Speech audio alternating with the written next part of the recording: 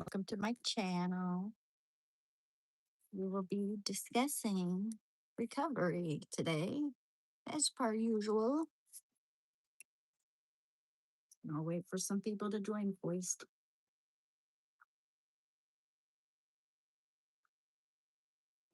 In the meantime, let me move my fan over here.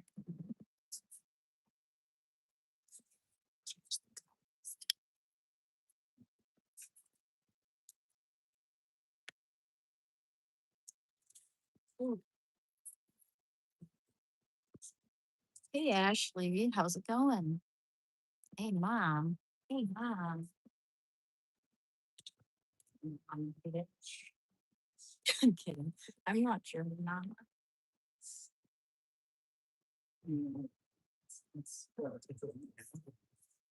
Hi.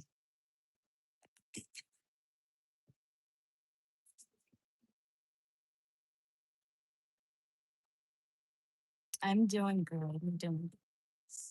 Just took the dog photo. It's a nice long day. Oh, how's it going with you? Oh yeah, I already asked. Just waiting for more people to join. And how's the connection? Is the connection going on? Share the information. Like to demonstrate this tool.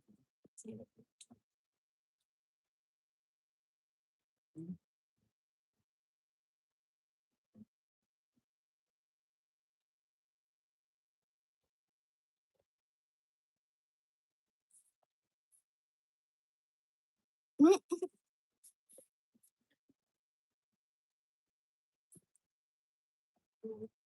think we can make some money.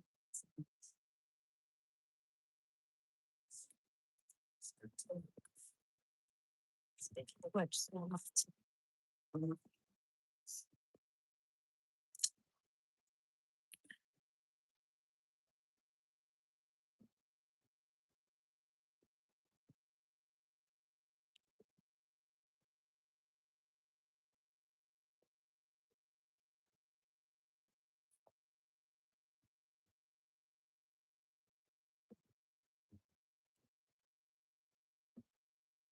Okay, if we're going to share this information. No, oops.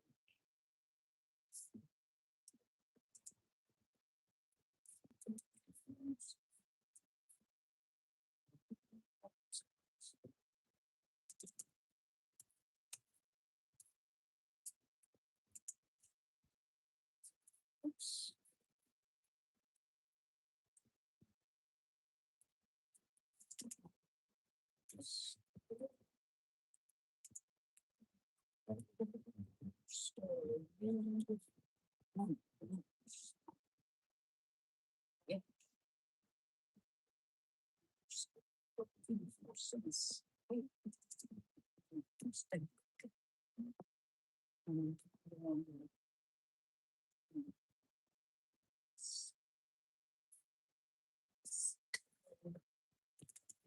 Or you can find my art on Instagram, by the way. You know, it's up to Michelle.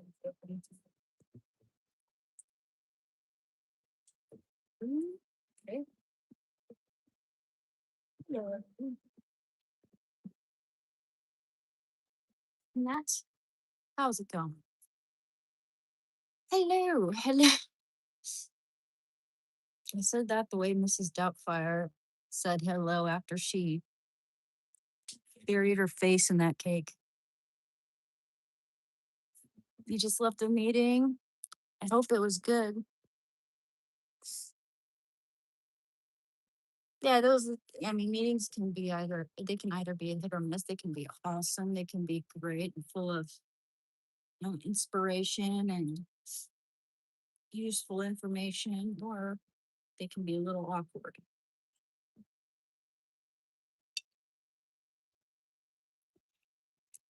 Depends on the crowd.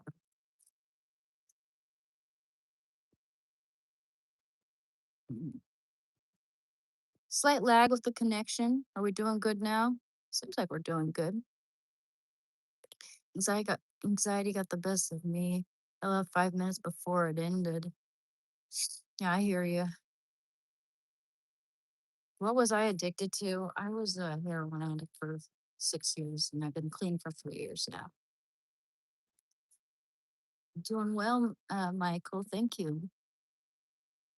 Things are going well, Ashley. Things are going well. Little back soreness today, though. Just why I didn't. Whenever the weather shifts to being kind of warm, a little bit humid, I start to feel a little tired, just fatigued to the bone, so to speak.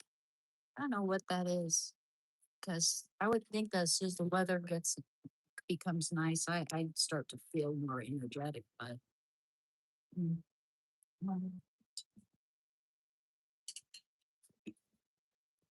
thank you, thank you, Milky Biscuits. Yeah, you know what?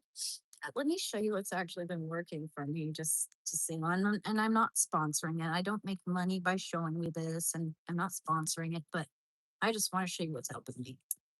I use a foaming cleanser on my face, and then once my skin's dry, I start to rub it with one of these towelettes or pads here.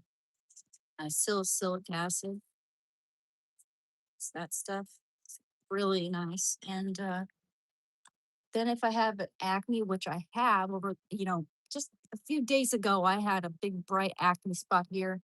And this one's already disappearing, which is surprising because I popped it, man. I mean, I was messing with that.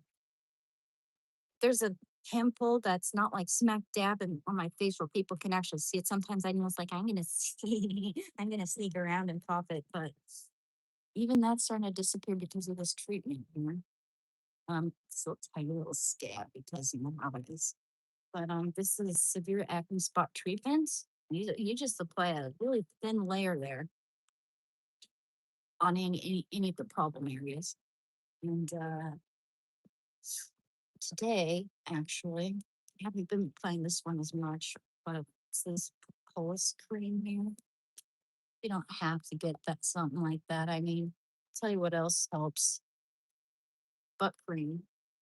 I mean, no joke. I got this recommendation from a dermatologist, and it's zinc oxide, skin protectant, helps with rash, and also just don't forget sunscreen. I love this stuff because it's not greasy, super water gel. Suns. This is a Japanese product. I'm really picky when it comes to sunscreens because often I'm scared to put on sunscreen uh, because my skin tends to break out with a lot of sunscreens. They tend to feel oily, and they I feel like my skin can't breathe with a lot of sunscreens. But this stuff is so light and so refreshing, and I really love it. And that's that pretty much. Before bed every now and then, and it seems to really help actually. When my face is nice and clean, I apply this night mask. You got to be careful not to lie on your side though too much. This is the only night mask I've tried on where it really absorbs into the skin, and if you apply a light layer, it's not going to feel too wet on your skin. Make sure you have a clean pillow sheet just in case. But yeah, it's yuzu, which is a Asian citrus fruit that's like a combination between lemon and lime. Oh, no, wait, no, it's not. It's like a combination between lemon and orange, I think. It's really nice. Anyway, buy that for bed sometimes. It's only problem I have with this packaging is that it looks like you're getting more when you see it on the website or whatever. But when you get it, you can see it's like it's just where you see that. That's all you're getting right there. It's curved there, like that. That meant still nice. Thank you. Hey, what up? Seen any missile? No, I haven't seen any missiles.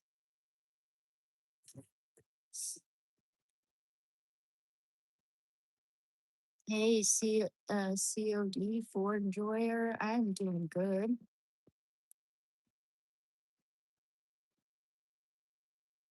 Track marks, bruises, or loss of veins, days for 30 plus years, and even my hands were full. And the idea is, you know what? Here,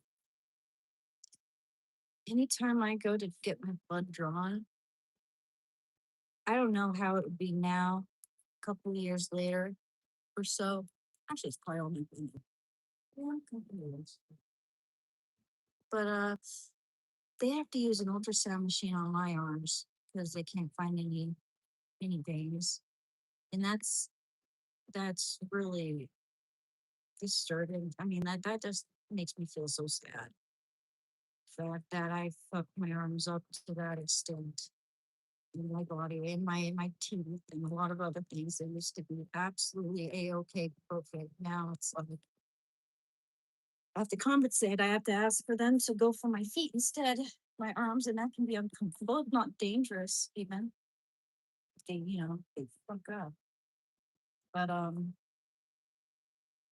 gosh, track marks. I mean, you can't really see any more track marks, but you just gotta.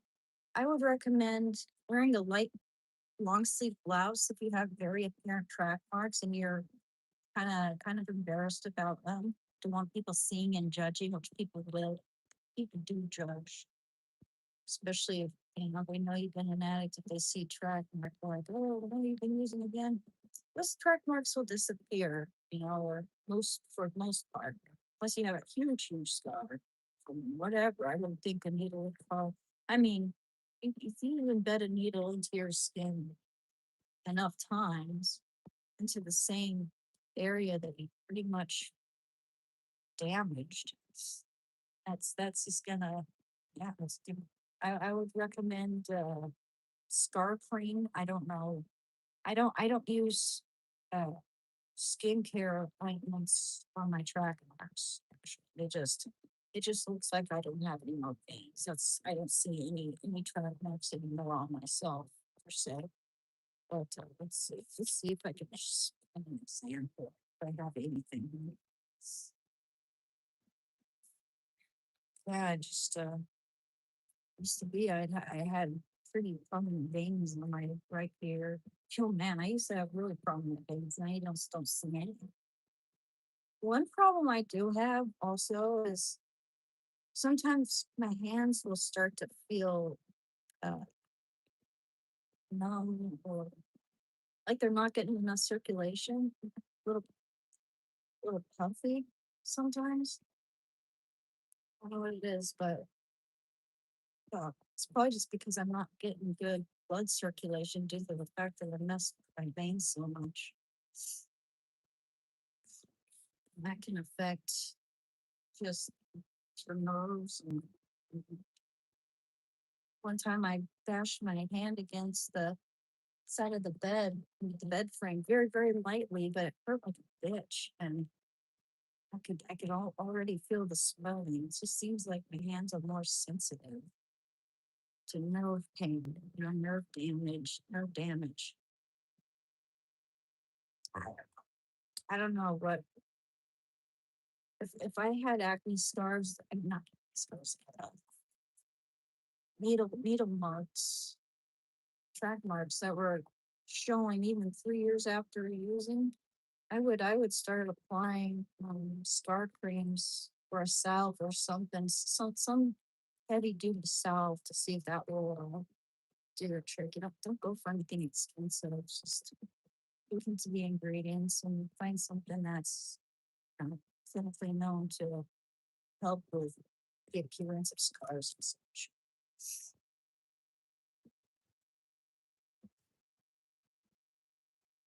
Thank you, Code for Enjoyer.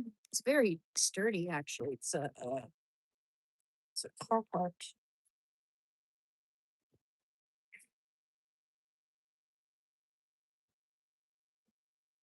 I've always been pale, and I'm okay with that. We were just out in the sun today. It's hot out there. Just because you see me here on my screen for this split second moment instance does not mean I never go outside. I have a life outside of what you see on this live stream. It's kind of weird how people seem to think like they have like I'm some trapped individual in a crystal ball that you can, you know, perceive and determine like what my life is like. That's weird. Kind of weird. We all have lives, man. And I love going outside. Trust me. I think it's pretty evident by the fact that I'm in good shape. Take my dog out. I got a big dog that needs exercise. He needs exercise, that dog. That I think ultimately will determine how long my big ass dog gets to live. Did you know the bigger your dog, the the more dog years they get? Like for Shando, it's not every 7 years. It's more like every 10 years he turns into age. He's instead of he's 3 years old, he just turned 3. He'd be about 21 if he were a smaller dog. Actually, Shando is like my age in dog years. He's 35 or so. Add a month or two to that. Yeah, he's about my age in dog years, not the 21 you might think he is, because he's 3 years old, and that sucks. Because you know how sad I'm going to be with my Shando folks. I don't even fucking think it's sad days. I'm always going to remember him as being my hero because he's helped me so much with my recovery.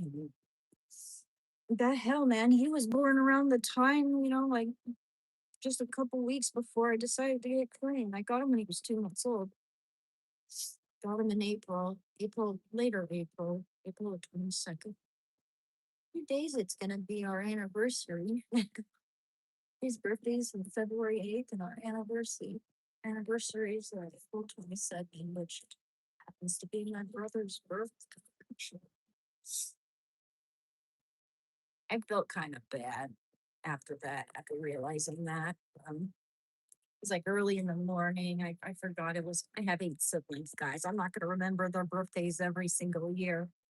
But I forgot it was my brother's birthday that very morning. It was like morning, and I was looking at the Friggin' Humane Society, just to for adopting dogs and cats and birds and such. And I like to browse that website every now and then just for fun. And I saw this one dog named Havili Havilier, I think it was, not Havillard. I like Havillard better than Havilier.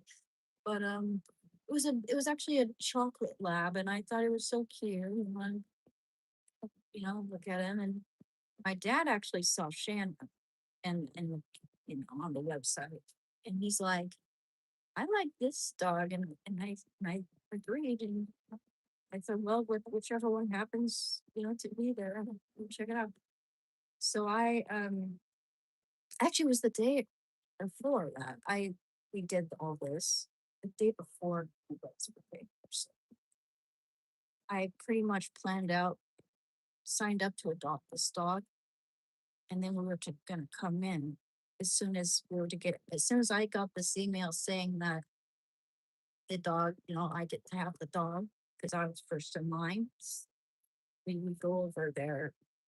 They set an appointment up for us. So I was thinking about the Shando or the dog the whole time. Shando's name initially was Hamill, like Mark Hamill, who's kind of a crazy woman now. But anyway, so like a day or two, maybe before we went to go get Shando, I was browsing the Oregon Humane Society website, and I signed up to adopt Pavilion and Shando, just in case someone gets to one of them first, and I'm not able, or both. I'm not able to adopt them. Anyway, I get an email saying that Shando's my dog, Hamill at the time. Shando gets to be my dog, and they set an appointment up for when we were to go there. So I guess I shouldn't feel so bad. But it was on my brother's birthday because it was kind of scheduled on that day, and so I wasn't really thinking about anyone's birthday at the time. I was just thinking, "Oh, I'm getting my dog. I'm getting my dog. I'm getting my dog." As soon as someone told me, like when we were driving, that it's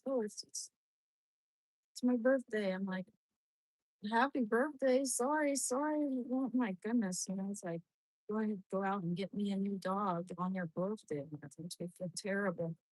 We did go and have a good time for your birthday. Present for that. We got home, Shando. I was actually relieved that they chose Shando for me. Looks like someone else was in line for heavier, but I was really glad that I got Schaefer.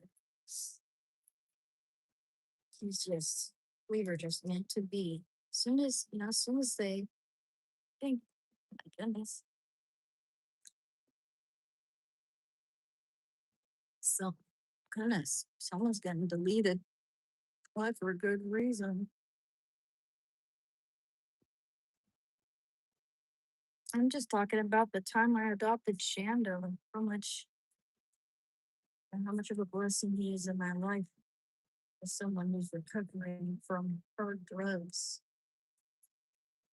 Is that triggering someone? Because it looks like someone's getting deleted left and right. Probably for being a total jerk. There's audio problems causing. Oh, could it be my fan right next to the phone right there? Maybe. Maybe it's my fan that I have right next to my phone. That could be it. I'm not sure if that would affect my voice like that, but I was writing down a list of topics, bullet point, what my channel's about. Because a lot of people ask that. I know said this like 100 times, but for anyone who doesn't know anything about my channel, I get new viewers coming in just about every time I do this. So I'll just say that this channel is about recovery from addiction. It could be any addiction. We can discuss any addiction, recovery, and changing our bad habits. And yeah, I know I vape. I know it's unbecoming. I know I'd like to quit it. Um, I'm hoping this will be my last vape, but I can't make any promises because it's like I I I know I'll go back to smoking cigarettes if I stop doing this, and that's even worse. But I'll try to do it less on my live stream. I'm starting to realize just how unbecoming it might be to other people watching me just constantly vape. It's a compulsion, but it also might help for me to document it, to keep track of my progress, and to help people um, if they want to quit something like that. Maybe seeing my journey of trying to quitting might help them out. Oh God, but it can't be good. It's adults, also if I have this much of a compulsion to vape, it's gonna harm my heart and my blood vessels and all that. Yeah, my channel's about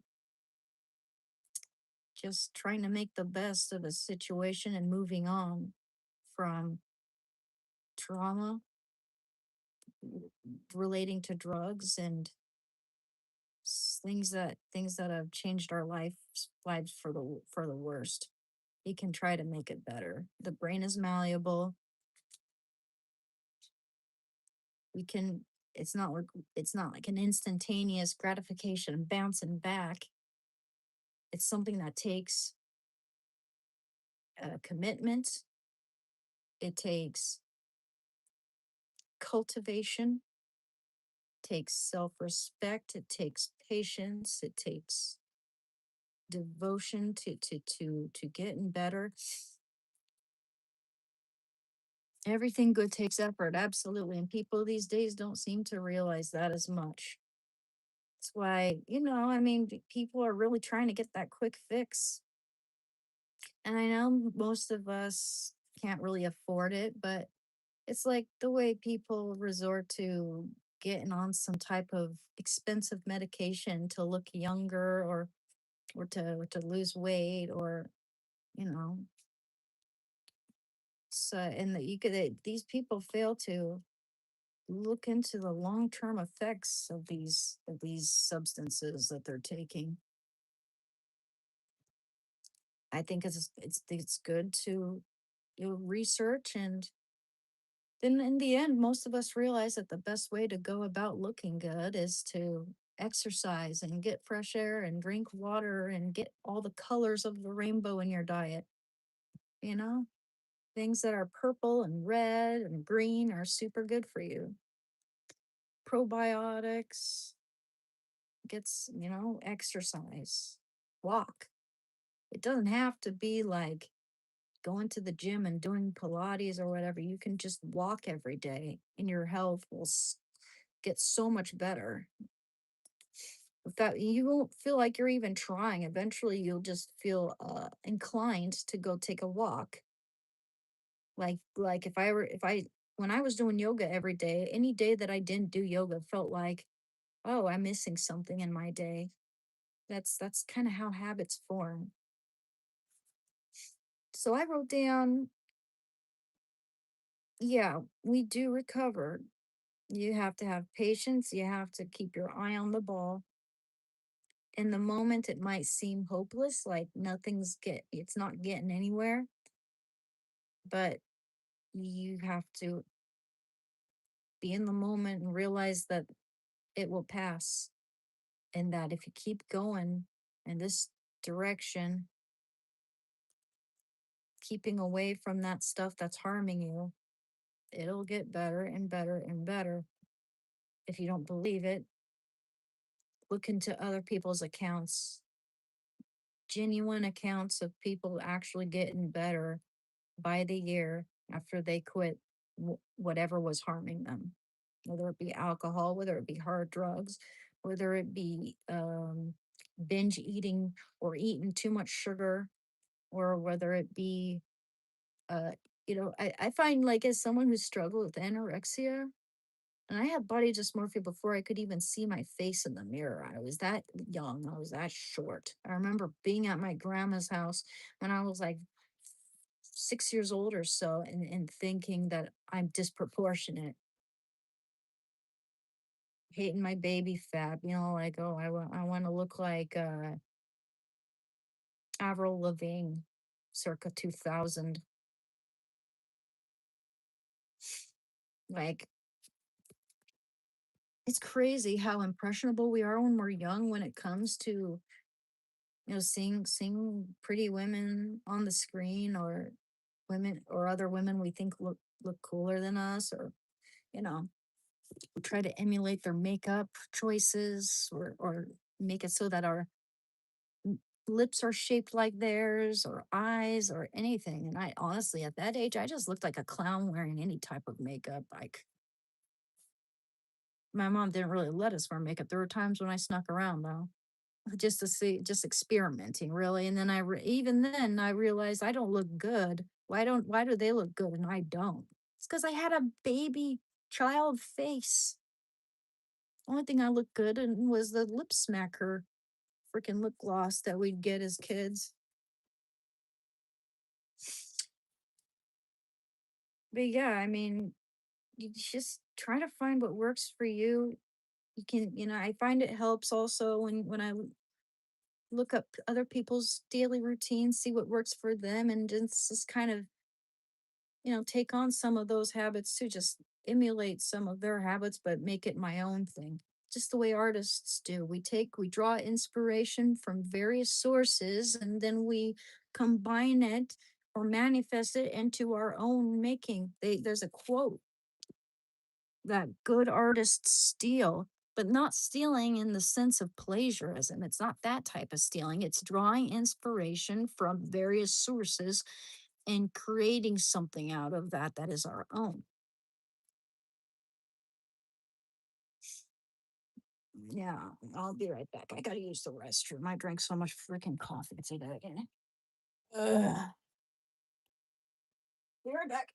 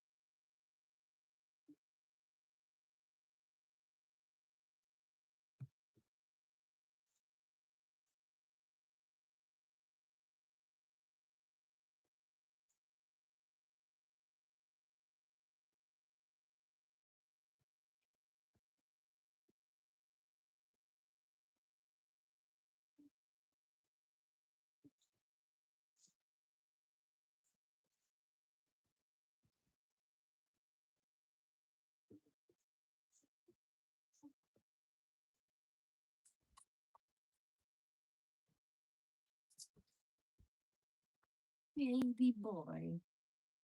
I must say, yeah, my skin is looking pretty nice.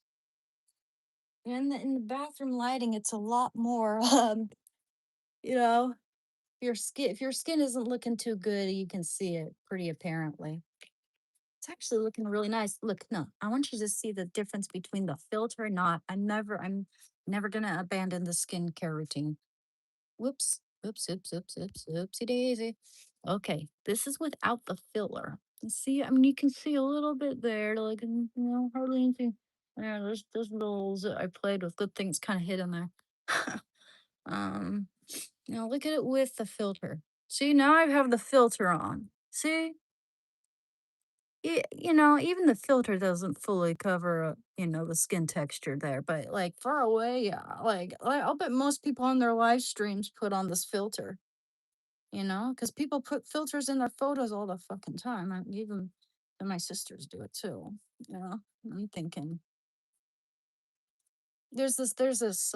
Now look at it without the filler right there. Yeah, I think it looks better.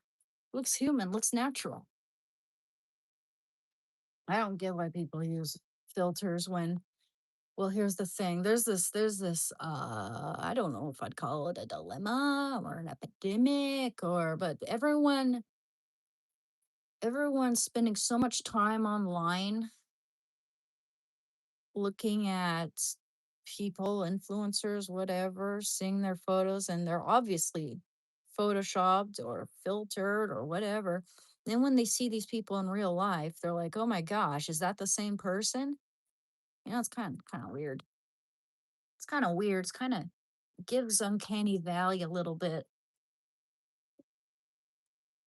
I'm starting, I thought that I'd begin. Speaking of uncanny valley, I thought that I might start to accept that what we're seeing with Jim Carrey is the actual Jim Carrey. He's just getting older. He got plastic surgery. Why? I don't know. Because, like, his whole career was based on being able to move his face. However, and his genius humor, of course. He's one of my favorites. However, I don't no, it hasn't been like that. I more and more and more, the more I look into it, the more I'm convinced that this is a replacement. I mean, they were able to clone a sheep in the 90s. What was the sheep's name? I forget, but this sheep they cloned. What makes you think they're going to stop right there? You know? Epstein is constant in the files, he's constantly talking about cloning. Cloning's been mentioned like a hundreds and hundreds and hundreds of times in those files. You ever look into that Selena Gomez conspiracy theory? They in one of the files, in one of the letters, Epstein bluntly says, and I don't know who the recipient is, but he's like, "I'm sorry, but they have decided on Selena Gomez." Just a month or two later, she gets this kidney transplant.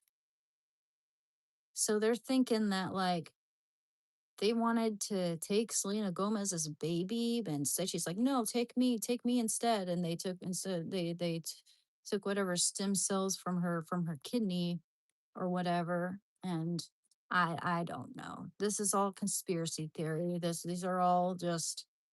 But there's some there's some weird shit, man. There's some weird shit.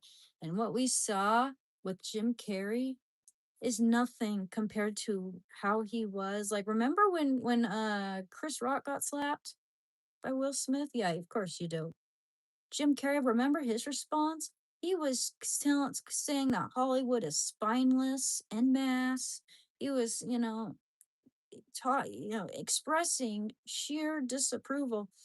And in every single interview around the time when they're making the Sonic movies, he's saying that I'm done. I'm done. I'm enough. This is enough. I'm ready to move on with my life. I'm ready to just live my life as a man, you know? I'm done with this charade. I want to be real here.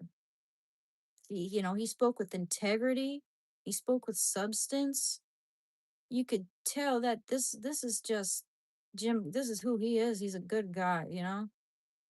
Now he's just like, oh, he just seems so plastic. He seems so tickled pink by everything. Just so unnatural. His not just his looks, but his movements, the way he speaks, his cadence, the rise and the lilt. It just, yeah, it just doesn't. No, no, man, I just can't. I mean, even real skeptics, people who don't usually jump on the conspiracy theory bandwagon, having a double take and they're thinking like this can't be Jim Carrey, dude.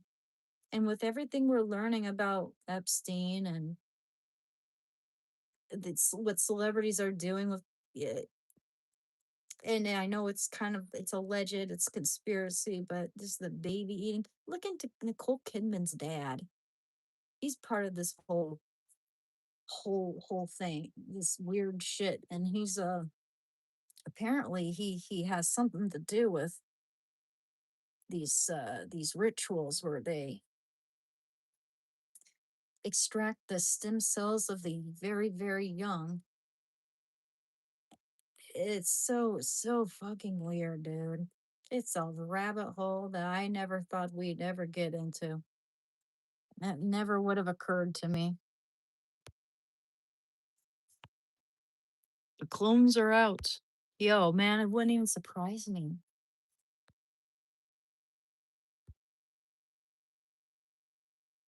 I sometimes every now and then I'm tempted to look at the like view deleted message because there's so many of them.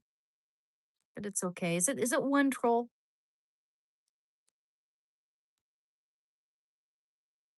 Hey guys, hey criminal correctivity. Hi Kilroy. Hi Adrian. Uh well, I mean, an addiction affects your life in that it becomes your an obsession. Like you feel like you can't live without it. You become desperate for it. Um Using becomes a compulsion, like you're just constantly craving it, and it disrupts your just being able to be content without it. You can't be content without it, and it's that sucks. I like to feel like I'm in control.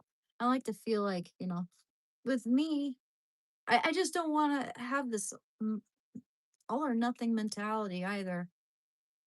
However, in a lot of cases when it comes to these addictions, it's out of sight, out of mind. Find a good support system, or just get the hell away from it. Go take a vacation somewhere far away, man. I don't know. I feel like that would really work for me.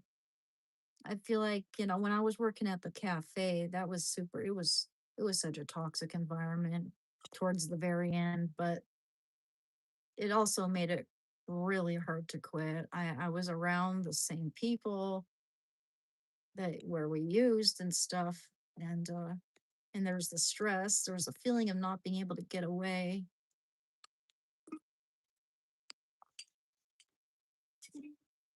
Mm-mm.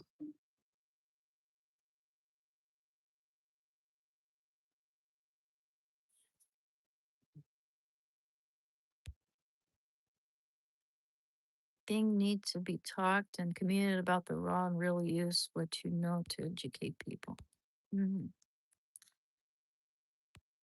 Do it, do it if you want, not because of what people think. Yeah, yeah. I mean, if you're gonna quit something like that, if you want, you gotta want to quit it. I guess some of us can muster up the discipline to not do something simply because of the objective fact that it's not good for us. But I also find that supplemented with good advice from people I respect, that can help. I used to listen to a lot of Andrew Huberman while I was trying to recover, and not because he talks about addiction specifically, but because he talks a lot about dopamine and the malleability of the brain and how it, how to change our habits for the better. He inspired me, among others. There's this one girl who, Tina, I forget what the other part of her channel's called because I it's been a long time, so let me see if I can find it. But she does a lot of these skits where she tells the story. She tells her story through skits a lot, and one of the common themes is the fact that she was an addict, a drug addict, I think heroin, and she went to prison. So she talks a lot about what it's like in prison and what it's like recovering. And one of her hashtags is "We do recover," and she's super inspiring to me. And after seeing that, and I read some of the comments on one of her video, and one guy said, "We do not have enough recovery channels. We need more," and that's why I decided to do this to make my channel into something. See where it goes. I didn't think I would ever get monetized, or I mean, didn't say never, but I thought that if it took me like a couple years to get up to 422 subscribers, why would I ever think that just live streaming's gonna get me to even 1,000 by now? Oh, was I ever wrong? I've gone from 422 as of this January to to like almost 6,000, almost 6,000. Probably need 200 more subscribers to get up to 6,000 now. Oh dear. Told you it's a compulsion. Often these compulsions become like little punctuations. Like I punctuate sentences with a vape, or if I'm done with a task, you know, um, often if I'm done eating, I'll feel like vaping. Same thing with smoking cigarettes. Like often when I'm with a lot of people, so same thing with a lot of people when they're done eating, they just feel like taking a drag. Yeah, it's like why not try to punctuate it with something healthier? You know?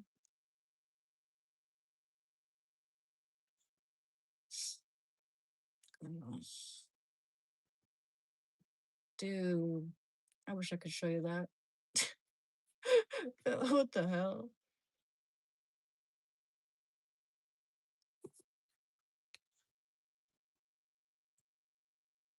Yeah, I don't want to get copyrighted, but I'm just this guy. I'll show you. Show you. Though.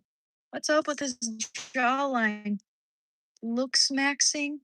Yo, who the hell wants to look like that, dude? Like, that's not objectively attractive at all. That's uncanny valley. That's handsome Squidward, but worse.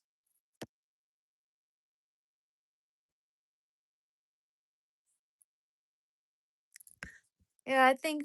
Yeah, I mean, we're all different. We all have different brain chemistries and all that. I know that weed can help people with glaucoma and seizures and other issues. But for me, and I still struggle with it. Every now and then I do smoke weed. I'm trying to stop now because you know what? It makes me far less productive on my live streams. I think some of you guys have noticed that there are times when I'm just don't even know what to talk about. I'm just kind of lethargic the whole time. I'm not as bouncy. I'm not as the flow isn't as good. And I do know that's because I feel super groggy from smoking weed. Yeah, it doesn't seem to work for me now. Yeah, it was a different experience when I was 20. Now it's not as good as it used to be.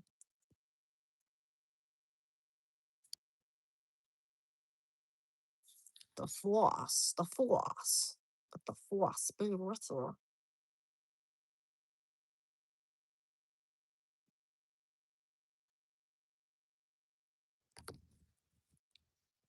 Oh yeah, Just also, I agree, Anton. I mean, in fact, weed is helpful for a lot of addiction, though. You just use moderation. I agree it completely because for one thing, I went to outpatient treatment and they would test me, give me urine tests.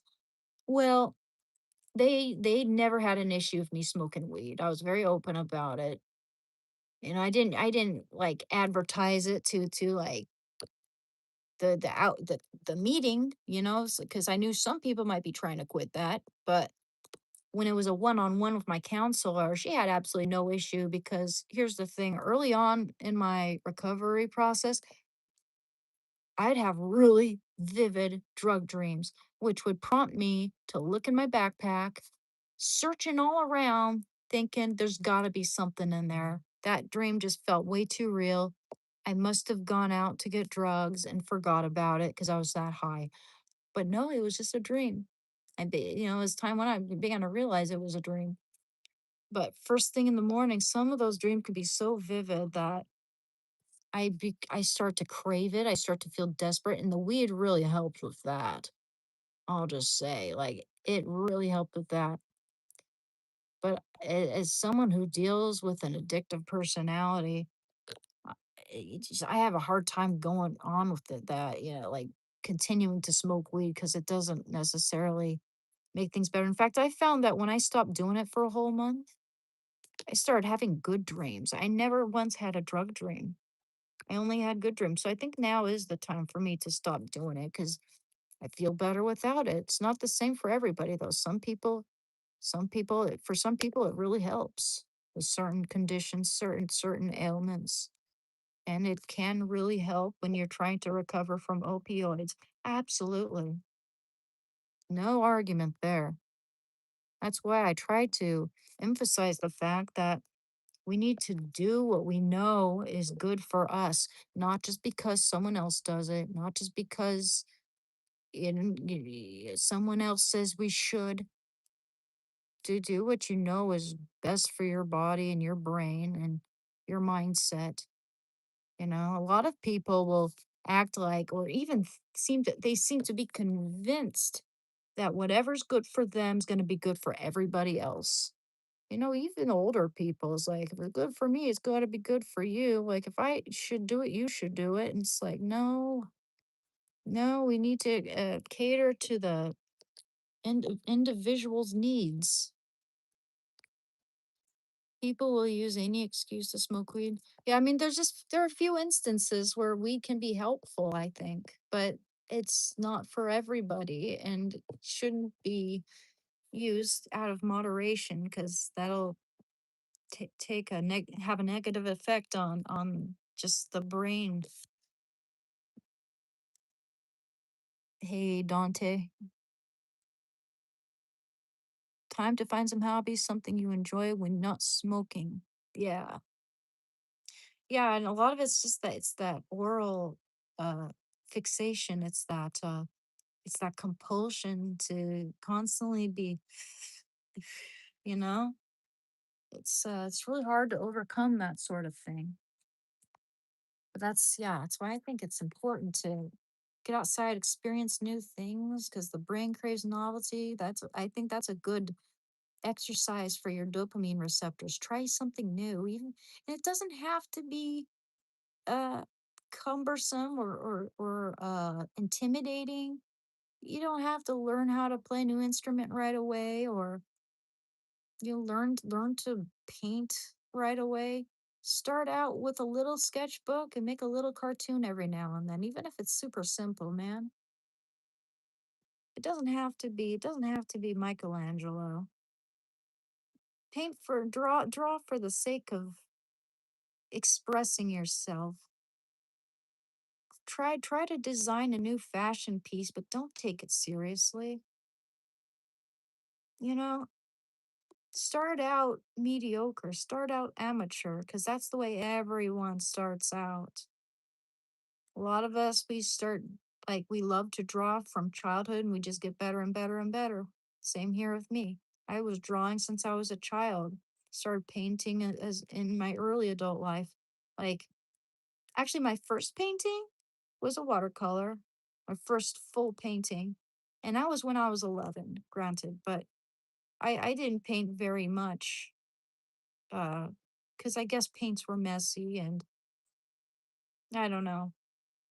Uh, it was a little strict back then, when it came to that sort of like just making messes and stuff. Gosh, man. I remember when I was little, like, I always wanted to paint in oils. I was always drawing. I always got a drawing set, one of those tin drawing sets with the pretty pictures of like fish or whatever, parrots. I'd always get a tin box drawing set, and we got markers and color pencils and everything. It's just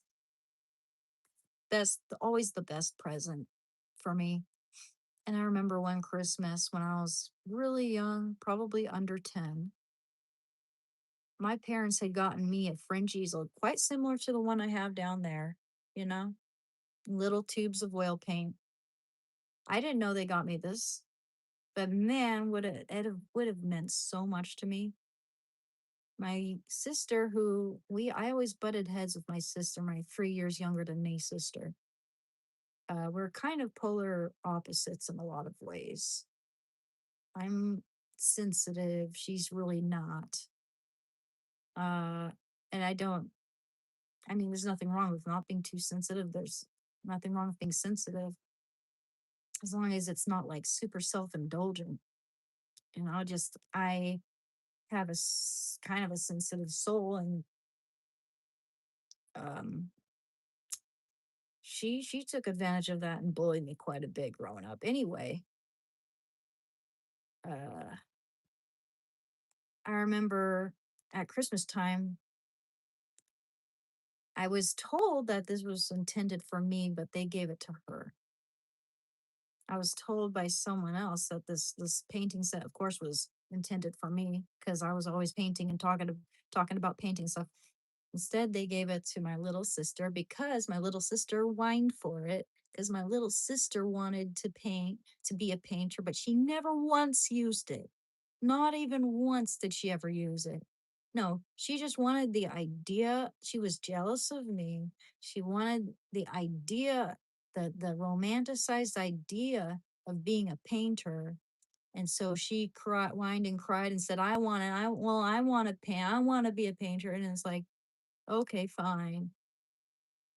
I don't remember what I got that year because I was so fixated on the fact that they decided to take that away from me and give it to my little sister because she wanted it. Like, and she never once used it, you know? It's just, yeah. I mean, just imagine what that would have done for me growing up, having that easel and getting to practice oil paint from that early on. I didn't produce my first oil painting, in fact, until I was 23 years old, about that age. Yeah, to 2014. That was crazy. It's still crazy to me thinking about it. It's not like I resent it too much or anything like that. It's just funny.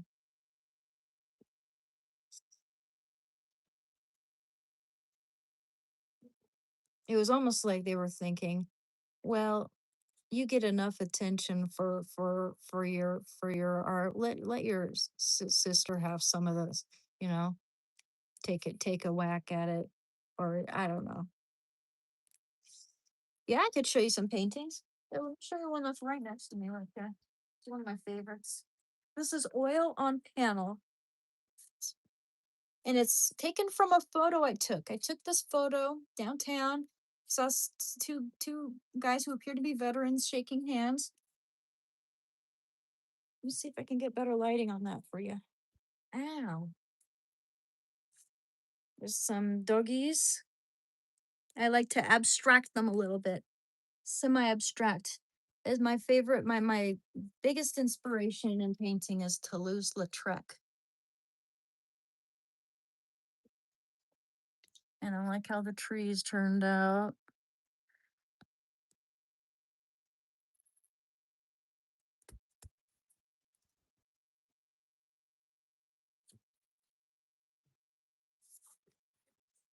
So hard to show you the whole thing. There we go.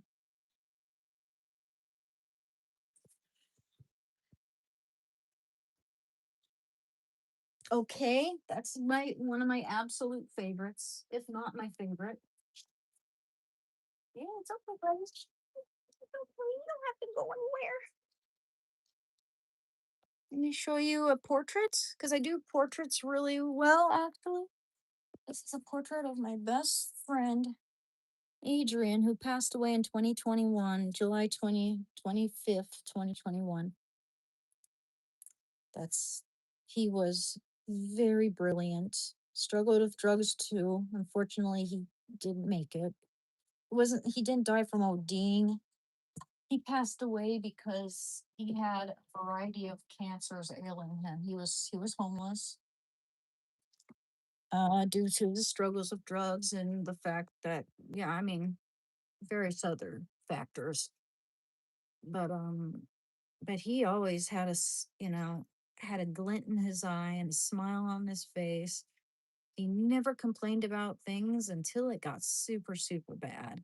He began to get COPD and oral cancer, which when the dentist took one look at his mouth, they shook their heads, his account, and said that best case scenario, and I mean best case scenario, he would lose his entire tongue and jaw. And when they, yeah, I mean it's a long story. I'm not gonna get into it, but too much. But on my day off, I got a call from my boss saying that my friend wasn't gonna go to the hospital unless I came down to convince him to do it. And I didn't know it was that bad. But when I got there, he was in delirium. So I couldn't even get through to him, man. His chest was heaving, he was sweating, he looks like he was dying. So I told him I was gonna call the ambulance, didn't get through to him. But I called the ambulance and, the emergency services, and they came down, put him on a gurney, and I kissed him goodbye. And I didn't want to get on the in the ambulance because I didn't want to distract them, but I wish I had. And 10 minutes before my dad and I got there, he was gone. Um, he said that they tried to, as they were trying to resuscitate him, they his one of his lungs collapsed, and that's how he went. But he was a good guy. He always said, "You can carry it like a load, or you can dance through it." He always inspired me to, it's like whatever your situation is, you have a choice as to how you're going to respond or how you're going to react to it. You can carry it like a load, or you can dance through it. And his situation he had it worse than most people I've known. Like homeless for 20 years, losing everything, being a drug addict for that long. Wish meetings would have worked for him, because if we had gone to meetings together, I think things would have panned out differently.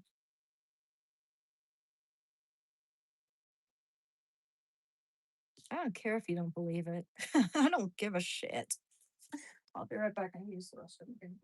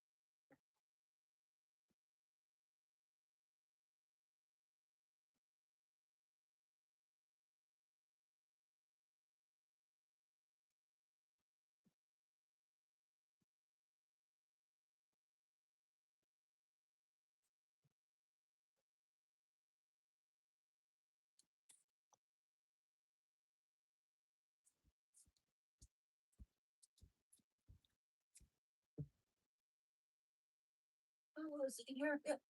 Here's I wanted to share something with you guys.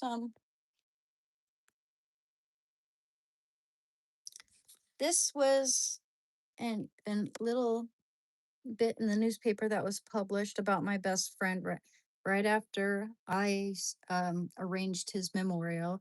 I arranged his memorial at the cafe where I worked, where I met him, where we hung out. We hung out there. We hung out at a different cafe too. We didn't well weren't always there because work. But here, let me share this. Do you have to read the Bible to be close to God? I think we can all have a relationship with God no matter what. Like, I mean, I don't know. Yeah, I don't think you have I don't think that's mandatory in order to have a relationship with God.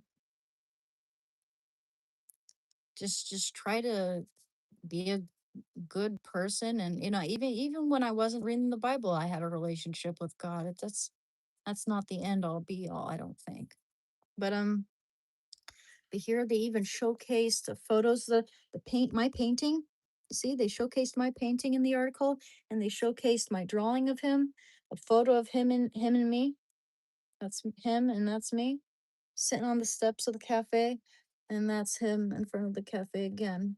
But it reads, and I wrote this, and they published it, and this was what the guy who wrote the newspaper, that was the head of the newspaper, or whatever it's called, what he wrote. So it says what he wrote was, I confess the saying, the dude abides, now and then, because it sounds cool without thinking much about what it means. Jeff Bridges' iconic line from The Big Lebowski finally came alive for me last month with the death of my friend, Northwest Portland habitue, Adrian Studer. Adrian died July 15th. Oh, the 15th, not 25th. Uh, from complications of untreated mouth cancer, a consequence of living without the encumbrances of an address, health insurance, employment, or legal residency in the country. His addictions might have explained some of the pain he endured, or perhaps it was the other way around. But nearly everyone who spent time with him encountered one of the most engaging, empathetic, intelligent, and interesting souls they have ever met. I used him as a proofreader, delivery person, and ad salesman in the early 2000s. His warmth and kindness towards me never wavered after I let him go. He never asked for charity, but many went to great lengths to help him, while others tended to the banalities of everyday life. Adrian talked about deep subjects through the night with people he cared about. Maybe he had it figured out all along. He was abiding. And I mean, seriously, we became friends when I was living with my sister in her apartment, and I we'd FaceTime all night long, and I could never do that with anyone else. I just could never do that with anyone else.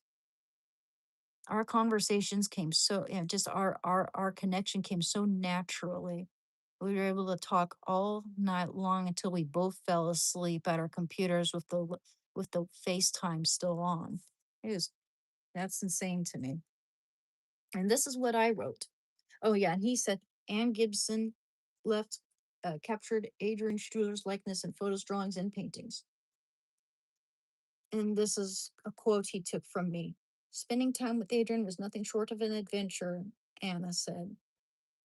Every moment, whether filled with delightful conversations and stories or pure silence, was meaningful. And this is the article that I wrote. Best friend ever. Adrian Michael Schuler, born in Stuttgart, Germany on December 24th, Christmas Eve, 1949, was the best friend I ever had. I remember the day I met him. I was sitting on a stool at the counter painting. I heard his voice, like nicotine sieved over moonlit gravel. I turned around to see a tall, lanky man with a trimmed gray beard, kind blue eyes, and a pleasant aquiline nose. From that point onward, I would see him in the cafe more frequently, and whenever I did, his presence lit up the room. His smile was warm and his eyes told stories. Adrian was a man of beauty. He was a musician, an artist, and a great writer. He loved books and he was well traveled. He had a remarkable artistic sensibility. He worked as a fine arts printmaker and taught art. He designed logos in the Portland area.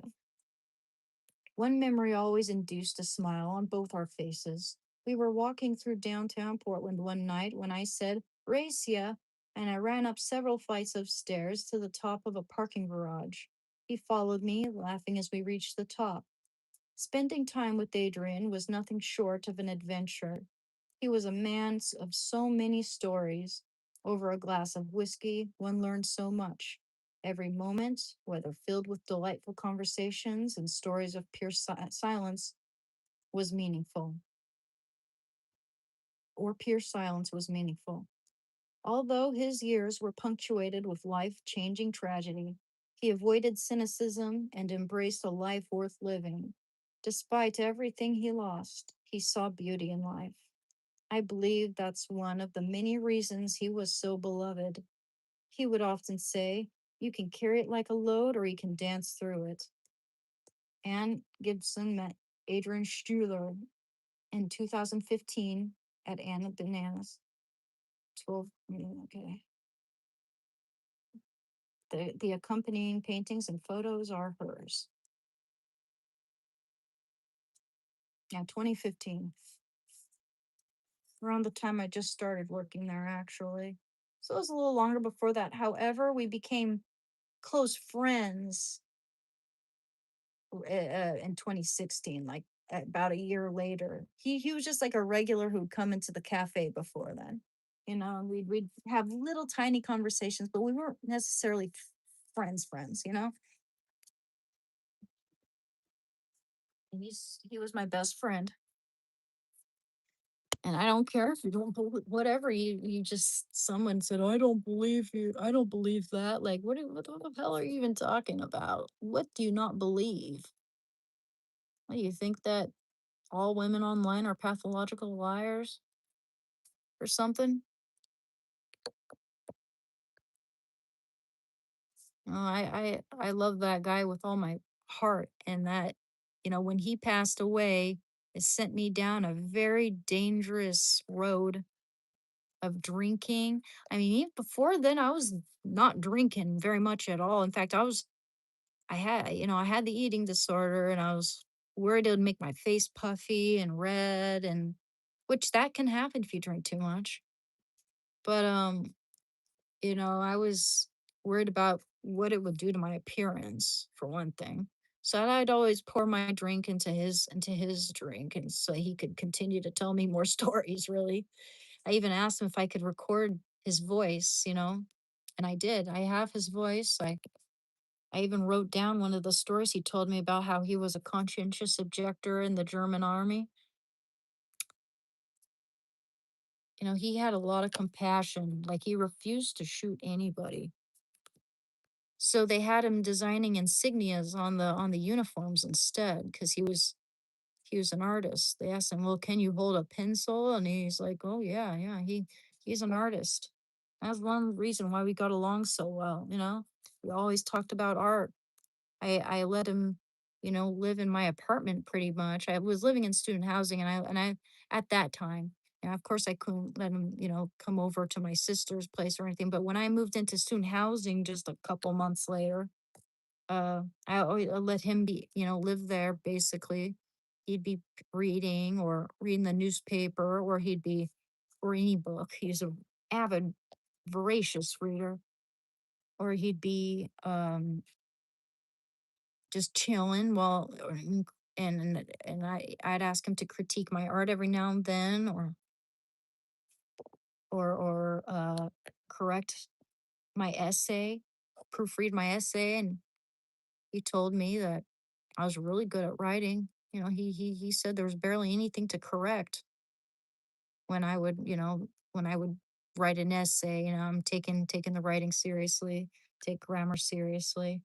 It's not the same way if I'm like, even if I'm, just writing a comment or writing in a chat room. I feel like if I accidentally say there instead of there, They are. Someone's gonna get on their high horse and act like I can't write even though I can. People need to understand that, like, just because you're not being all serious with, just because there's a little typo in the chat doesn't mean a person doesn't know how to write. There's a time and place to, I mean, it's good to be mindful of your grammar, but there's a time and place to correct people's grammar. Chat room isn't one of them.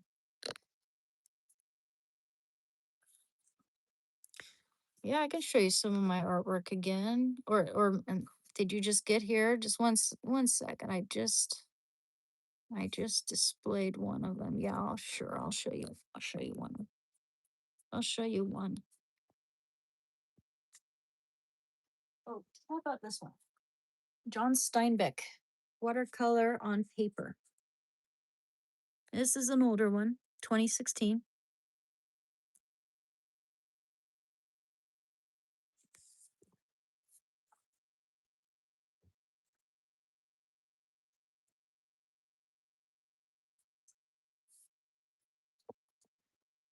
Or there if if you're talking about multiple people. Haha, I can't misuse there, and there either. It haunts me if I do. Well, yeah, it's also just because it's one of the number one things that, the grammar police will look out for. I barely ever make that mistake. And if I do, I immediately have this obligation to correct it. Otherwise, I may never hear the end of it. Someone's going to get triggered. Someone's going to act all high and mighty and say that, oh, you don't know how to write. You don't have good grammar. Yo, man, I placed like 95, a 95 score on my writing placement test before I went to community college. I've always been pretty decent in my grammar. Not perfect, but I've always been pretty good at writing. But just Adrian and I had a lot in common. That's why we got along so well. We were such good friends. It wasn't because of the drugs. If the drugs if that was the only thing that we had in common, then he wouldn't be interested in hanging out with me. We wouldn't have much to talk about. Yeah, he knew a lot of people who did drugs but didn't hang out with them, just because they do drugs and stuff. It was kind of like with heroin too. It's like once you get your drugs, you want to just go about your own way. It's not a social drug by any means. You just go to your own hole and nod out, basically. Yeah. I really enjoyed studying languages. It is kind of like math in a way, math is kind of a language, as they say. But I studied Chinese for 3 years, and I really did well in pronunciation, but listening comprehension was a challenge.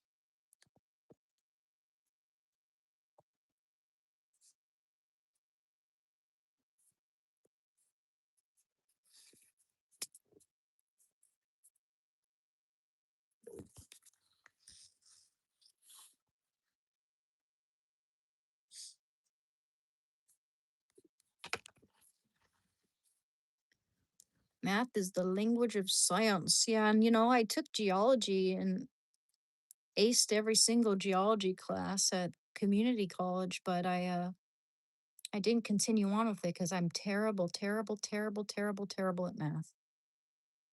I'm proud of you for recovering. I hope you continue to stick with it. I battled with it my whole adult life and still do in some ways. But I'm grateful to not be in the streets chasing a drug. Oh, I hear you, Stephen Miller, and thank you. It's like I don't know why I don't crave it anymore, but sometimes I do think that St. Maximilian Colby is really being my part of my support, definitely helping me out here because I mean I didn't even know what he was the patron saint of when I was 17 and receiving confirmation in I chose him as my patron saint. I didn't know what he was the patron saint of. I was more interested in the lives of the saints, their stories. I had various other saints I loved. I think that the Holy Spirit chose him for me because I found out later on, way later on when I was doing drugs and stuff, that he is the patron saint of drug addicts and eating disorders. Like, no kidding. No kidding. Yeah, most people use calculators, dude. That was one thing growing up. I always have to have a reason for why I'm doing this, doing something, practicing a subject. It's like, hey, there's a point to knowing how to, write well and reading comprehension and just it seemed like there's a point to all the other subjects. But when it came to math, I'm like, why am I doing this? What's the point? How am I going to use it? And if my teacher couldn't tell me, then I was lost. Like I do I like unless I'm gonna be some like a rocket scientist or a scientist in general or a medical practitioner or something along those lines. How am I ever gonna use this? Or when am I ever gonna use this? But more I felt better when I realized that most people, just about a lot of people, most people, the larger percentage of the population in this country at least, plays into basic math, basic algebra. Hey, happy Friday. The mentality transfers into other things. The person I got out of addiction with became my addiction, and I've chased it for the last 7 to 8 years. And how that we weren't together, it feels like withdrawal. Oh, I hear you. I mean, that's why drugs like heroin, they feel like an ABUSIVEX, you know, like a succubus that draws you in and then you feel like you can't get out of it, otherwise you're going to have to experience all the pain and the mayhem that is inevitable. The sickness, man, that's the one thing, I mean, that's a really hard hurdle to overcome. The pain, the bone deep, leg thrashing pain of heroin withdrawal, where you're shitting out of both ends and sweating through 5 layers of pillow sheets. I'm bed sheets. However, it's actually they say it's actually the most dangerous point in recovering from heroin is the like month or so after all that, when you're craving it like crazy. But after 6 months, things just get so much better. Those cravings subside. And I recommend practicing, finding different things to become not too attached to, but, healthier habits, ways to um, condition your brain to look for, to crave healthier activities like exercising, meditation really helped me, talking to a good counselor, engaging with people who've been through the same thing and who can cheer you on to the next step. To know where you are in this moment and how to proceed accordingly. Journaling, documenting it, and being patient. Even if you're not in the mood to do anything, if you don't feel like doing anything, and you're just, and even if you feel like you're craving, just stop and don't do anything. Just let it pass. Let the feelings pass, man, because they will pass. And then you will pat yourself on the back for not giving in. You get stronger and stronger and stronger the more you resist, the more you pursue healthy habits in life, the better it gets with time. You have to give yourself time. I knew a guy addicted to huffling gas. Yeah, I've not known, but I've heard of people being addicted to huffing gas. That's There's this one woman on My Strange Addiction who was addicted to drinking gasoline from the container. Gasoline by the gallon. Ugh. The mentality transfers into other things. The person I got out of addiction with became yeah. If you could put all the wisdom you've accumulated in one sentence, what would it look like? Um,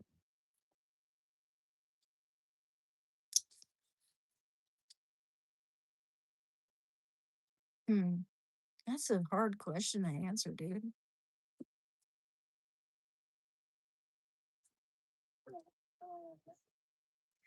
Don't take it. Don't take oneself too seriously. Just enjoy life. Know that it passes. It fleets by. I don't know, like in one sentence, that's hard, dude. Actually, you know what my best friend Adrian used to say, you can carry it like a load or you can dance through it. You can carry it like a load or you can dance through it.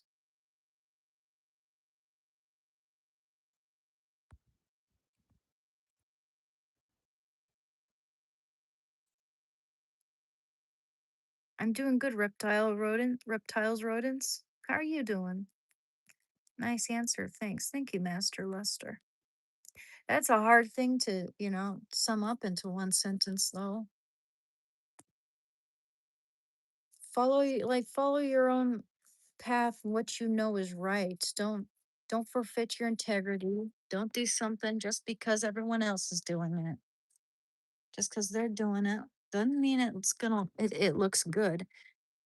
I mean, just doesn't mean it's right, I should say. Doesn't mean it's right. Gonna make myself some dinner. Here, my boy, come on, I need to be out here with him too. Baby boy. Hi, honey bears. Honey bear, whoa. Why are you so big? Why, whoa, whoa, whoa. Oh, you want to be out there while dad's mowing the lawn? Okay. It's beautiful out there. Look at that tree. Let's you out. Want to go out there? Yeah, you do. Let's see our pretty tree. That pretty.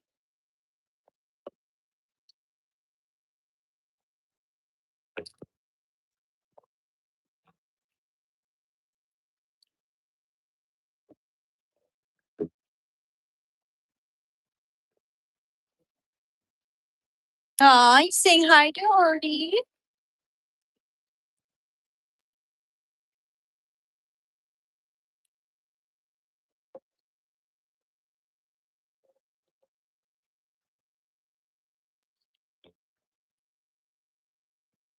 Mm,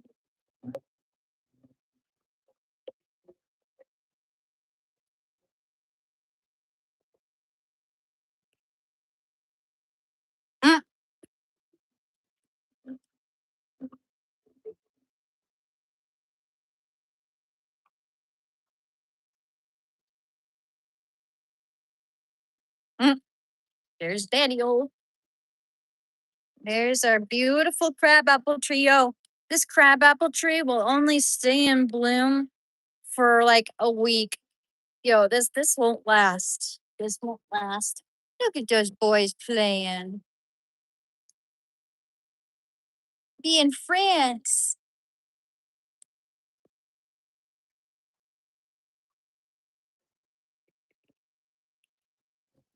Isn't it pretty? It's a crabapple tree, yeah. This is our backyard. I love the smell of freshly mowed grass in the springtime. It's springtime. Oh, they're so happy that it's springtime. They sure are. Should see Shando smile when we go outside.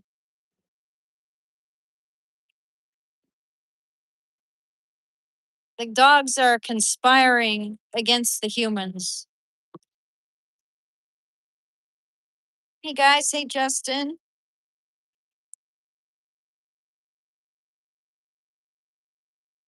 Aw.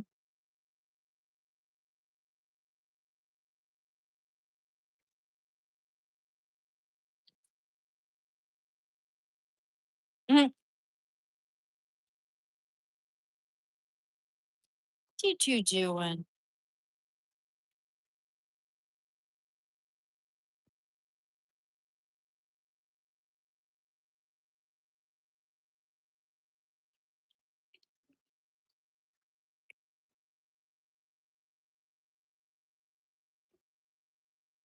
Yeah, he's looking at me. He's got a toy.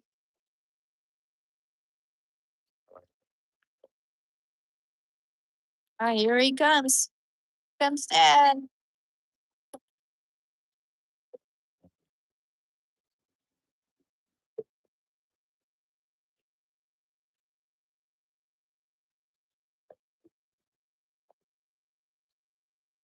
He does remind me of a deer.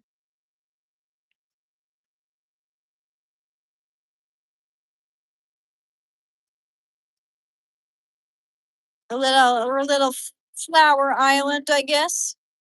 Used to have way more flowers in that little island there. There's a dogwood tree and daffodils and a few other things left.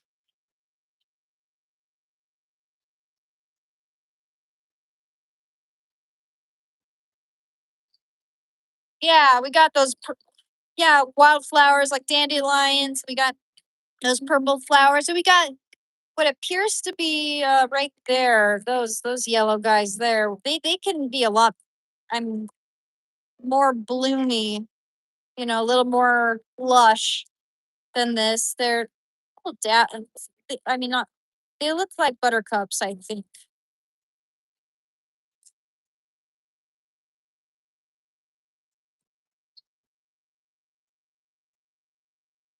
All right, I'm gonna go make myself some dinner. Hungry. Maybe we could go out there and hang out for a minute.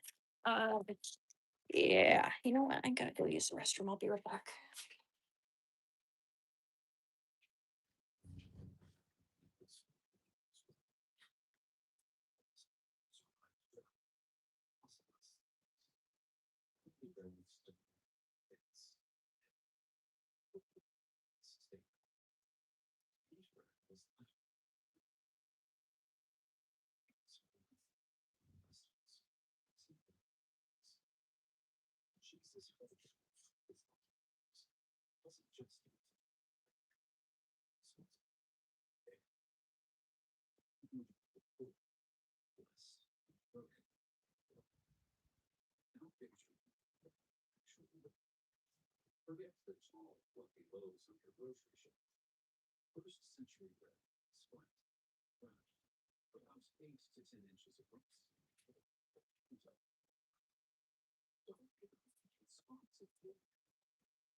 I'm here.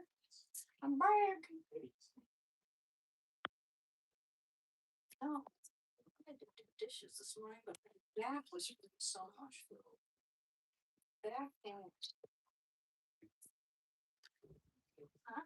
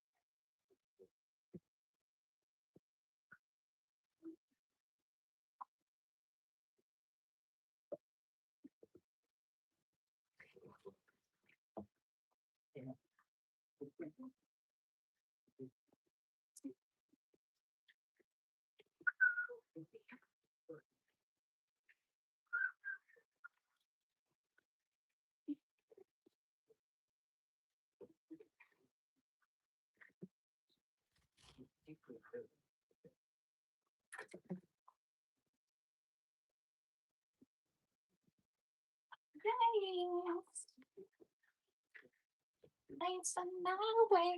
True people love they better themselves, but they never will.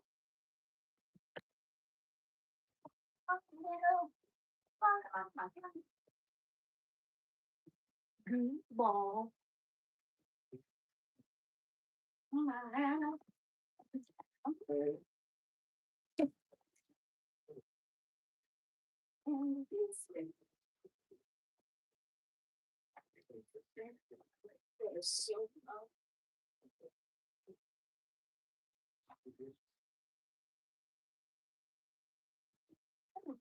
Oh, what a beautiful morning. Oh, what a beautiful day.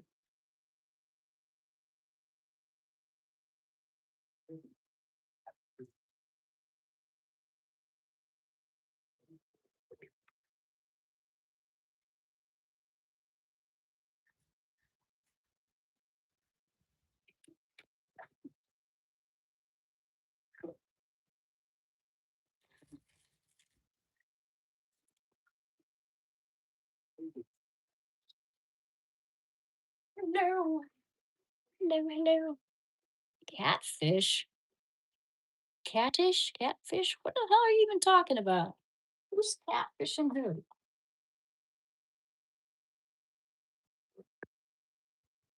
Weirdo? Why are you coming onto my live streaming and screaming catfish? It's weird.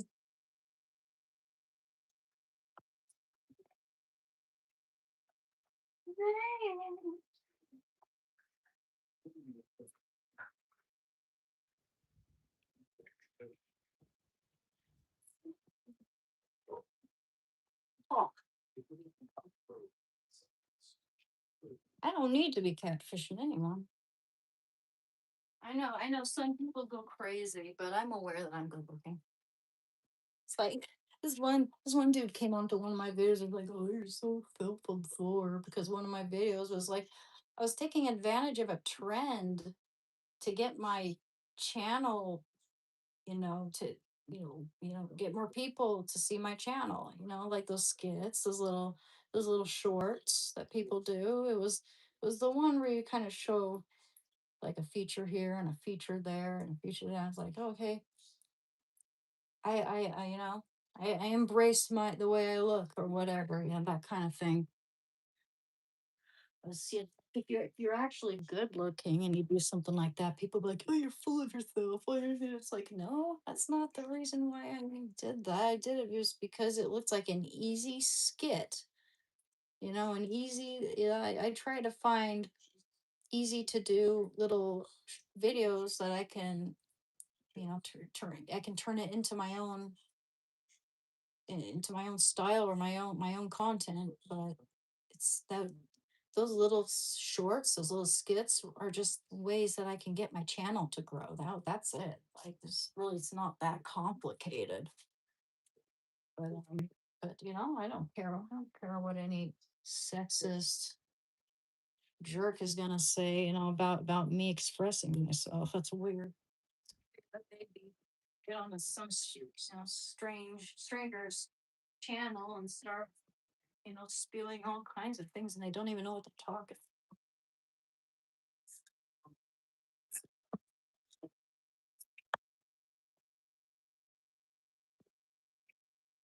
I mean, who doesn't? I don't even use a filter. And who gets online if not to express themselves in some way or one way or another? Oh, but if you're good looking, that means you're self-absorbed, shameless, or it's like you can't win. You can't win. If you're ugly, you get shit. If you're pretty, you get shit. Online. It's ridiculous. But for instance, if I made that video and I happen to be not attractive conventionally, like I don't even think I'm conventionally attractive, but um, just like let's just say I had like a ton of pock marks and yada yada yada and a lazy eye and whatever. People say you're so brave.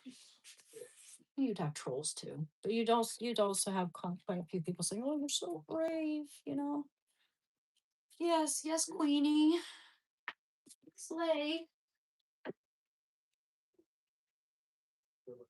I've dealt with body dysmorphia and hating my appearance growing up. I was an ugly duckling, dude. I thought that my neck was too thick. I thought I looked like Frodo Baggins. You know, Frodo, like, and I mean, at least Elijah Wood at that time seemed to have kind of a thick neck compared to his face, especially when he says, when Gandalf and Frodo meet, and you see Frodo's like gets up from his room, he's like, yeah, he's just like this jump scare. Kidding, it's not really a jump scare. It was kind of funny though. I used to think that was funny. But yeah, his neck is a little thick. I used to think I had that going on. Maybe it's because my features grew into, that's how a lot of ugly ducklings are. It was like we grow into our features. Some of, it's weird, but no, I'm not looking, I'm not trying to say I'm better than anyone. Like the way people jump to these conclusions is beyond me. I don't know what they're issue. Very insecure people. Very insecure. Looking for an axe to grind.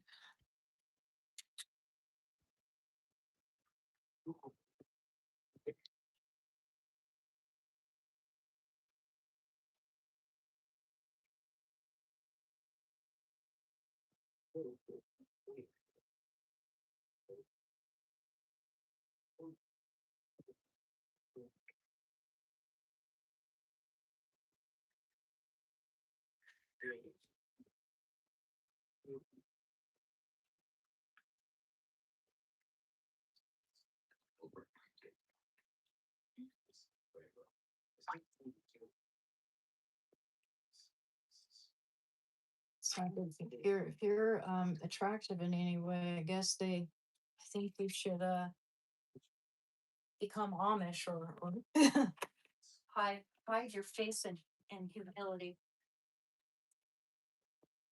Become a dutiful daughter of charity.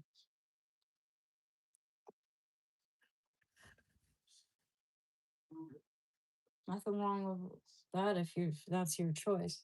Like it's good to it's good to feel like you have a sense of duty and to be charitable.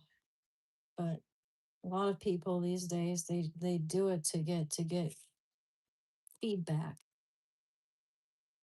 It's not real altruism. It's look at me, everybody. That's what people like to see now. Like, oh, if a tree falls in the woods and you don't hear it, did it actually happen? Like, if that's how the saying goes, some people actually genuinely act like that. If they don't see it or hear it, if it's not recorded on your phone, then did it really happen?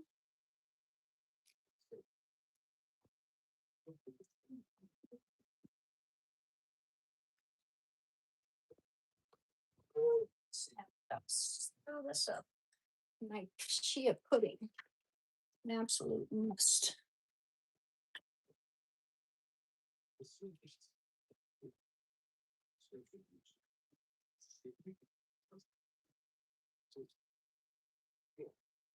Yeah, this chia soup pudding. You gotta kind of go in and stir it every now and then to make sure it doesn't get all clumpy.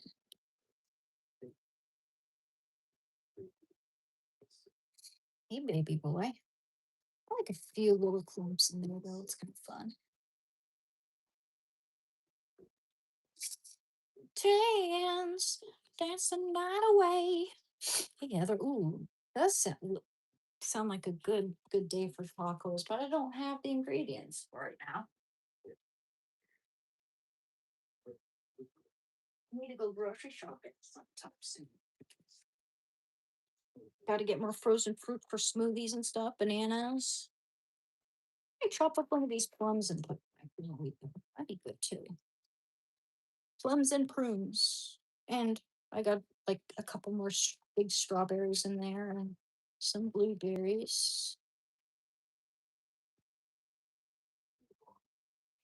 Hey, baby boy, you getting thirsty?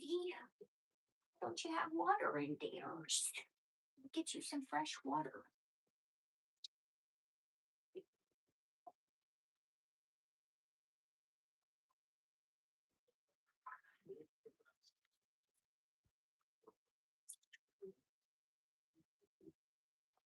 No, oh, you did have something here.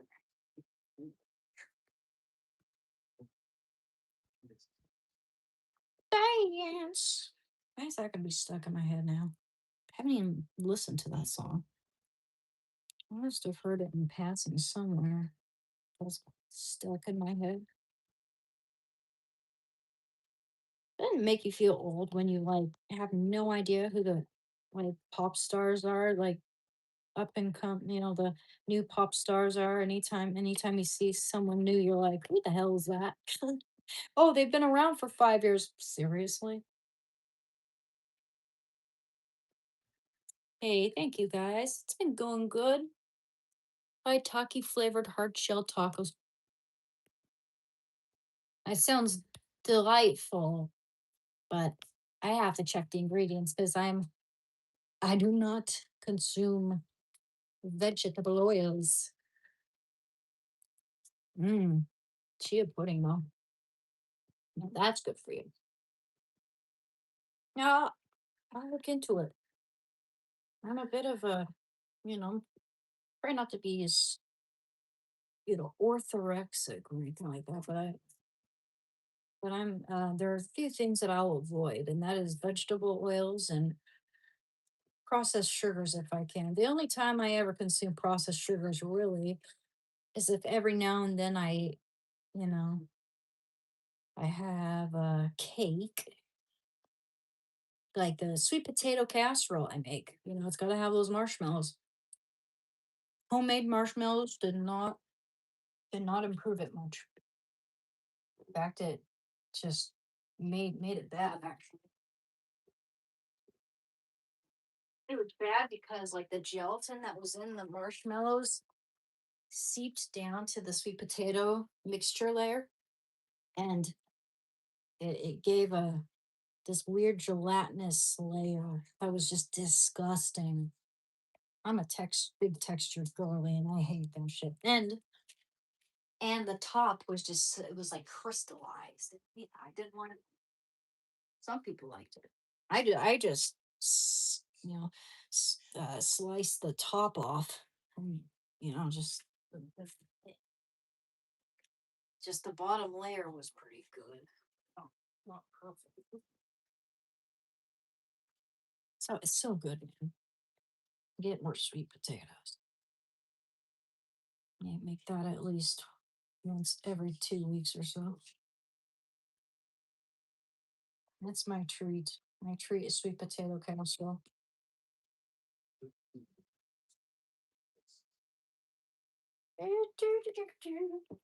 You hungry, baby boy? Put MCs on top. Here, buddy. Have some food.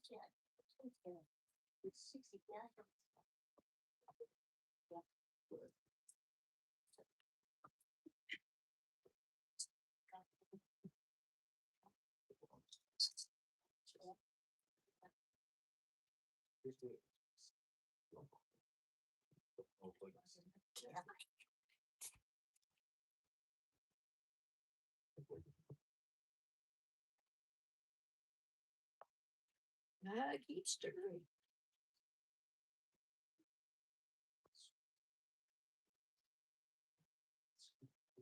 Who is unable to watch Finding Nemo without remembering just how evil Ellen DeGeneres is? And then looking at Dory and being like, oh, that's disturbing.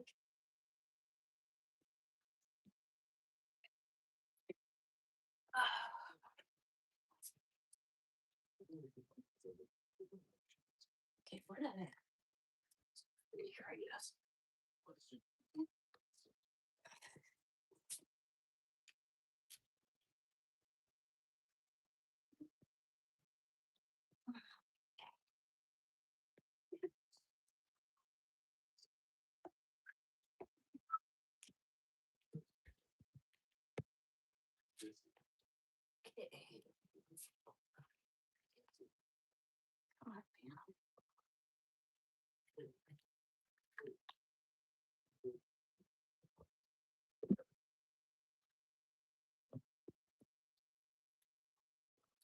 Put some pecans in there. You know, has been around here. I haven't seen him. I get worried. I haven't seen him as much as usual either. I think he's okay though. I think last time I was here, I did see him. But yeah, yeah. If I see someone here like every single day that I'm on here, I do get really worried when I don't see him. I hope he's doing okay. My guess though is that he's just busy. Life. He's so cool. I love his humor. He makes me giggle.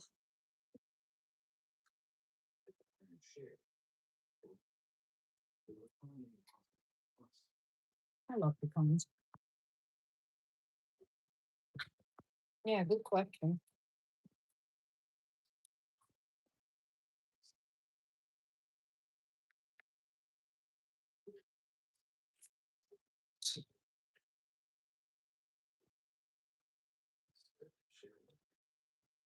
Sweet potato pie actually kind of tastes like It does taste like pumpkin pie. The sweet potato casserole. It's called sweet potato casserole, but it's more like sweet potato streusel or crumble. But it's by Pioneer Woman. Look up her recipe, or follow my Discord here. I can share the recipe with you. But it's one of my favorite recipes of all time, and it tastes just. You have to have it. The best time to have it is the morning after. Like, let it sit in the fridge all night. Okay, let it sit on the counter first at until it cools down to room temperature.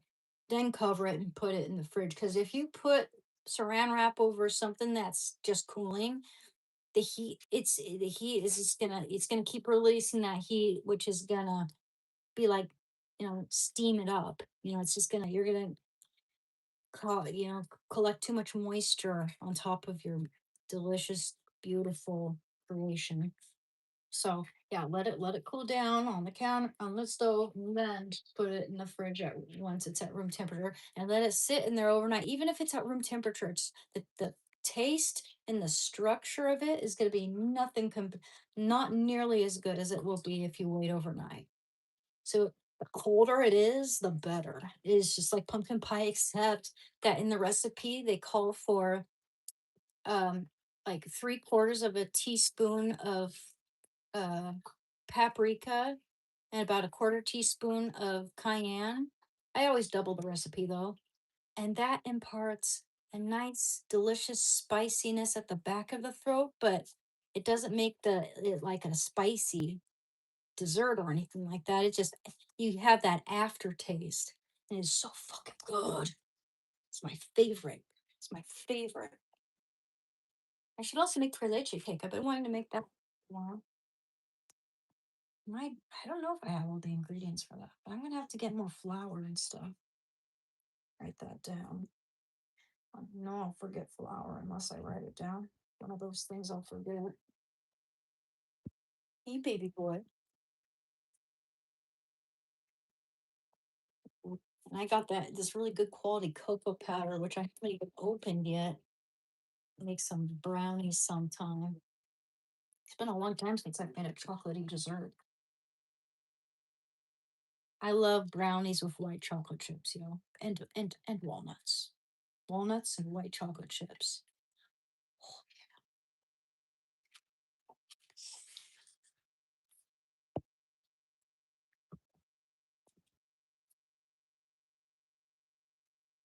A little bit of. Ooh, I better get my blueberries. A little bit of stevia in there. I used to love me when I was young.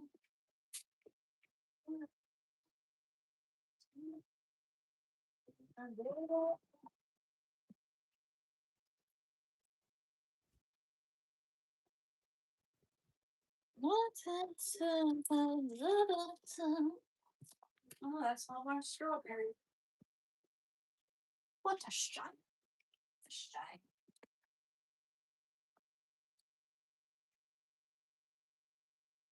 Unbelievable.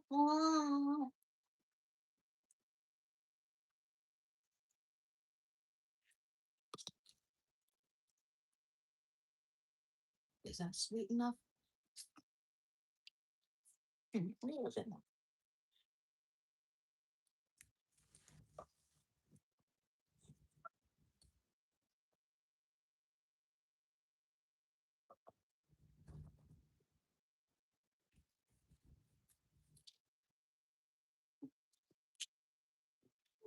What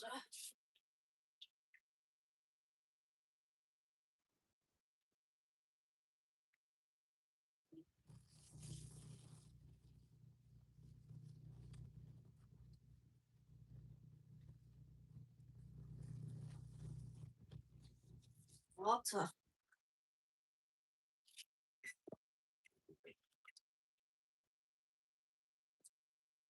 Ooh,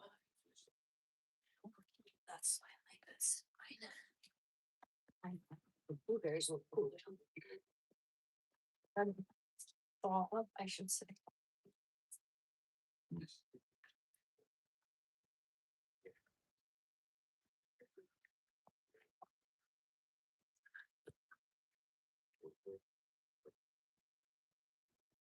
Um, I'll give you a couple blueberries to do. One sec.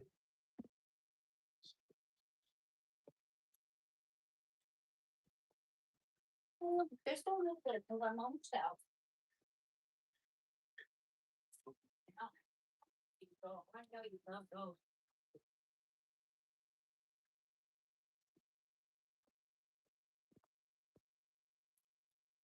And they're heavy.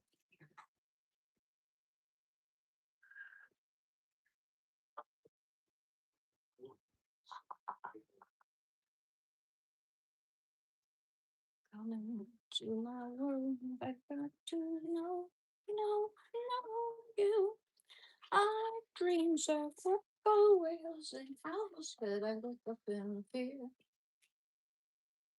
You never be mine, you never be mine, you never, you travel.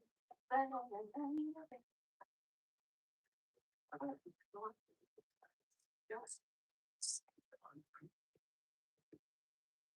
like yesterday, last mile.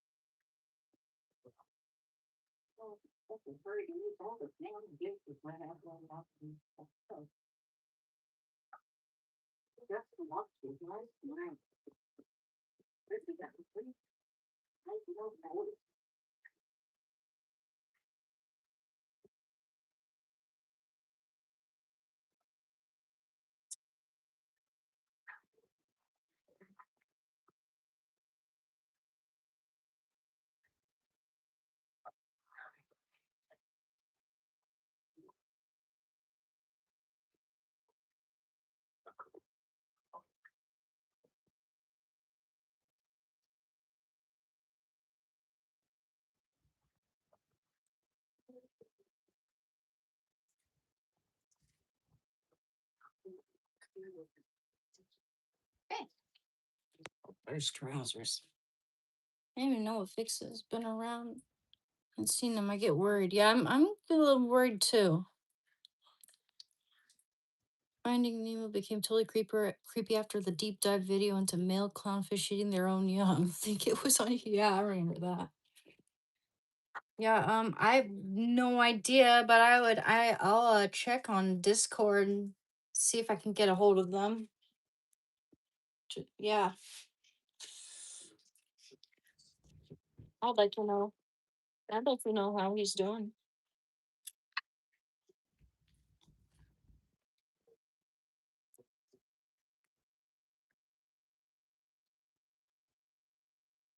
I don't want to start assuming the worst or anything immediately, but yeah, it is a little disconcerting when you hear from someone who's usually here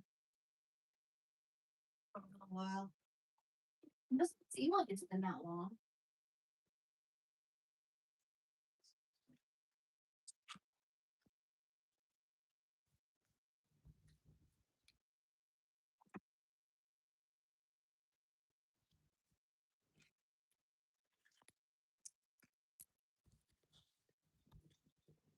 You got the same shirt in green. Nice. Carhartt. It's good, good quality material. What's a plum? Mm.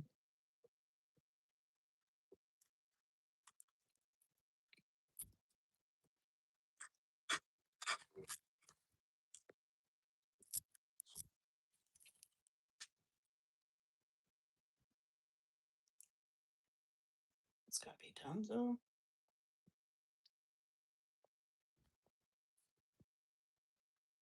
Plums in there.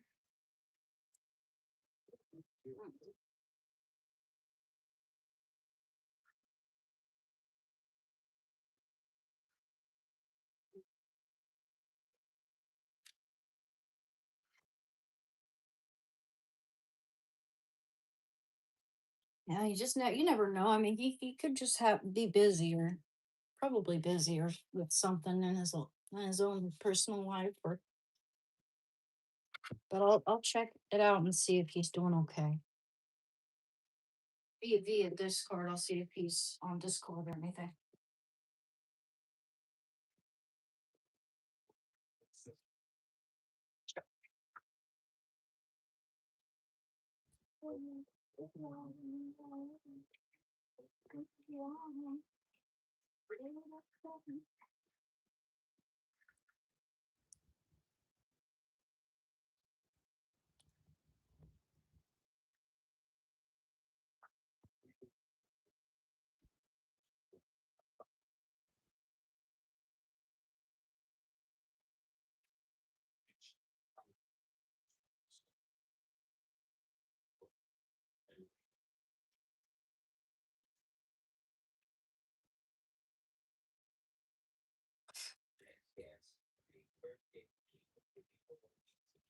Porridge.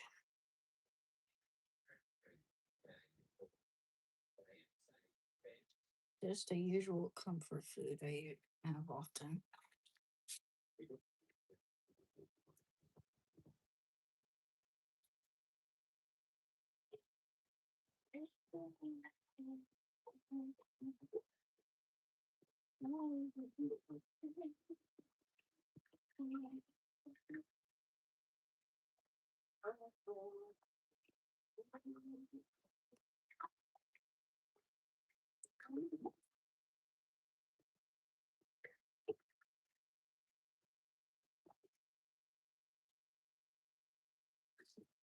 Hey, pudding's looking epic. Okay.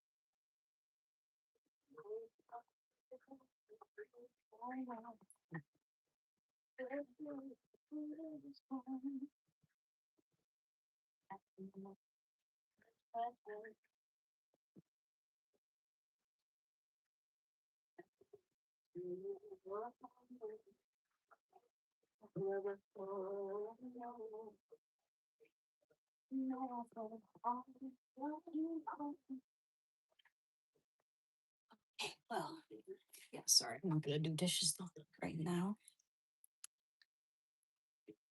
Soon though. As soon as I'm done with live streaming, I'll do that.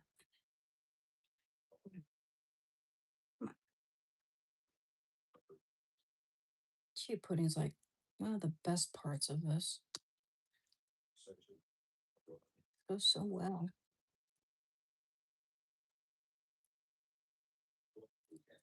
Mm,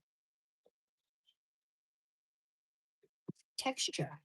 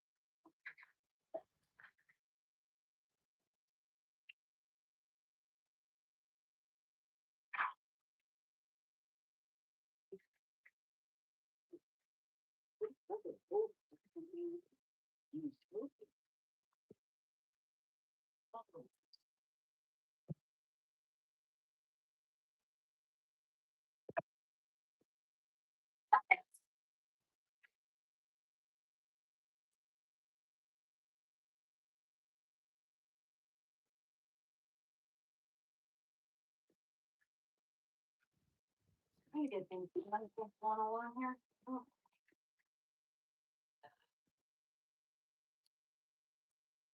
reheating it. I think that. Hey, some this time we have some plums cooked into it.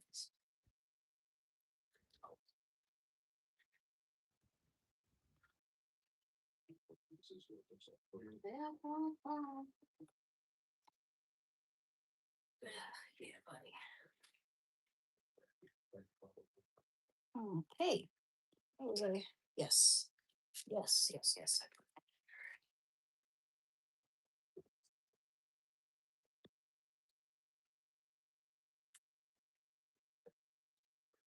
Some hemp seeds. Hemp seeds are so good and so I gotta use that now. We're having way more than half a teaspoon. See what constitutes about a tablespoon or more. That nuttiness is so good with the cream of wheat and everything. Okay, I think that's good. It is expensive stuff. I didn't get the last. How many servings in here? 8. Yeah, for me, this stuff usually lasts 3 weeks. That's for like how many tablespoons is a serving? 3 tablespoons. That's actually quite a bit. I have about 1 tablespoon of my cream wheat and some. See, this is what we have so far. So good.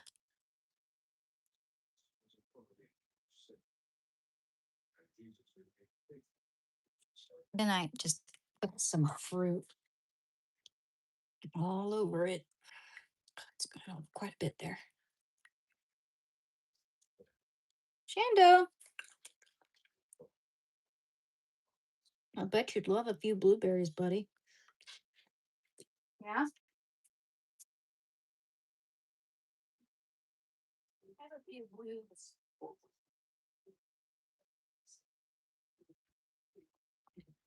Almost overflowing. Put some of that strawberry blueberry juice all over the chia pudding and everything. Yum.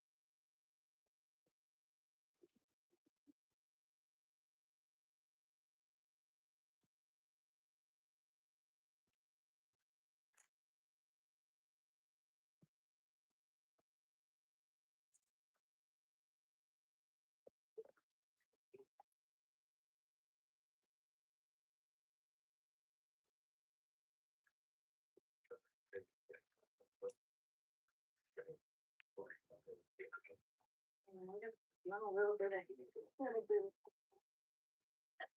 all the time. I don't have to put my back too much leaning over that sink there. Okay. Oh, yeah. You're an angel.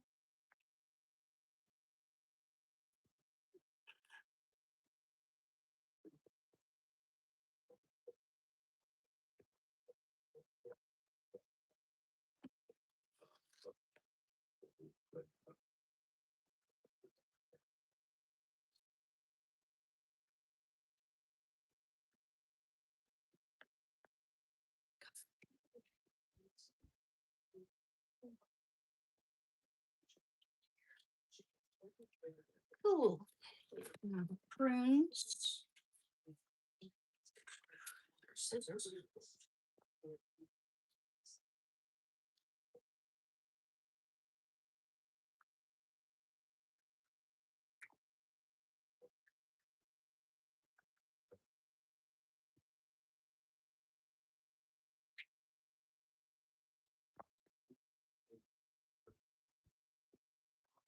These are nice prunes here, nice and firm.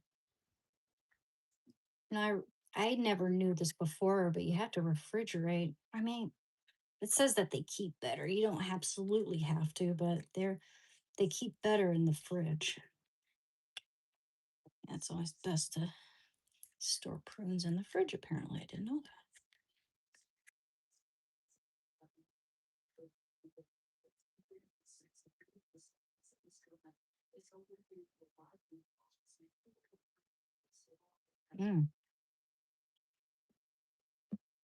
Texture.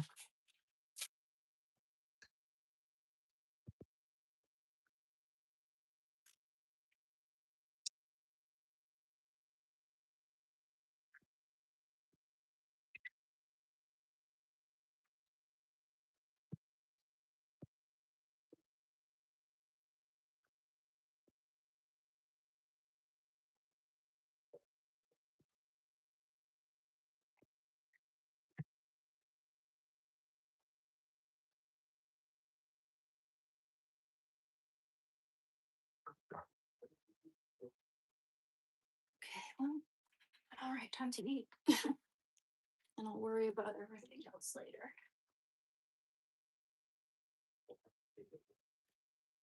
Wow, that's a lot of fucking porridge there. Let's see.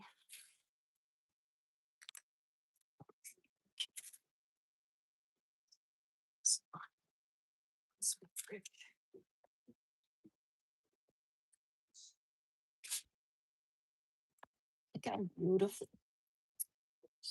Find that.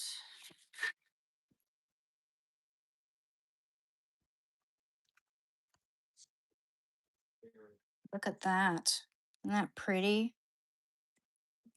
It's got two strawberries, but it's got mostly blueberries and prunes and some plum in there, black plum. Got the chia seed pudding and hemp seeds on top of cream of wheat that's sweetened with stevia and a tiny bit of honey. A little bit of honey. I like the flavor of honey. Goes well with the hemp seeds.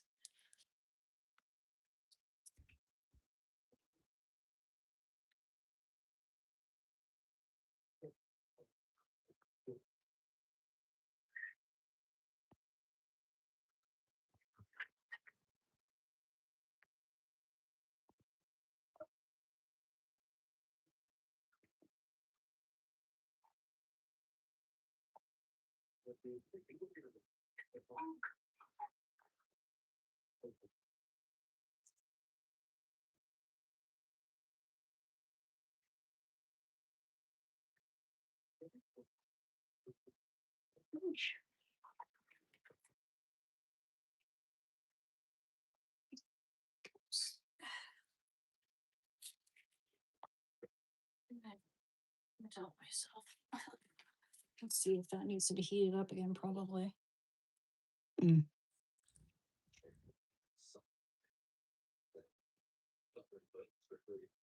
Mm, it's pretty good. Few seconds. Mm.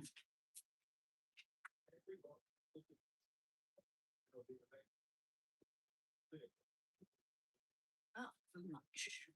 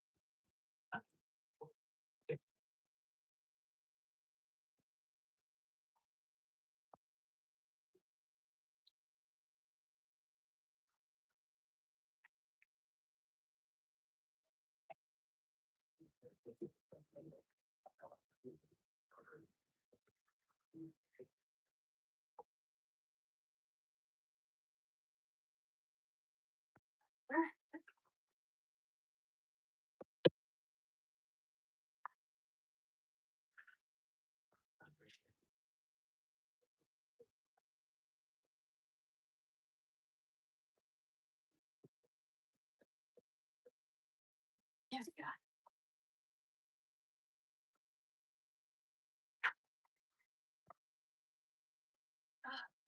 Should scan myself. One second. I always have to finish what I started. But I'm gonna flip my mail now. So pretty. Oh, I don't see how I could put anything else in here. There's so much stuff. Mm. How in the hell? One sec. One sec. I don't know. Could be in my pocket. Ready then. Okay. Shall we? Oh, what's this? Wow. Baby boy.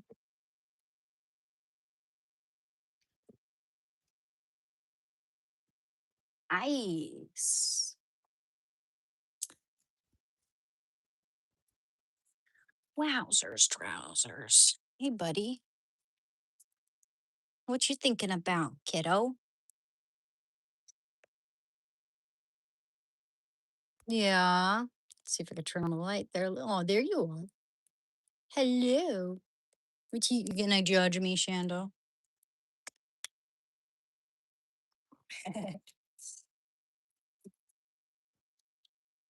Put this water over here because I'm not ready. Hey, buddy. I'm having my toppers. Cream of wheat. As usual. Well, I mean, I had something different yesterday. I made myself like a breakfast burger. Had grass fed beef and eggs and cheese and everything. And I had black garlic. I put my black garlic in there and it was really good.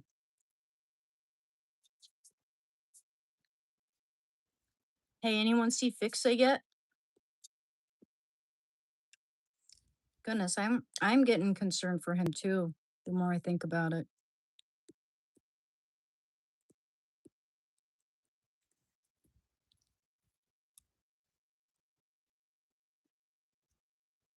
I mean, the first time I saw him absent, I was thinking, well, maybe he's just busy. You never know. But and I'm starting to get concerned the more I think about it.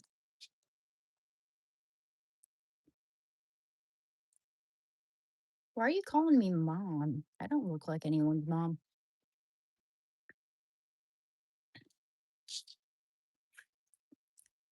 I'm not that old yet.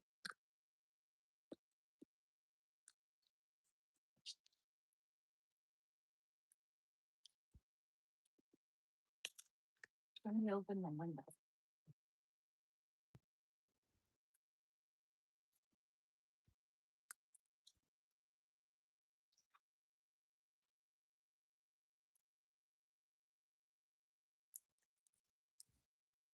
Gotta run. Hope everyone has a great night. You too, reptiles, rodents.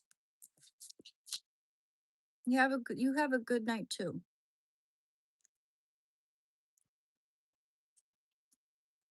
Thank you, Andy. Mm-hmm.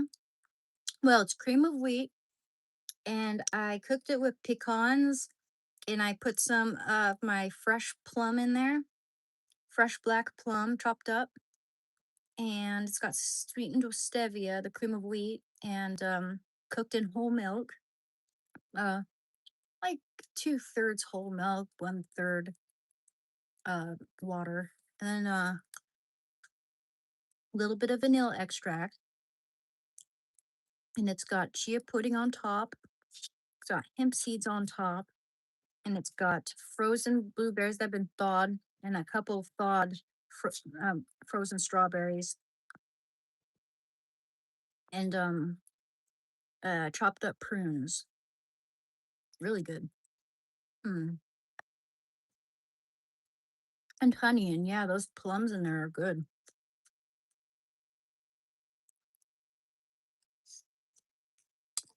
It's delicious. Cream of wheat. It's not the instant stuff. On the box it says 2 minutes, but that's only if you're making one serving. This is like a, I never just have one serving. That's too little. This is two servings. This is a 1/3 of a cup. Dry. It expands significantly. I mean, as you can see, I could hardly fit it all into the bowl. That's the perfect amount right there. Hmm. I'm gonna try to sound like the McDonald's CEO now.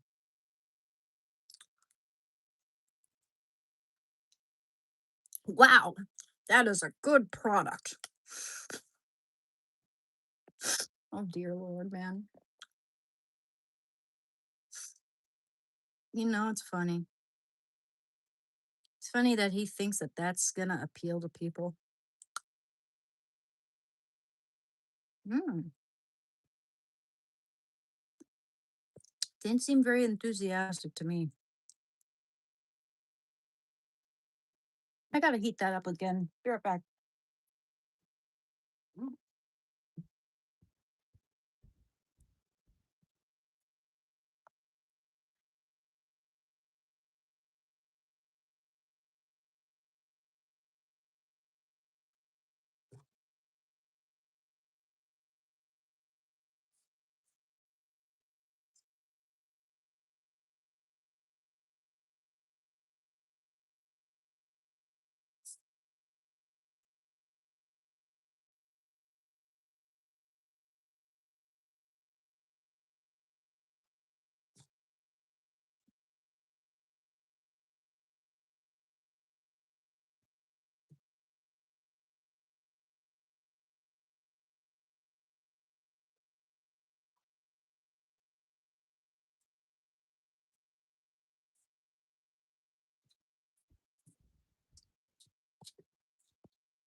So good.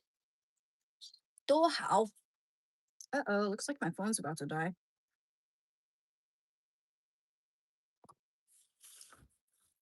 I may have gotten something cute in the mail. Been waiting for this for a while, and I hope it comes today. I'll check it out in a minute.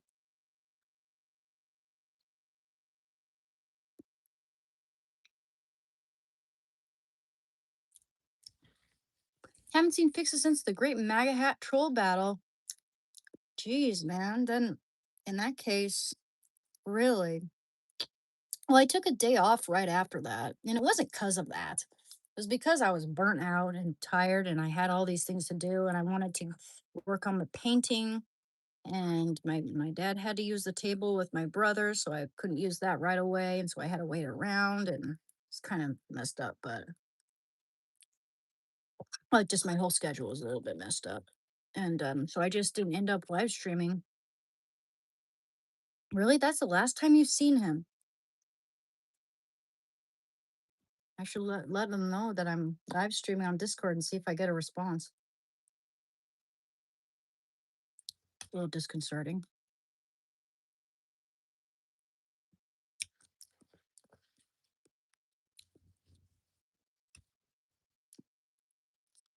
Mm, I can send a super chat, but you can't talk to me? I don't know what you're talking about, Andy.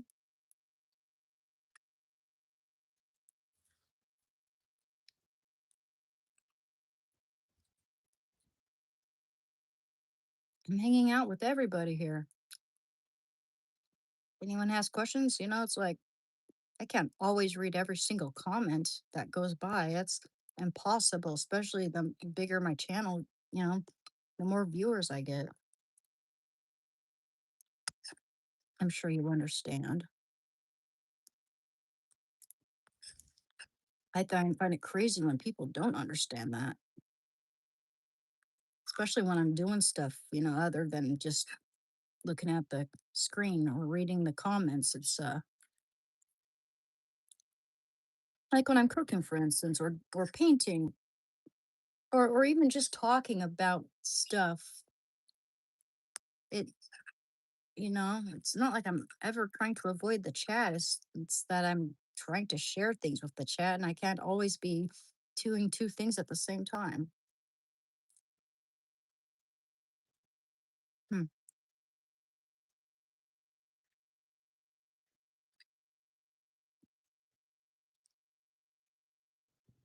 Maybe I'm, focusing on the food and I miss a comment. That's nothing against you.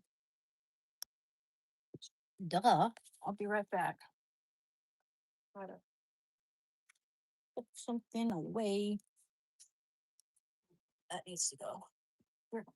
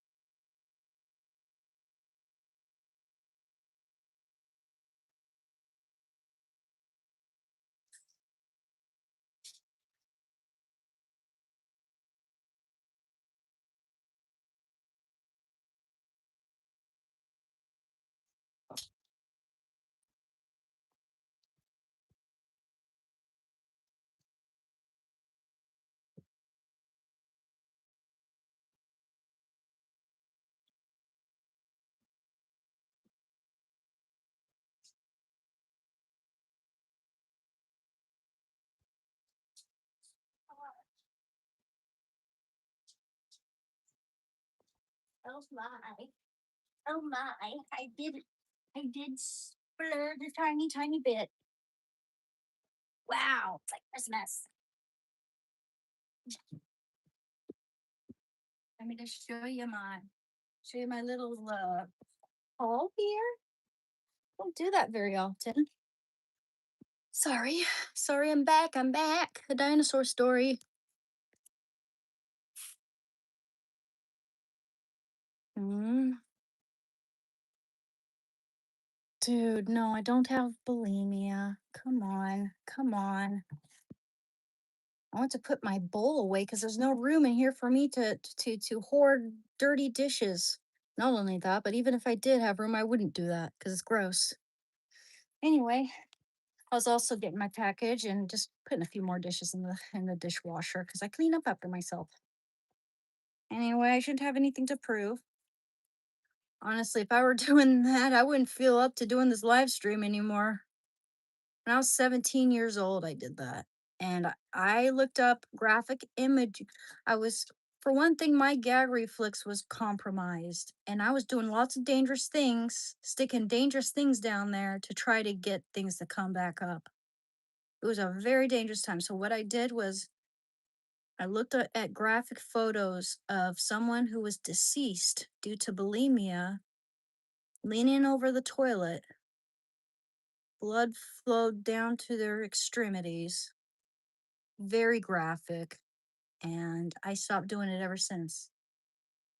Because for one thing, it was hurting my throat. It was making my salivary glands, salivary glands. Am I saying that right? What the hell? Why can't I say that? Swell up.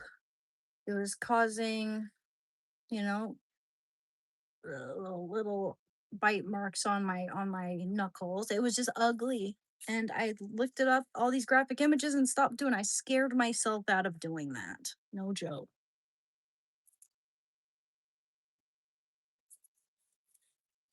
You won't wear the hat no more. So what are you talking about? I'm recovering from heroin, and I was anorexic big portion of my life, but body dysmorphia. But I eat really healthy now. I really focus on health.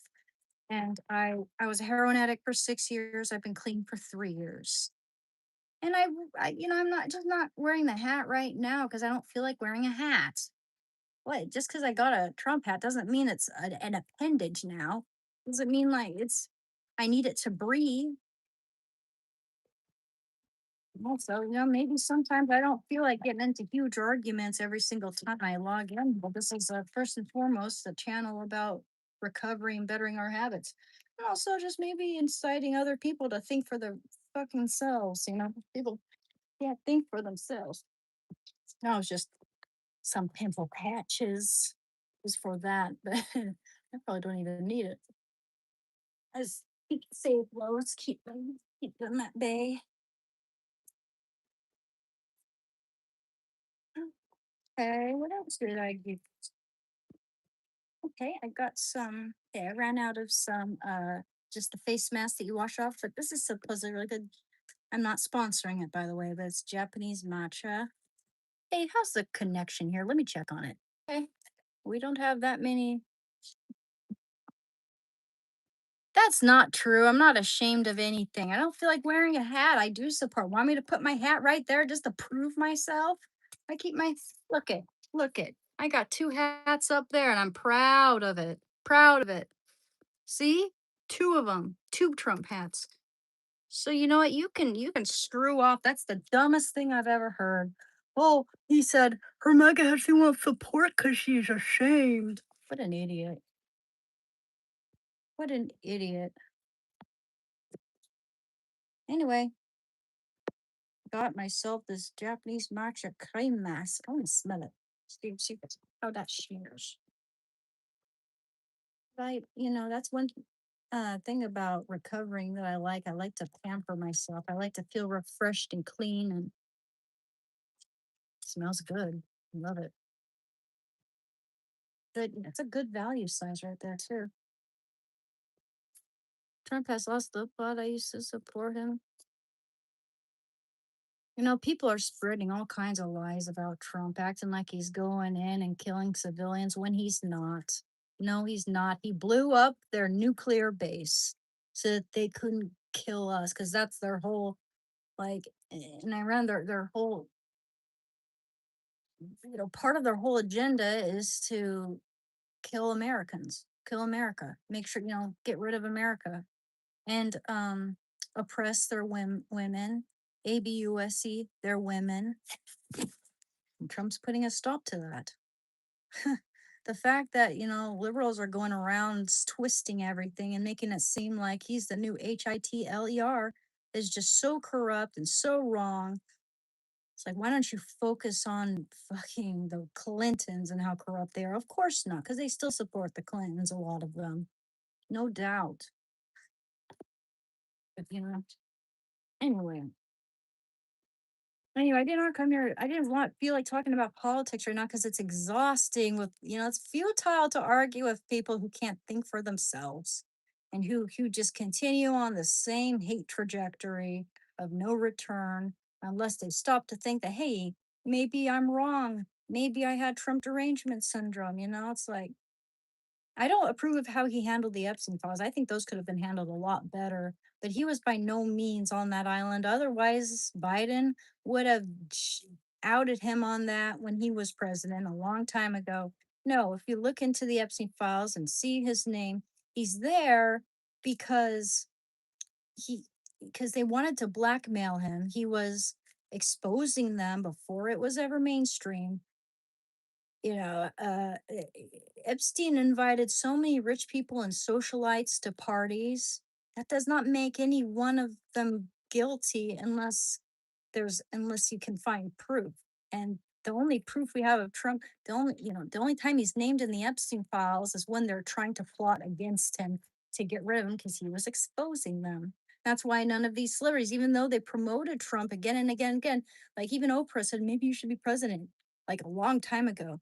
Now she's just, I mean, he looks way younger back then when they all loved him. And so now they're all like, they can't stand him. They repeat the same lies and they don't want him to be president, all because he's going to expose them for their relation to Epstein, Diddy, and all this other stuff. This is why Ellen DeGeneres moved and even changed her hair color while she's there. The hair color she's known for.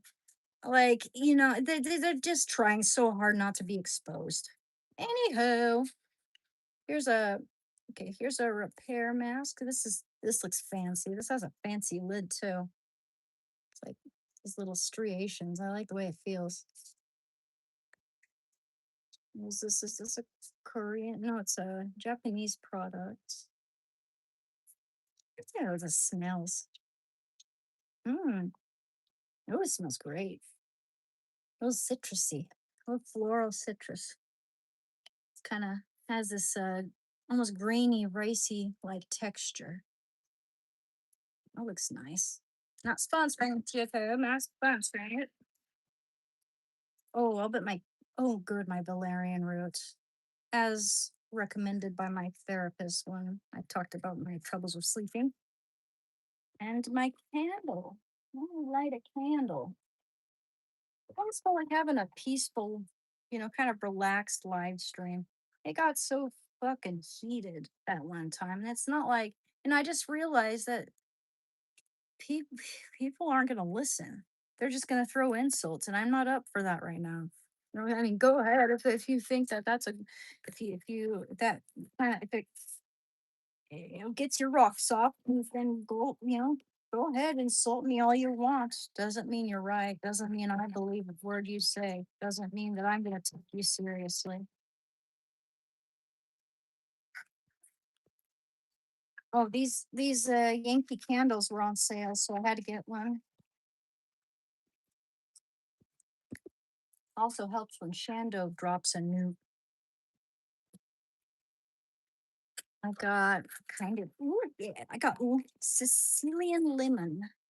And again, I'm not sponsoring it, but oh, that's what I'm talking about, man. Because I was looking for lemon verbena. This is so good. Fucking A. It's the little pleasures, guys. And I like to save these lids and just like, just this little jar, so little ramekin to put little things in, compact things. Makes a nice ramekin. Oh, that's nice. I love that. Have a little lighter here and then like that now.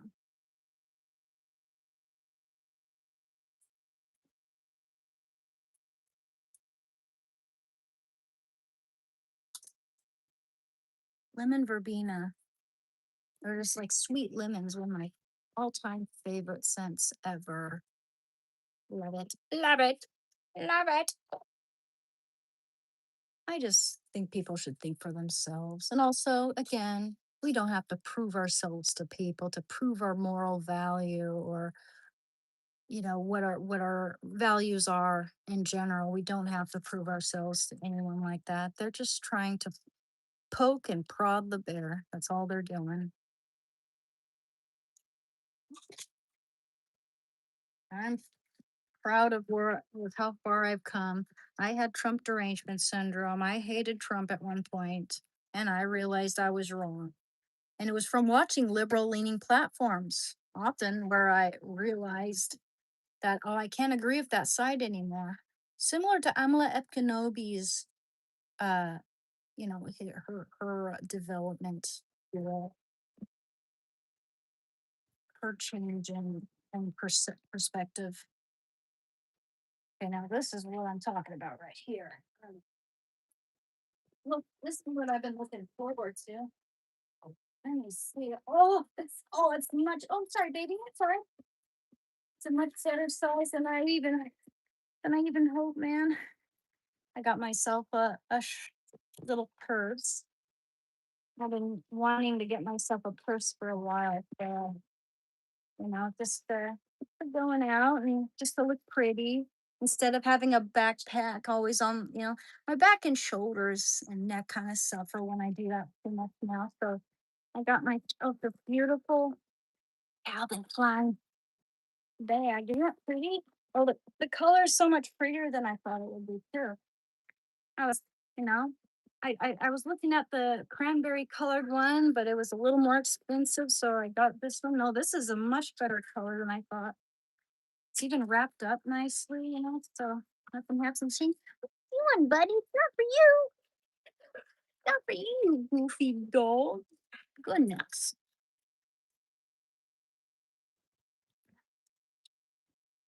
Oh, come on, Shando. This is my purse. This is my new shoulder bag, and I got it on sale. I got this on sale, like 60, no, 70. I think 70% off. 60 or 70% off. Yeah, because it went down from being 100 and yeah, $150, or even no, it went down from $195 to 51. So yeah, it's actually a really good deal. Well, that was satisfying. What you doing, buddy? This is for you. This is Mama's purse, and this is the perfect size.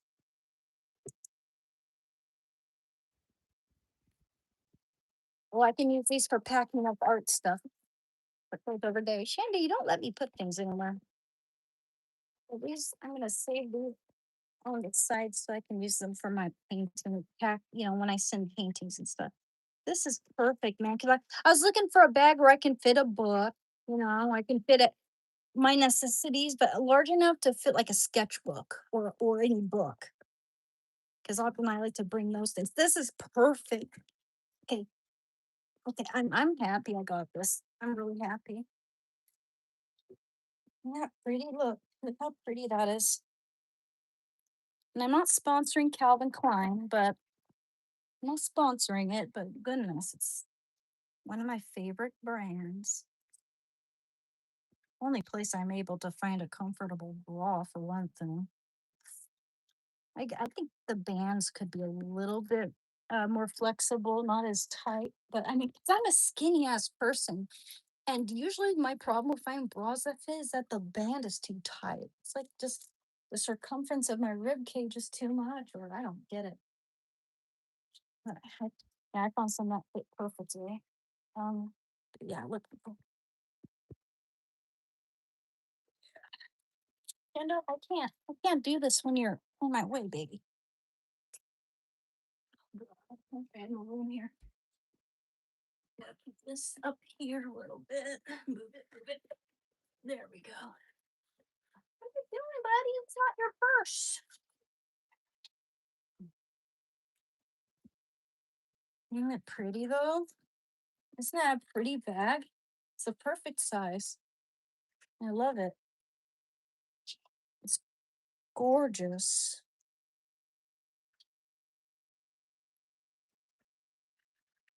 Isn't that beautiful? Look at the beautiful little chain there. Okay, got some scissors for that.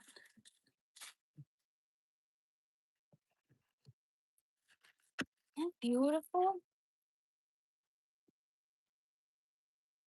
Always wanted a bag like this, and I finally found one in my one of my favorite brands. And it's the perfect size. Like I wanna stock it up, man. I wanna stock it up with cute things. Shando, would you move your butt?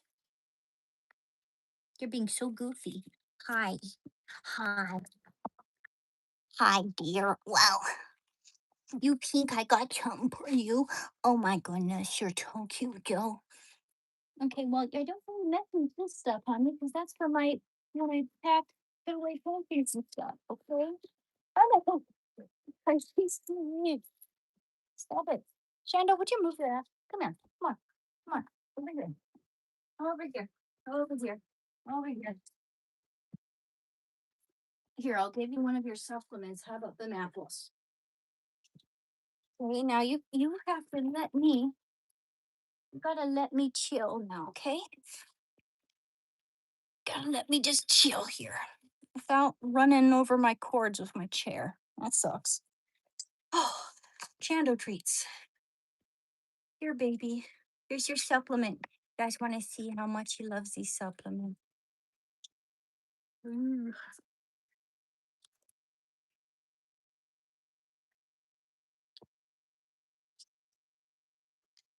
Okay, you get 4 of them.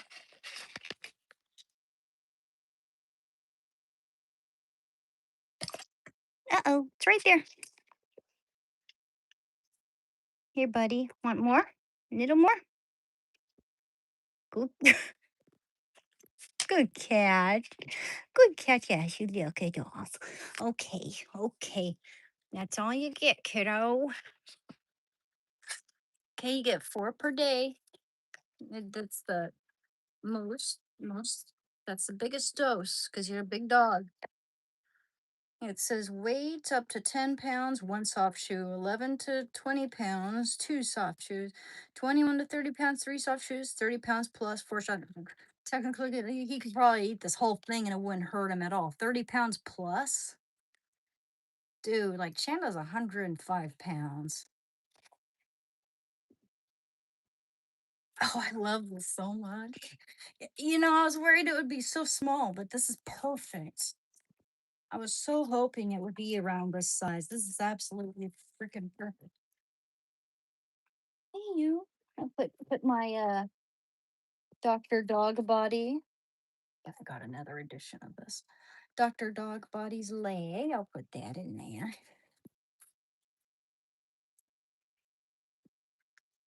Wow, this really a good amount of room here. Good compartments. Oh, so beautiful. Let's check out the inside. I don't know. Let me see if turn on this. Whoops. Turn on this light here. There we go. Isn't that pretty? And look how well it can fit a book. And this can be where my makeup or wallet can reside. It's so gorgeous. Oh, buddy.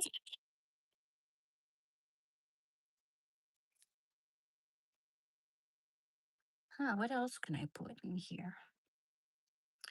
You want out? Okay, I'll let you out. Oh, I love this so much. I love this so very much. Go, go, go, go, go. Go, go, go. Hey. Oh, sorry, that thing's in your way now. Go, hey, go, go, go, go, go. Here, let me move that. Let me move that.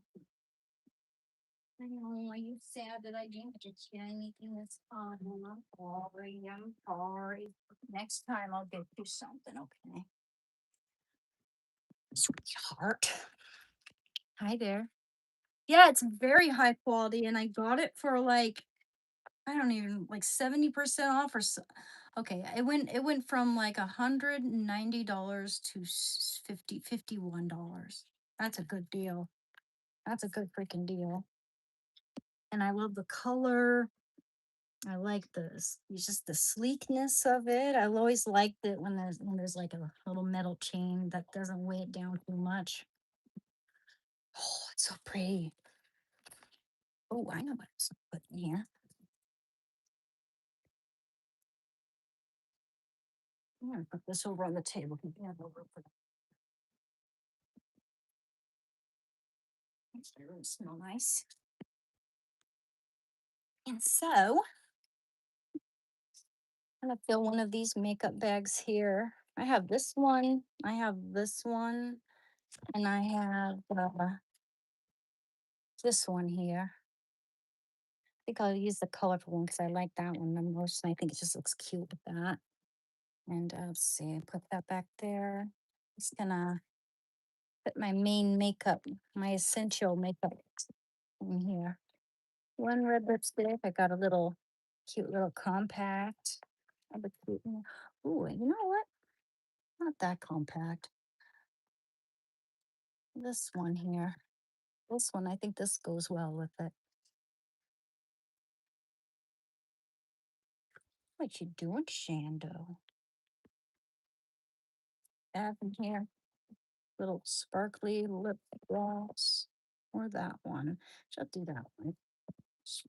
Can sit somewhere else. More compact. Dental floss. It's a good thing to have in your purse.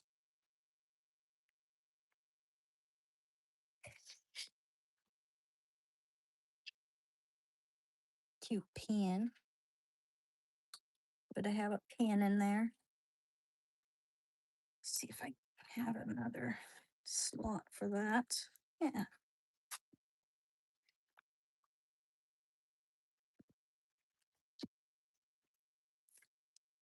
Hey, buddy. Oh, I know. Let's see here. And there we go. That way nothing can happen to it. Hey, kiddo. Put a pin in there. Oh, yeah, it's gotten hot already. Ooh, sunglasses. Few lens wipes. I'll put some lens wipes in there. That in my little makeup bag. Actually. Thinking how. I know I have like a sunglass case somewhere. Can get that first before I add those to it. Hmm. Ooh, here's a good thing to put in my purse. This little fan that turns into it's like a teddy bear. It's also a flashlight. It's handy dandy. Let's see. See, I'm just treating myself every once in a blue moon like that. Because the brain craves novelty. Oh yeah. This will feel good now because I'm sweating. And you know what else? It's also a flashlight. Let me show you. Is it gonna work? Huh. Okay. All right. Okay. I think you gotta close it for the flashlight to work though. Let's see. Yeah. There we go. It's a flashlight. Handy dandy. Definitely putting that in there. And do that wrong. Okay, let's see. Put this so that can go there.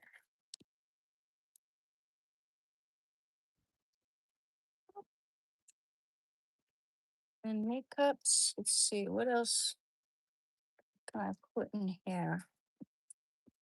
How about my space cowboy? I love that shit. Oh, that's my um eyelid base, eyeshadow base. Oh yes, one of these mascaras. And then let's see. We'll add the cat into that too. Um, no, that's my eyebrows. Yes, central room.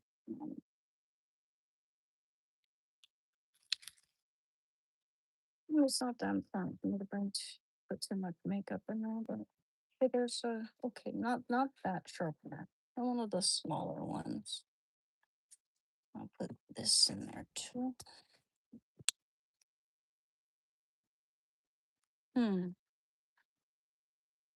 Ooh, I love this stuff, man. This stuff, this it's like menthol based, cools your eyes a little bit.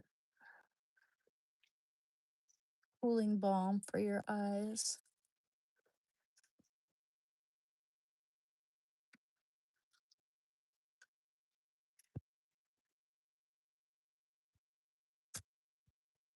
And oh yes, one of those easy eyeshadow sticks.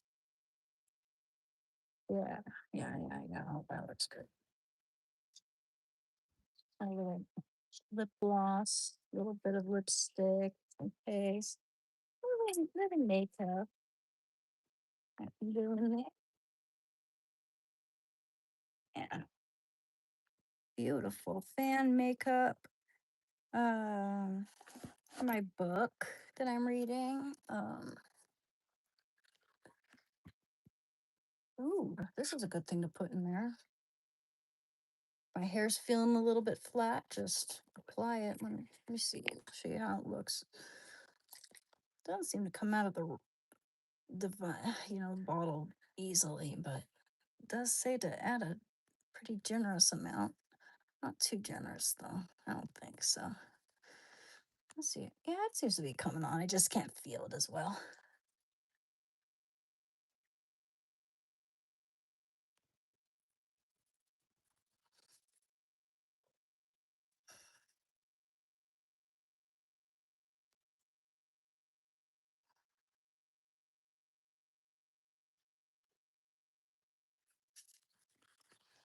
So that'll make your hair look more, give it more oomph. It's got Redensil, and I'm not sponsoring it by the way, but it's got Redensil, Anagain, Bisapil, and rosemary extract.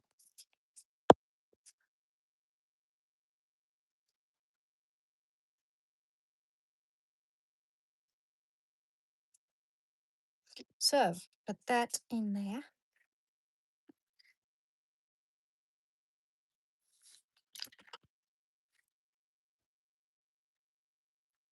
Will you still love me? Let's put that there. I need to wash that actually before I put it in there. But I thought maybe a little handkerchief would be nice in there. Oh man, hot. Ice, baby. Bum, bada, bum, bum. Bada, bum. So the thing is, I don't want too heavy. Ice, baby. All right, stop. Oh, cool. Beautiful, beautiful, beautiful. Oh, not to mention my wallet. Put my wallet in there. And what else? Ooh, I forgot I have these sardines. Put this can of sardines in there. These are the best sardines ever. I'll put my sardines in here. In this compartment with my book to remind me that life is good with a snack and a book and my wallet. That can go in this main compartment that we don't want to forget about. Um, and my keys. Where are my keys here? Let's crack my back. Oh no. What you doing, boy?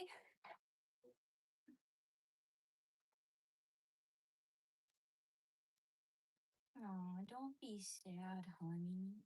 Don't be sad. Sad and demure. Ooh, that's Neosporin. Neosporin.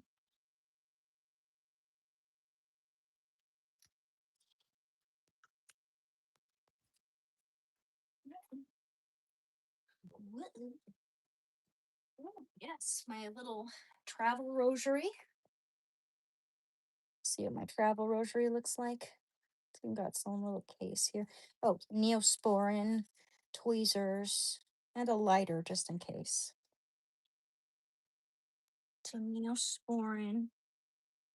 I think I could go in my little makeup bag. Actually, the Neosporin and the tweezers. The little ink ointments. Should put a sunscreen in there too. But I'm not putting the pump thing in there. Wouldn't want that spilling out in here. That back. Okay, my lighter can go with the other wallet and floss and all that. Cool. Let me show you my rosary. I'm so excited about my bag here. See, I have a purple rose rosary. Sorry. Here.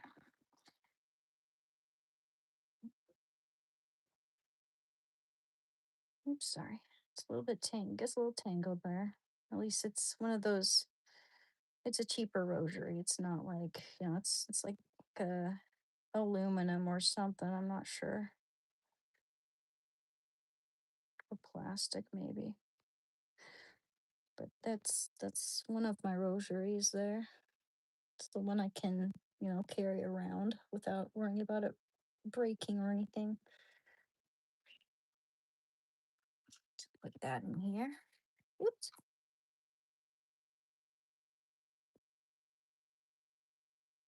That's in this side here. Actually, I can go with my wallet and stuff. I know I have keys. Keys somewhere.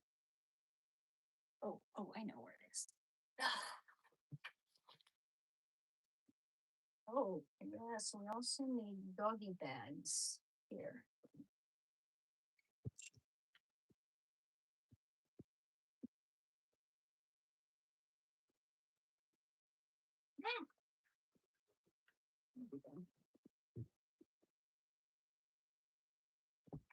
Some doggo baggies.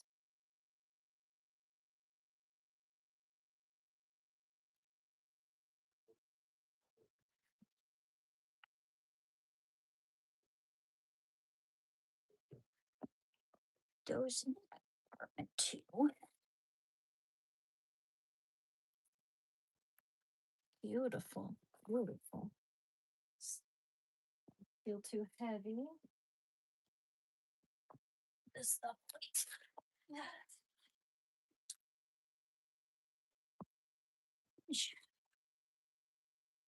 What else? Oh yeah, my keys. That's what I was looking for. Not in there though. Yeah.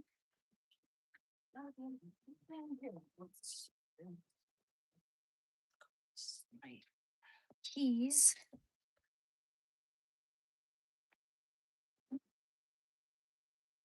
That could go into that should be with my wallet and such. Floss. I'm just gonna put my floss in with my makeup and stuff so it's easier to find. Uh, Well, maybe not. Guess that's too full. My rosary and my floss. Okay. Beautiful, man. Oh, okay. There's one other thing I wanted to add to that. Let's see. Where did I put it? Here it is. This can be used as a handkerchief. That there. There we go. You never know. You just never know when you're gonna need that shit.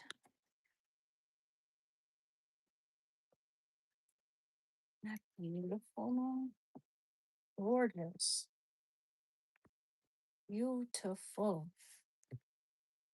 Huh, aren't I stylish? Eh, beautiful, beautiful, beautiful. Look here, madam. Hello. I love you, Anne. Thank you so much. So much you helped me through the hardest times. Well, that means a lot, Nicholas. Thank you. Thank you for coming to my channel. That's gosh, I don't know how to say this, but that's an honor. When someone tells me my content's actually helping them to recover from an addiction or just something that's super gripping like heroin or drinking or whatever, that means a lot to me too. So I appreciate I appreciate you.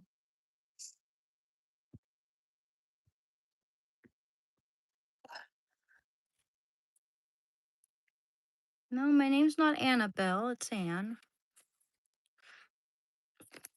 Mm, you're more interested in sweet potato pie? I don't have that right now though. I don't have the ingredients. I'd have to go to the store again.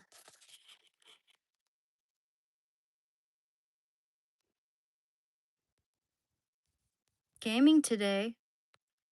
Not right now. Maybe some other time.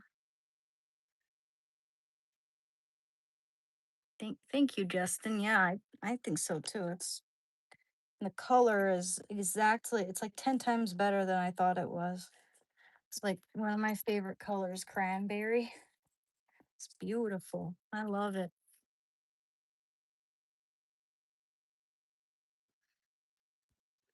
Yeah, I've run out of just training treats too. Those are his supplements that help with his skin coat and all that.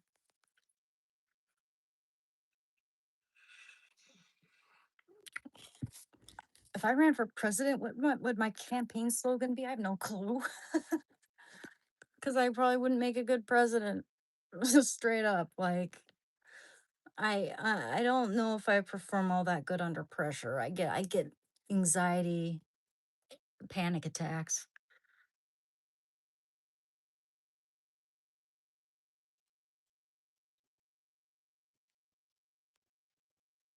Can I ask, are you recovering from alcohol and crack or what? I never did crack, for one thing. Um, I was a heroin addict for 6 years, and I've been clean for 3 years. Around the time my best friend passed away, I got into the alcohol trying to substitute it, and that nearly killed me. And fortunately, I've been clean for 3 years.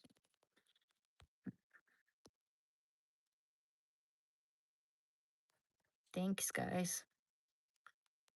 I had dinner with one of the Calvin Klein found a few years ago. Nice couple. Nice.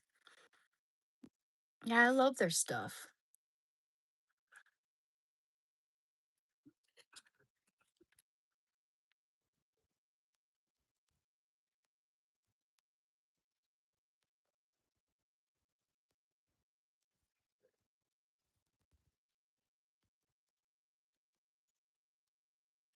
American keto for life. If you're just out with it, man. I mean, just ask the question. You don't have to ask me if you can ask a question. That's the whole point of this chat.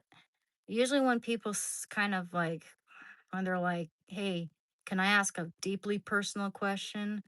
It it kind of makes me brace myself. It's like just ask the question. Just sever the awkwardness. Um, yeah, just ask the question. And whether it's troll or whether it's serious or whatever, it's probably not going to be anything I haven't heard or seen before. Like, or it can't be anything too bad. If you're gonna ask me, a stranger, essentially, uh, any type of personal question. Have you heard of the island of Gargalon? No, I haven't, actually. No, I'm not rich. I care about making this country safe again and not lying about people. How about that? People would rather stay ignorant because they can't admit they're wrong. No, no. They wanted to blackmail Trump. The only reason he's in the Epstein files is because they wanted to blackmail him because he was going to expose them. How many times do I have to repeat myself there? And obviously, if you ask me that question, and you're on your own fucking, conviction trajectory, you're not going to listen to me. You're not going to take my word for it. You do it. Go do your own research. Don't ask me because you're just gonna throw it back in my face. You don't care about what I have to say. Screw you.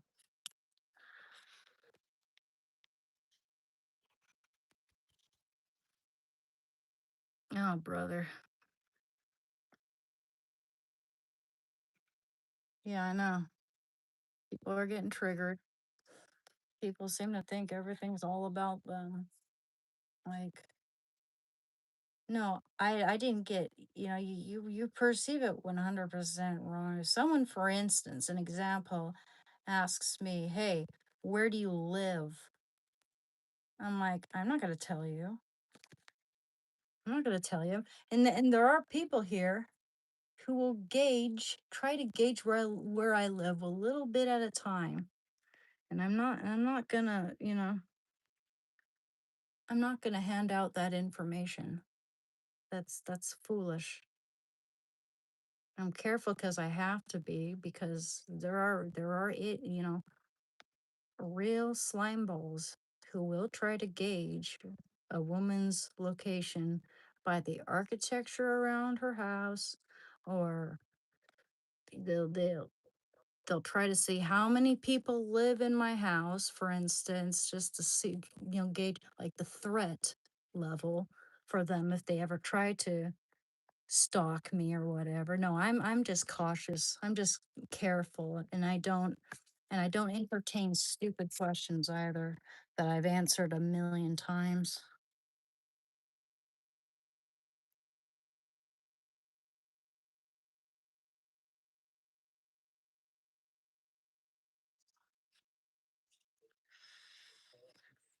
Yeah, I don't voluntarily tell everybody where I live and my information. That's foolish.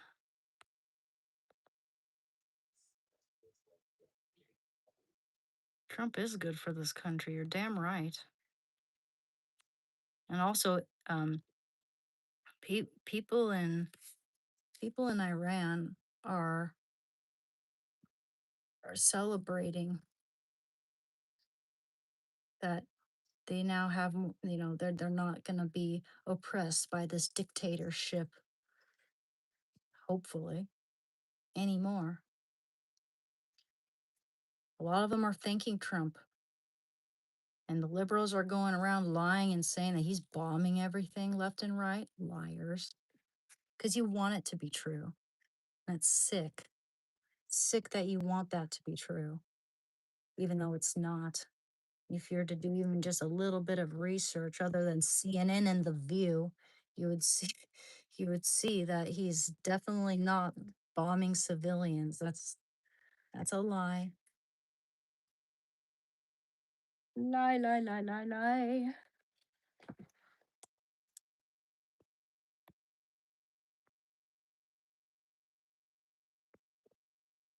That aside. Do I like to dance? Oh, I do, but I'm not a good dancer. I would enjoy dancing. I'm just not really good at it at all. I don't have the best physical coordination. I could probably get better at it if I were to practice, of course. but it's never been something I had a knack for, so to speak.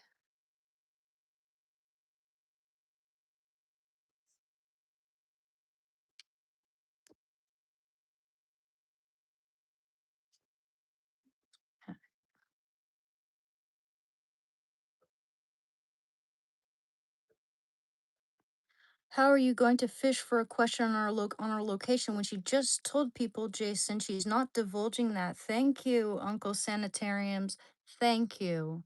Thank you. And then they immediately try to gaslight me and everyone else into thinking that I'm being a meanie and that I'm just not listening to them, or that, I'm hostile, or it's like whatever. Whatever, dude.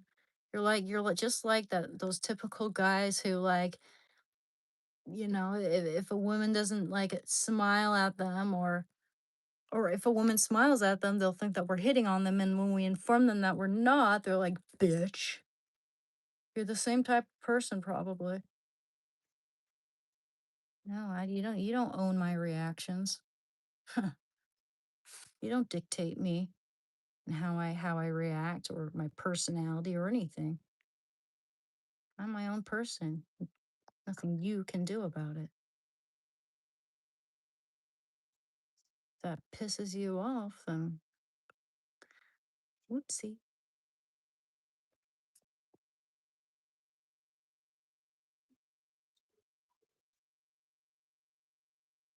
It's like I'm a fucking stranger. Stop acting like I'm your girlfriend or something for 5 years.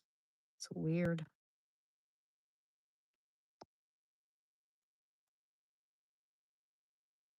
It's almost as weird as those guys coming on telling everybody that I'm their wifey. Fuck, what the hell?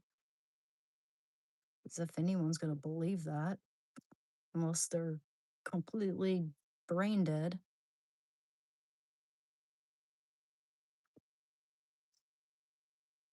No, no, the other day when we are talking about Trump and stuff, even one of my viewers here commented saying, Anne hasn't said a single hostile or mean thing to anybody, yet they just keep throwing insult at her just because of her opinion, in which I didn't even really express that vehemently. I was just like, this is what I believe I was wrong.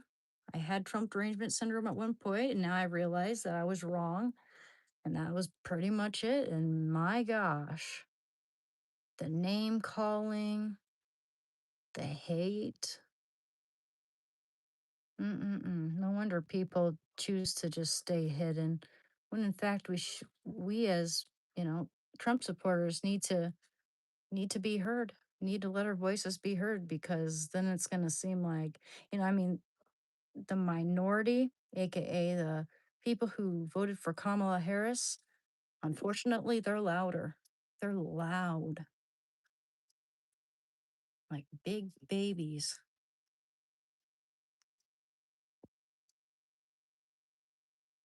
and they're wrong. They can propagate lies all they want, but in the end, the truth is what really counts, and that's what wins in the end. The truth. I know. All I did was put on a hat. That's all I did for them to start saying cruel, mean things to me. You're right. You're right. Too often, it's like when someone or people mistreat you or whatever, you start to think, well, what did I do wrong? Could I have done something wrong? Well, no, I didn't do anything wrong. These people are now trying with all their might to find a reason to hate me, all because I support Trump. When I was liberal for 10 years and I realized that because I thought that being liberal was being on the side of empathy. I thought it was like the old school liberals back in the day, not like all this woke shit, which I was never for, by the way.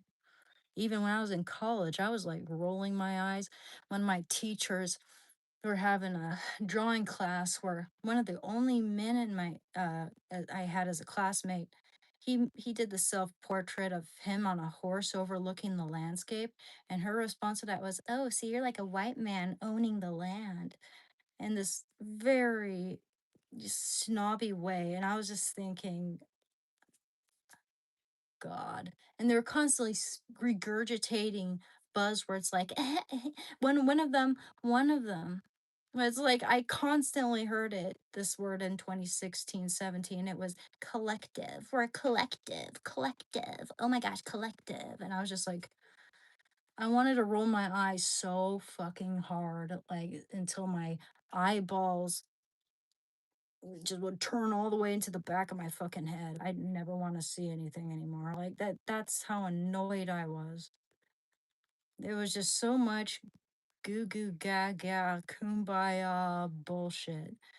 I mean, they did. One of the teachers was oh, and it was the same one who insulted this guy in my class. I took another class by her because she just so happened to be the only one holding, like, you can't really control who your teachers are for a lot of these classes.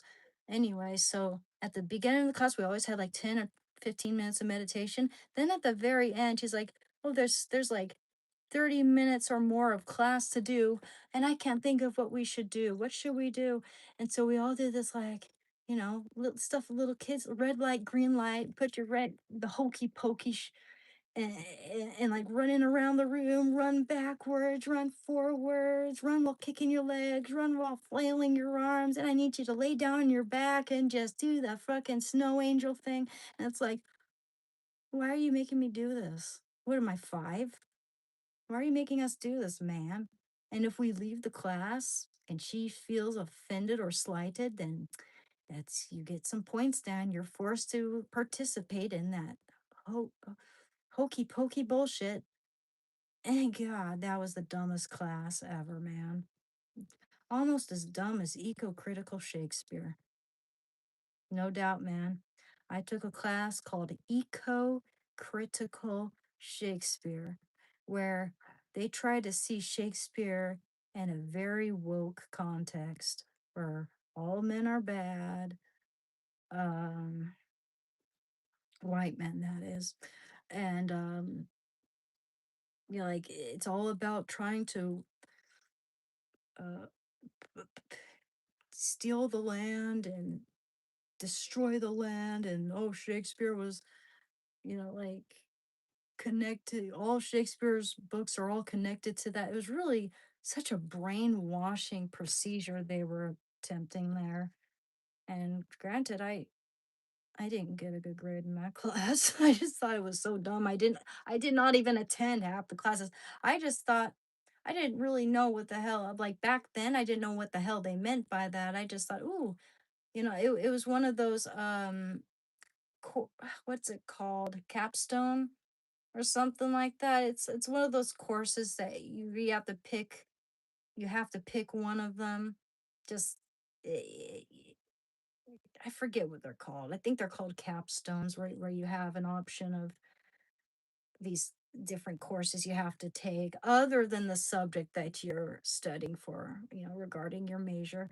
So I just wanted to read Shakespeare because I love Shakespeare. I just thought, oh, there's Shakespeare in the name. Maybe I can get to read Shakespeare.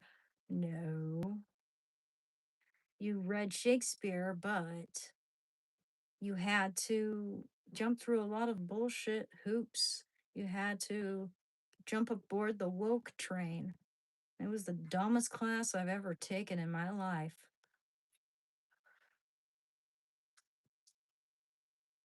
Triple bologna sandwich. I like almond joy bars when they're frozen. They're good frozen though.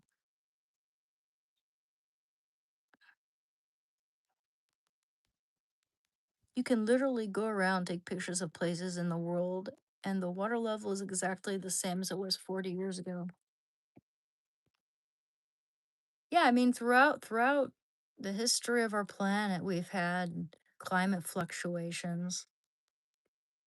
People need to start, questioning why these elites are so, hard set on trying to prove these things to normal people when they haven't got a clue about the rest of the world and what we go through. And Obviously, they don't want to be exposed and they want to keep their kind in power so that they won't be exposed because we know how corrupt those people are now. We're beginning to only scratch the surface.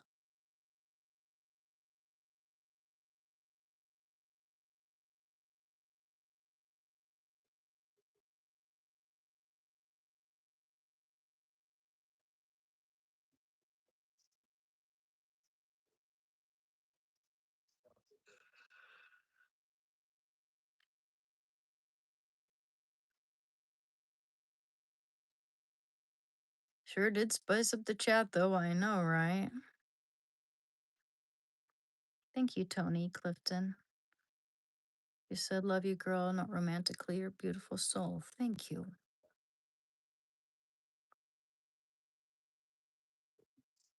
Yeah, I mean, I considered myself like a traditional Democrat, but it's really sad what's happening to the party, man. It really is.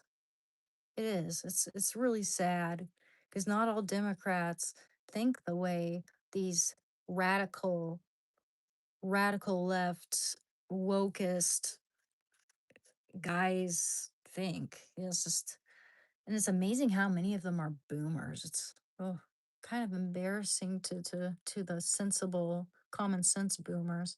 And also, I'm not strictly like I'm not like hard right either. I'm kind of more like I lean conservative now, but I'm not like full blown. It's not like I'm die hard, believe anything he says. I there are some things he's done that I disapprove of, but doesn't compare at all to the lies that are told about him, to the things that some people on the left have done, people in power, and then just like the left doesn't bat an eye.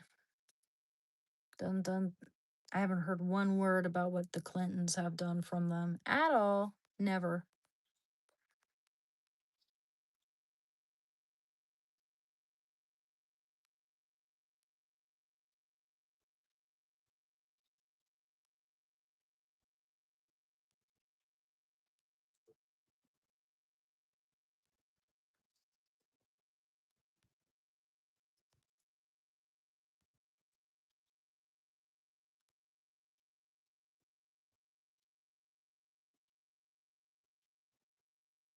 You was definitely fishing, homie. Yeah, yeah.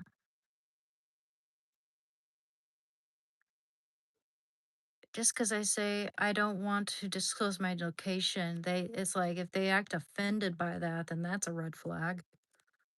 The things that people get offended by, certainly, I mean, it's just, it shows a lot about what they're actually seeking or what their motive is.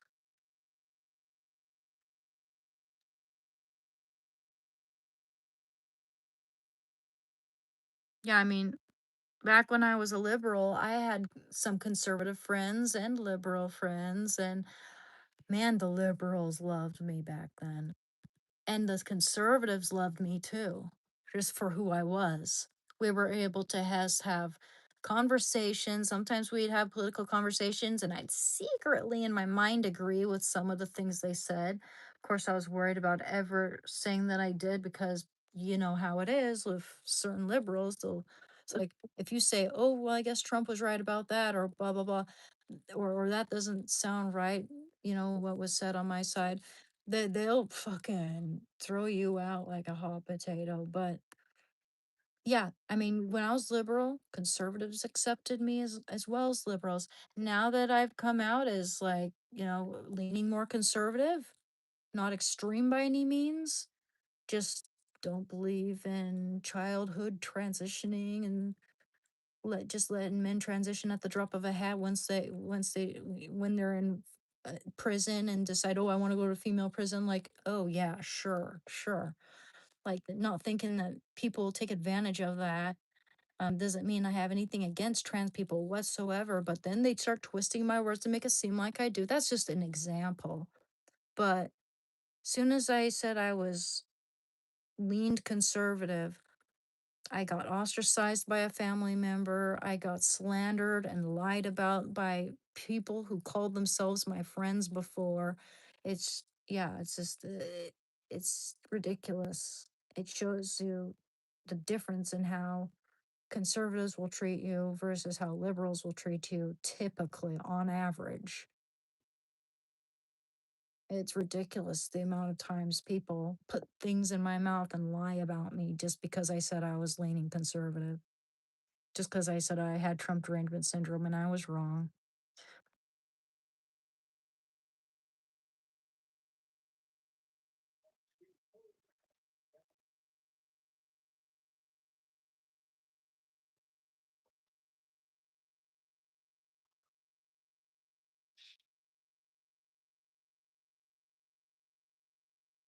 I'm liberal, but I refuse to vote for any woke politician. Yeah, and I absolutely respect that, man. 100%.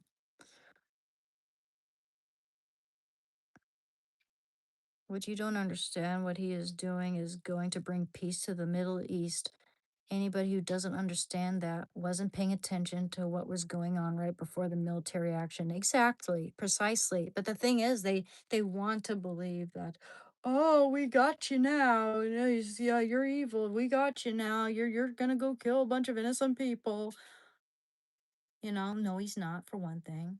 And also, you shouldn't be looking at him because that's not what he's doing. You should be looking at what Obama did when he killed a bunch of civilians with drone strikes, and the presidents before him, and Biden and all. They don't care about hurting our civilians. They hate America. They hate Americans.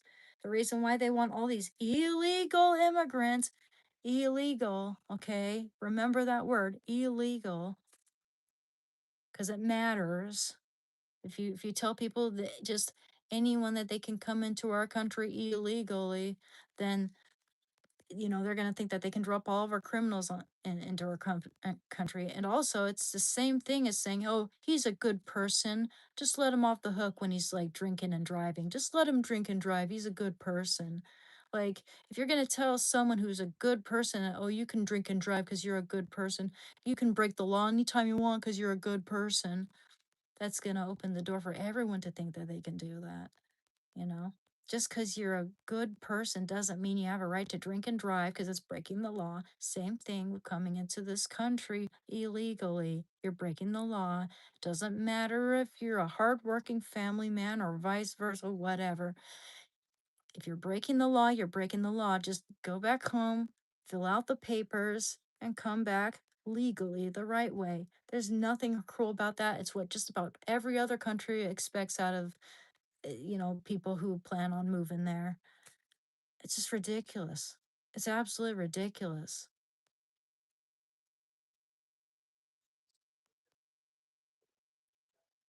Iran was a beautiful place before 1979. I've seen those photos where women are allowed to just dress like any other woman, like they weren't forced to wear the just the whole cloak over the face and everywhere, so you only get a slit. They weren't forced to, like women will be condemned to really severe punishment, if not DEATH, if they so much as there's this dad, and there's such a thing as honor killings there, which are just completely acceptable. And this happened here in America, where some guy shot his daughter, allegedly. I'll just say that for YouTube, but it is true. Shot his daughter for posting TikTok videos. Didn't approve of them. If you as a woman express any type of sexuality there, if you're gay or anything like that, then bye bye, bye bye, you're gone. But liberals are all in support of that. All of a sudden they want Sharia law here. A lot of them, not saying all of them, but a lot of them do. All the woke ones do. The woke liberals want Sharia law in our country. Just imagine that. Imagine that. They think women like to be oppressed. No, no, they hate women. They hate women, man. They think that men should be able to just decide at the drop of a hat, oh, I'm trans, without questioning it, without looking at the record and seeing it's all sex offenses. No, no, no, no, no. They just want to be woke and self-righteous and, oh, trans rights are human rights. No one said they weren't. But what you're doing there is you're actually hurting trans people. You're making it so nobody, you know, you're making it so that people don't like them. And that's not, I mean, I respect a lot of trans people, but I do not respect what the just general community is trying to do with children, with women. They took like 900 trophies out of women's sports. Like 900 plus women were deprived of the trophies that they would have deserved or that they deserved. Just saying, it's the same kind of repeating the same instance that happened when this woman almost got beaten to death in the ring. She got punched once and just forfeited because she didn't want to die. Oh, nothing to see there. No, it's like no matter, like they can do whatever the hell they want, and then they try to make it sound like what they're doing is righteous or good when in fact it's not. It's hurting people, and people are, oh, I'll bet they're never gonna, I'll bet it's gonna just be crickets when, I mean, as I should say, because it's happening now, as more and more children are detransitioning. Oh, crickets now. Well, we're not gonna hear anything about that.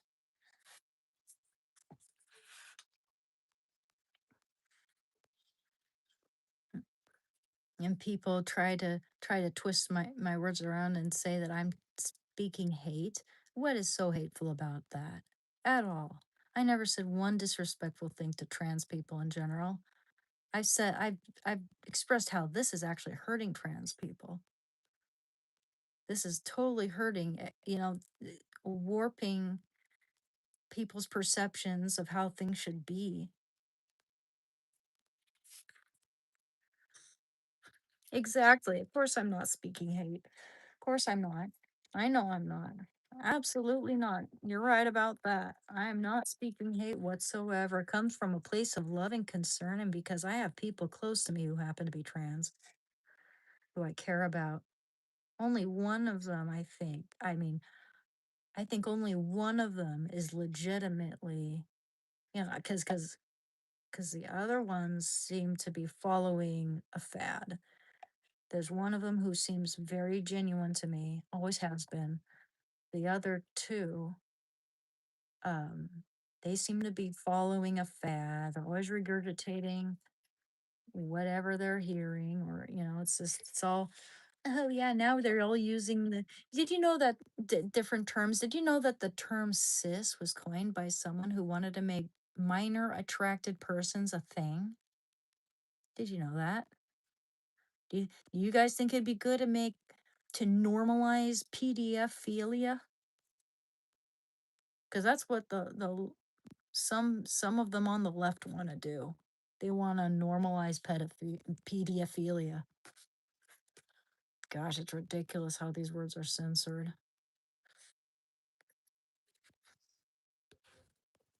Yep, I'm from the earth, the USA. I'm from the USA. That's as much as I'm going to disclose from now on. And that's no offense to anybody. I'm just keeping my safety in mind, Not only that, but just so anyone knows, just in case anyone did have any unsavory intentions. I must say, my dog, I'm not even kidding, dude. My dog is huge. My dog will kick ass in a heartbeat. He'd be happy to. No, don't get me wrong. He's a good boy. He's a gentle giant. But if someone so much as walks down the hallway at nighttime,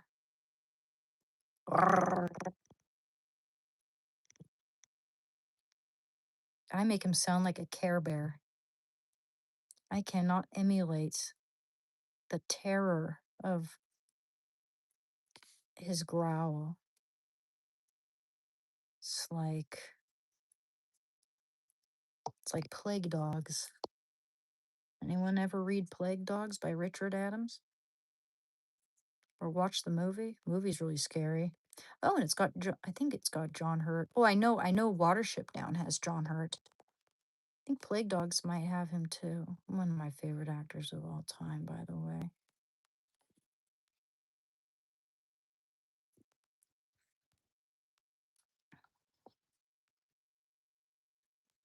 A weed laced steak.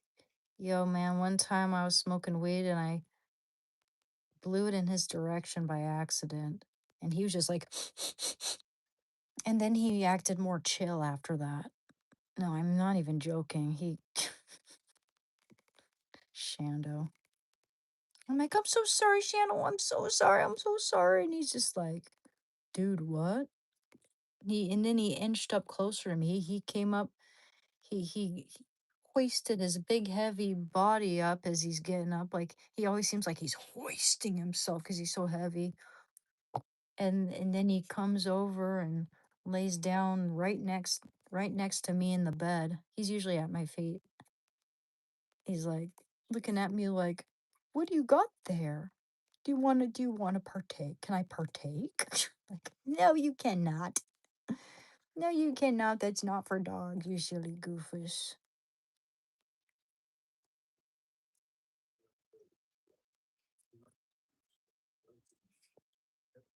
Oh, come on. Are you going to twist my words now? I didn't get him high.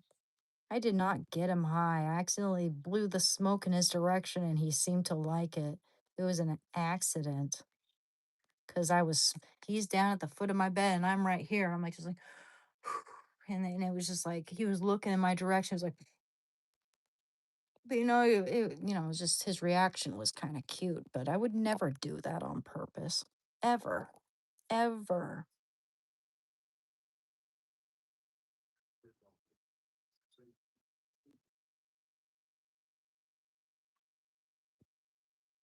I mean, man, these people. It's just like what they do with Trump too, if you're a conservative. Uh they'll take something that you say, they'll be like, "Oh, got you," when they're just twisting your words around 100%, twisting them around, making it seem like I'm intentionally getting my dog high, for instance. Like I said, I accidentally exhaled right where his face was. Like he wasn't even that close to me, but he was close enough to get a big plume in his face. Yeah, I think you're awesome for quitting whatever addictions you had. I'm almost 8 months clean from alcohol and nicotine. It's been so hard. I'm proud of you too, Blake Somia. 8 months clean. That's a big difference. You'll feel better in 8 months. You're lucky that you're at that point now because after 6 months, it just gets better and better and better the more you go. You're over the hardest part of it.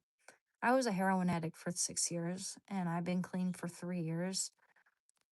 I still have issues of smoking weed here and there, but I'm getting better with that.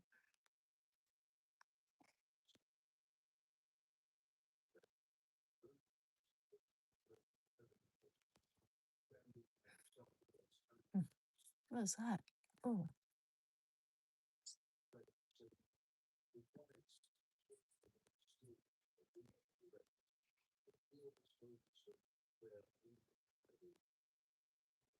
yes, yes, congratulations. We need people like you on my channel, Bleak Somnium, because we need to prove to everybody that we do recover. We do recover. And it'll prove to others that we're strong, that we have a backbone, that there's a life out there worth living, that once we quit these things that are holding us back, so many doors can open. And actually, I find that my making content, the reason why I'm doing this is because we need more recovery channels, and recovery content really helped me out early on in my recovery. And someone in the comments said we need more recovery channels, and that gave me an idea. And I've had this channel up since 2016, never did a damn thing with it. And then I started using it, making videos and shorts over the course of a couple of years, only made up to 422 subscribers up to this January. And then as soon as I started live streaming, now I'm up to almost 6,000. It's actually making a difference. And I have more and more people coming and telling me that my content's inspiring and helping them to get or stay clean. And I'm proud of that, no matter what anyone says. People try to silence me or to sway me or try to get me to stop doing this or try to belittle or decimate or not take me seriously or whatever. It's like, oh, screw you. What do you know? This content's actually been valuable for a lot of people. And if you don't like it, scram. Scram.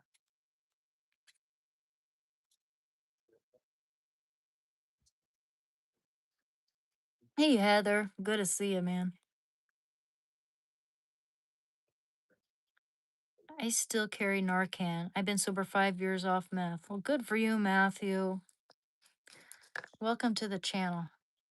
Yeah, I have Narcan too. It's in my organizer. I have two things of it just in case. The thing is like, I'm nervous about telling my dad, hey, dad, you know what? I have Narcan in the top compartment of my organizer just in case something happens. That's where it is. I'm nervous about ever saying that to him because immediately, you know how parents are, they'll jump to the conclusion. It's like this fight or flight response comes on where he's like, "Oh, so you're gonna use? Are you gonna use? Are you using again?" It's like, no, no, no, no. But you never know what's gonna happen. Just the thought of him not knowing of what's ever gonna happen, that's gonna give him anxiety. So I choose not to tell him right now. But yeah, just like it's like who what good's that gonna do me unless I'm saving someone else's life and I don't know anyone who uses. Like, okay, if I ever end up in that situation again, I'll carry that around everywhere with me. But God forbid I ever end up in that situation. For one thing, I don't even crave it anymore, which is a good thing. But it's like, that's one thing you got to realize is you can never predict what's going to happen later on in life, where you're going to be, how you're going to be tempted, or when, how, or where you're going to be tempted into that, or what the circumstances are going to be. It's like, don't take that for granted. You got to mentally prepare yourself for those situations because I don't know how I'm going to respond when my dad passes. Like, that's something I never want to think about. But once you're not beholden to anyone, you're kind of in danger too. Like my best friend, he loved his mother dearly, but he was also a heroin addict for like since he was 25. And when she passed away, he's like, he told me this story and he said that he feels tremendous guilt to this day about it, but he felt a slight sense of relief when she passed away because he wasn't beholden to her anymore. His words, he wasn't beholden to her anymore and could just use the H without feeling like he's hurting her anymore. Like that just fucking that really affected me, man, hearing that from him. But yeah, it's like it gets dangerous. Thank you, Paulo Paulo Day. Good job, boo. I remember going through withdrawals, being by myself, how horrible that was. Oh, I know. I was alone too. When I was in my parents' trailer and it was disgusting and dark. The lights wouldn't work. The only thing I could keep down was applesauce. I was sweating through layers and layers and layers of sheets and not being able to change them until like later on, whether I felt like it or not. I didn't have Suboxone at that time. I was just going through complete withdrawal and it was miserable. Good. For some reason, I wasn't like shitting out of both ends like most of us do when we go through withdrawal. But I have suffered mild constipation from opioids, but not enough to cause intense pain like that. Or and I wasn't dealing with that much during withdrawal either. But it was the bone deep pain and leg thrashing. That was the worst part for me. You're doing a great thing being here for people and creating community. God bless you and all the nice people in here. Thank you, Bleak Son, Somnium, and you're always welcome here. I appreciate that. I smoke weed, don't drink or smoke or any other drugs. I use weed to cope. I hear you, David. Same. It doesn't, the only thing is, it doesn't really make me feel better anymore. It kind of just, in the moment for a moment, I think it'd probably be fine if I only used before bed, but it's sometimes it's like having chocolate on my nightstand. It's hard for me to not take some every now and then just to for that instant dopamine hit. I have an addictive personality, unfortunately, and I really wish I didn't. I really wish, like my that I was a little bit more like my sister, who like the first time she tried weed was like, oh, I don't like it. I don't like how it makes me feel. Same with my big brother. Like he never continued doing that because he didn't like the way it made him feel. I bet I would have accomplished a lot more if I didn't do that. I spent way too many days waking and baking and sleeping in my 20s, or especially when the times when I wasn't going to college. I spent way too much time trying to trying to sleep it all away. And trust me, my eating disorder really wreaked a lot of misery and havoc in my mind. You know, there's one thing I was trying to escape from. One of the few things. Oh, buddy.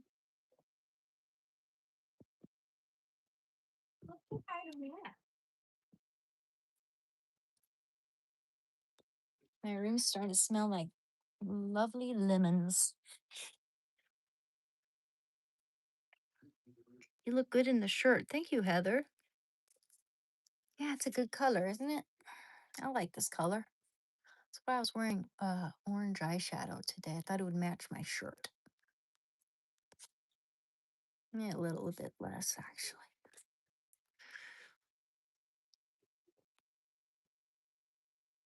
I'm 4 years sober. Fuck alcohol. I was one of those dudes who had to see drink a beer as soon as my eyes opened in the morning. Always sick, not eating. The list goes on and on, but we did it. Well, that's awesome, Smooko. My little brother was addicted to alcohol since a young age. He I don't know how he got into it or when he got into it. I know that at that time I pretty much moved in with my who- boyfriend at the time, ex now, but and was living with him, so I didn't know much about what was happening at home. But yeah, he it all amounted to him ending himself, and and a lot of other terrible things happened when he was an alcoholic. Just kind of, well, pretty violent.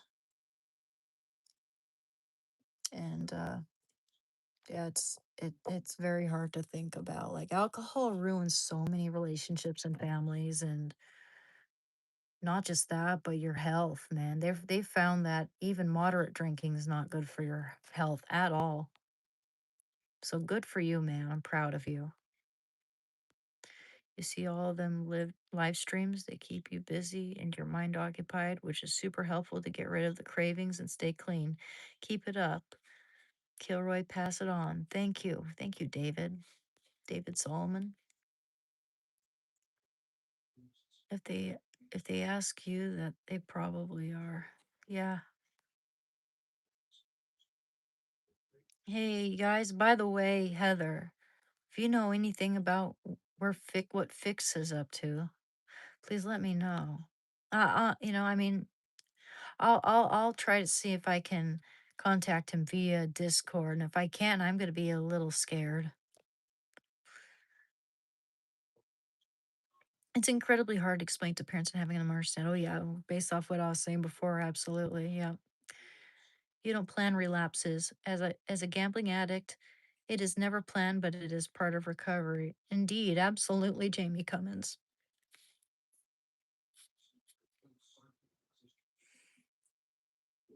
Every instinct in my body wants to love and protect this chick. Being a man is annoyable. Thank you.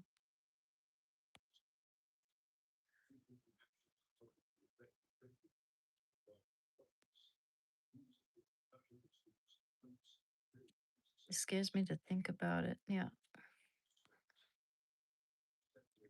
Jamie, that doggo in your profile pic would want you to stay clean as well. Yeah, absolutely. Our dogs, man, I think that they'd be able to tell, they'd be able to smell it on us, and they'd be either confused or heartbroken. Absolutely. Our dogs know more than we give them credit for.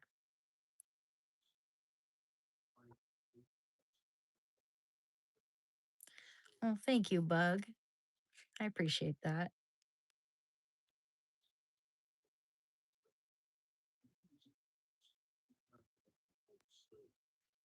Yeah, it kind of sucks. I traded one monkey on my back for another with Suboxone. I'm scared of withdrawals with that. But you shouldn't have to go through withdrawals if you're medically prescribed Suboxone. It should save your life. It should keep you from the crazy. Should keep you from going back to heroin because it's blocks the opioid receptors in your brain. Let's say like if you try to do heroin again, it'll just put you through precipitated withdrawal or something like that. But you need to wean down from that. You never want to cut Suboxone off cold turkey because I know someone who did and they weren't supposed to, and that caused permanent damage to their body, to their bones. Now you want to wean down from that little by little. I'm actually doing a really good job off of that stuff. I'm supposed to take two per day. I only take like one per day, which is like all I think I need because I don't, that's taking a little bit at a time will just immediately make me feel like, oh, I'm not sick anymore. And then I realize, oh, I've only taken one and I'm fine. You know, I don't even think about it because it's not addicting to me. Because if you've ever been a heroin or opioid addict, and then you put you on Suboxone, you're not going to feel high from it. You're just not going to feel sick. Whereas if you've never touched opioids or opiates ever in your life and you just do Suboxone for the first time, yeah, you are going to feel high. But and you could become addicted to it. But as someone in my position typically doesn't become addicted to that or high from it or anything. Just makes it so I'm not sick anymore. Yeah, just wean off of it, man. Don't be scared of withdrawals. Just wean yourself off one little tiny bit at a time. You'll be fine. It gets better.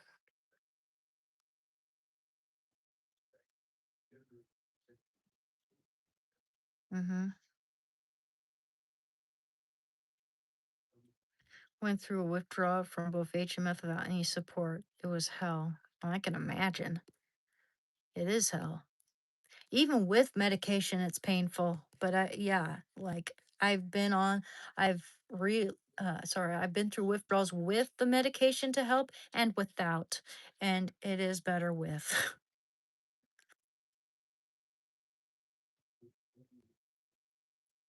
Or a gel.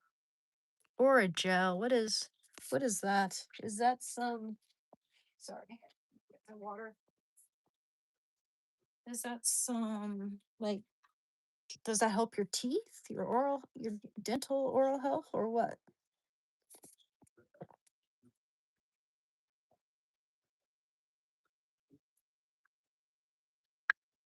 Hmm. I gave up vaping, drinking, and gambling. It took a while, but my life collapsed. It wasn't a life I wanted, so it needed to collapse. Today I'm sober, getting decent sleep. It is so good to be stable. Oh gosh, Jamie. I hear you. I'd love to be free from all my vices or get a healthy vice. This vaping here is the next frontier of trying to quit something. In her 30s, she's god tier. Oh, thank you.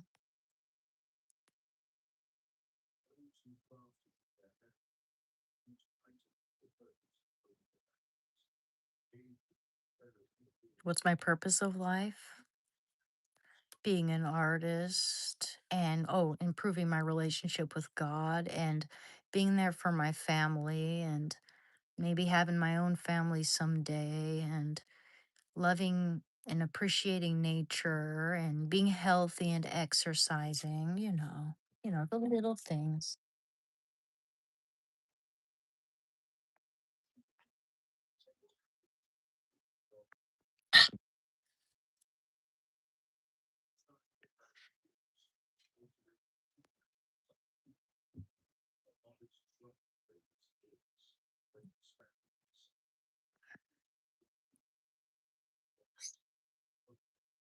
I like Red Cross tooth fake medicine. It tastes horrible, but it's instant pain relief. Oh, really?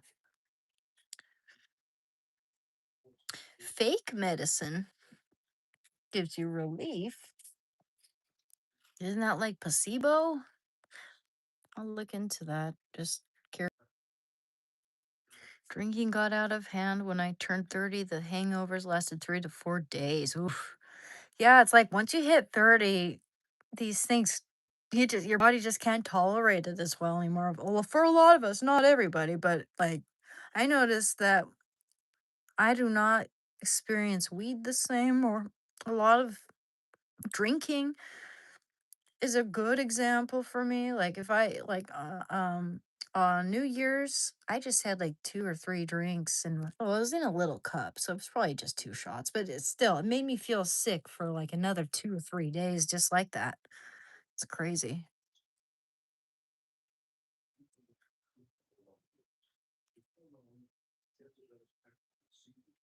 Bro, you have been through a lot. Are you on this planet?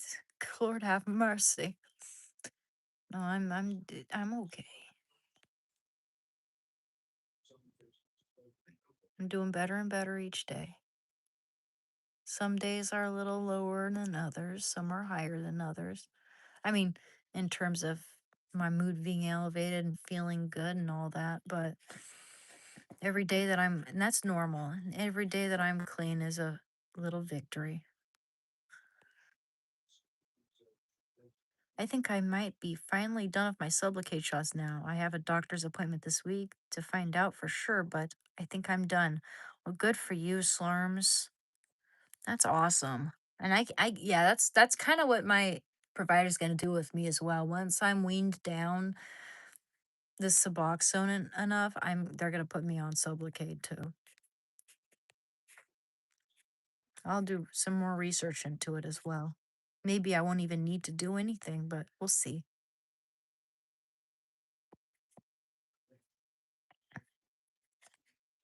Thank you, German Luck. You are wonderful. Thank you very much.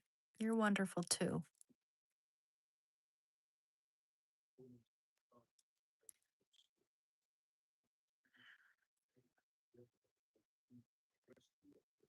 You should have a DNA test. You might have a relation to Jimi Hendrix. Jimi Hendrix? I've never been compared to Jimi Hendrix in my life. That's, huh. I found my person cheese right here. Oh, thank you. Mm,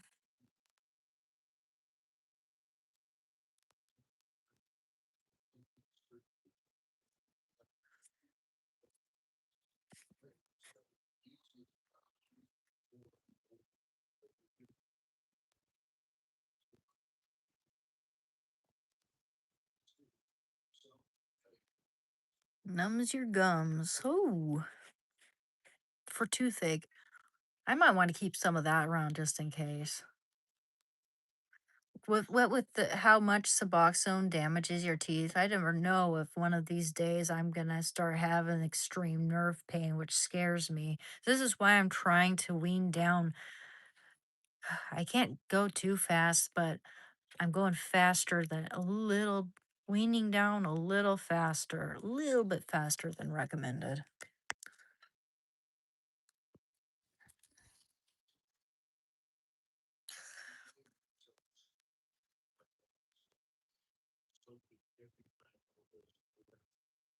Your front garden of weed, and I didn't really see anything. Maybe I missed something, but I didn't see anything creepy yet. I honestly was trying to figure out what they were talking about, and I don't couldn't find it. But I don't know. Well, it's a live stream with a stranger who you don't know. Comments like that. We don't know comments like that, but more than likely just get you removed. Just saying it's not a single site. You're right about that, Uncle Sanitariums, and people do say the damnedest things on this live stream.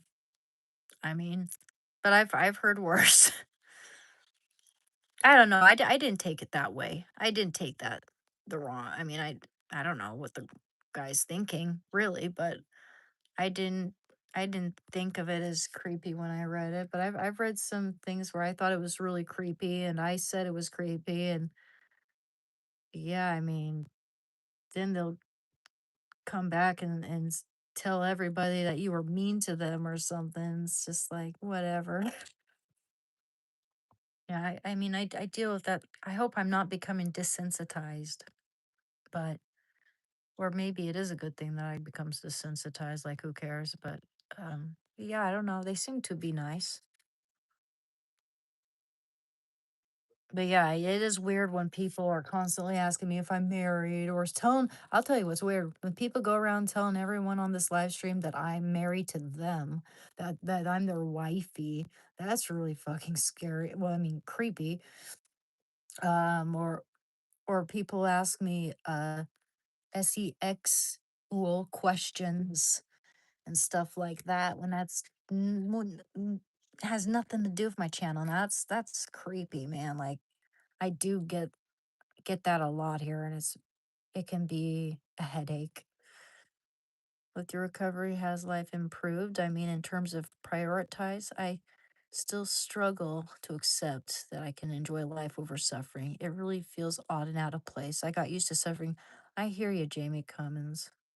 Life has improved. Absolutely.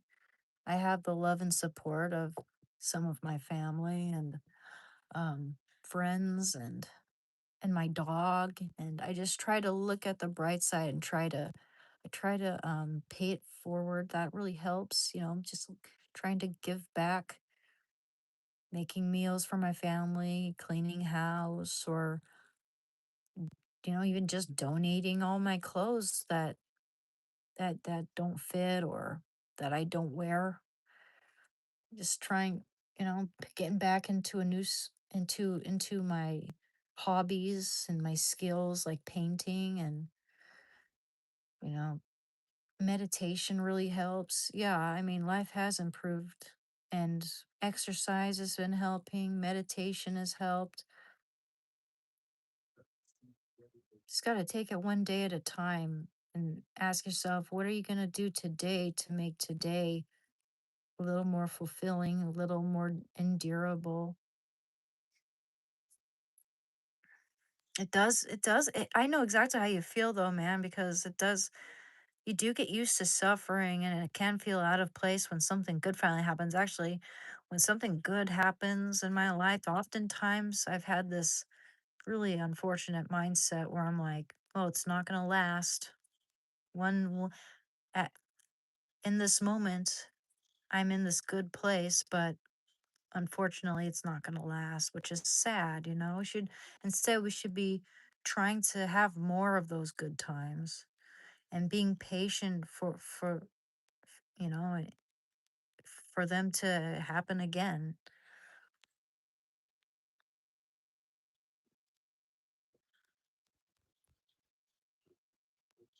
Heather, I had a killer toothache, 2 pharmacy tests, visits, did nothing, ordered random epoxy-like thingy from Amazon and it worked. Huh, nice.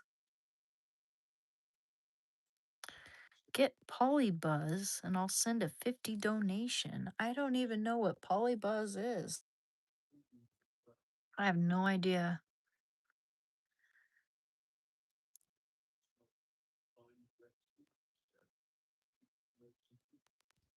Thank you. Thank you, SL. boom bomb minge. You don't understand, her brain operates the same as her mind. I don't know if I should say she's cute or say something mean so she can block me and I won't feel this way. What? No, I mean, you don't seem to have said something, anything that bad, unless I missed it.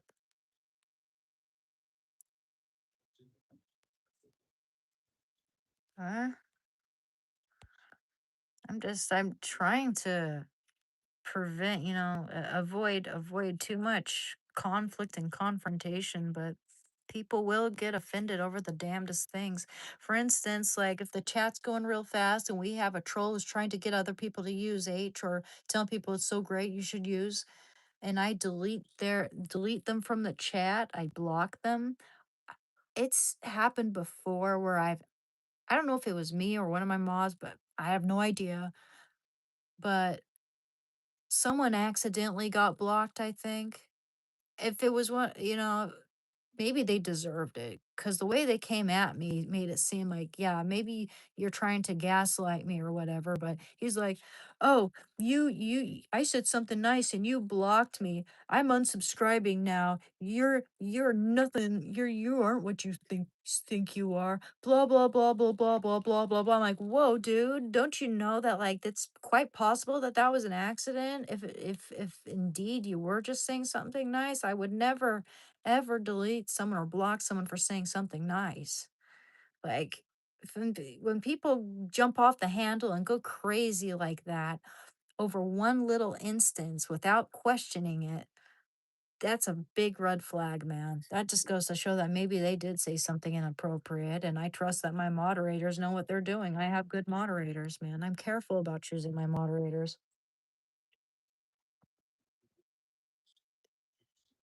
It's creepy doll in the background. Yes, the BJD doll.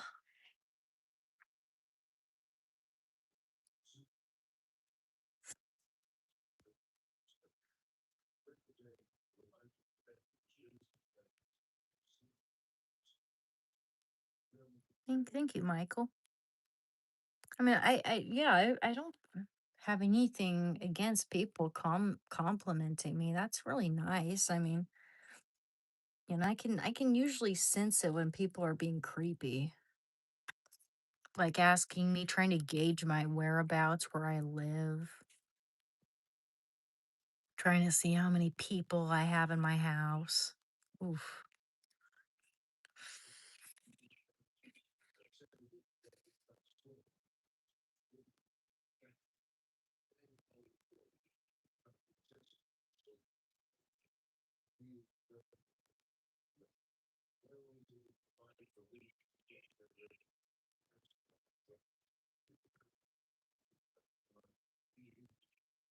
If you're on a low dose of pill strip for Suboxone, then the shot might not be helpful. I trust doctors, but the first one kept me stuck on methadone. If you don't feel you need it, push for that. Yeah, yeah, exactly. Exactly. I agree. I agree. So I'm gonna see how I feel, and yeah, hopefully I won't need anything. I don't want to have to need any of it anymore. I want to be free.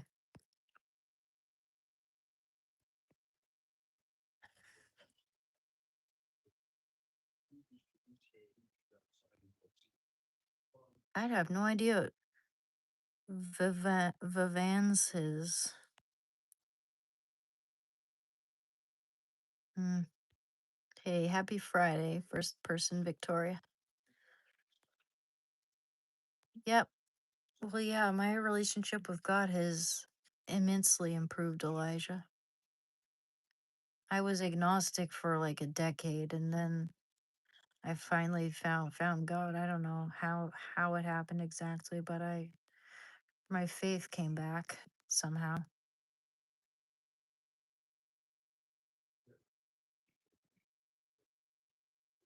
Hmm. I hope you have a good day at work tomorrow, Jaden.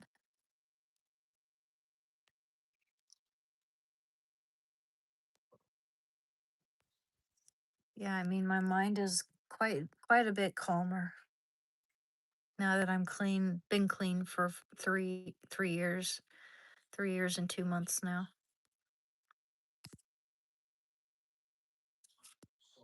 I recently got a good paying job. I felt I didn't deserve it. I think they call it imposter syndrome. It sucked. I just wish my brain could see how the addictions were not happiness and fake happy. Yeah. Yeah, I hear you. Well, I think you do deserve it.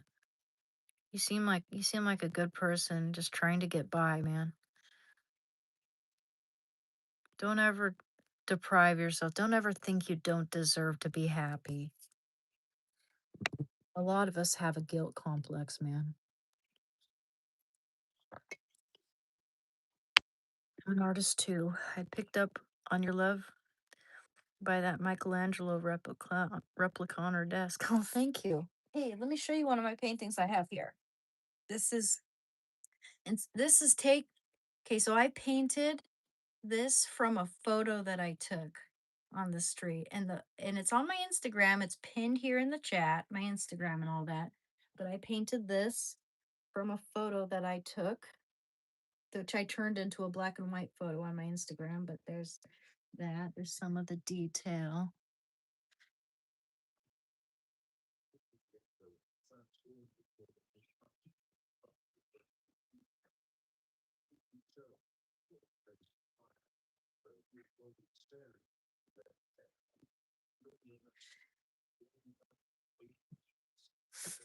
I love how that one turned out.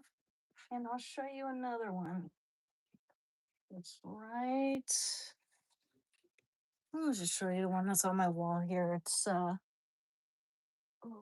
it's my friend Adrian who passed away, but it's oil on panel.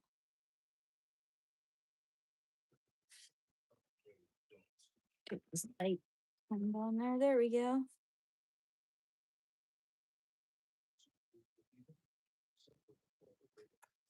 Let me show you one of my watercolors that I just showed everyone a moment ago. It's my favorite writer.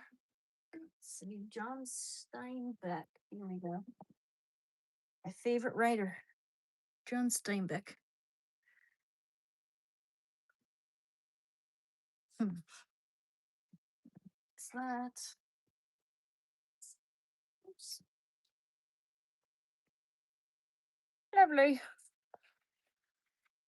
And I'm working on a commission right now as we speak.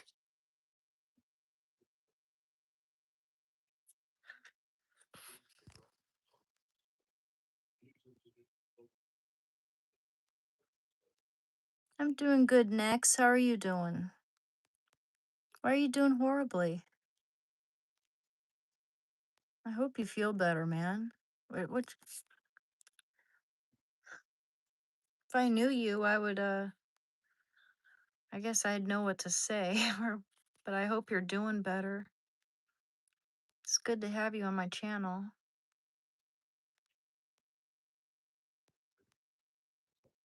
Yeah, it's like one day you might feel like shit, but then the next day you could feel perfectly fine. It's funny how that happens. Same here, Blake. Same. I lived through a dissected aorta at 56 from too much partying, cigs, weed, alcohol, drugs, and almost died. Two nurses saved my life. 10 years ago, I'm sober now. For 10 years on scripts, crack in my aorta. Well, God bless you, man. It sounds like you've been through a lot.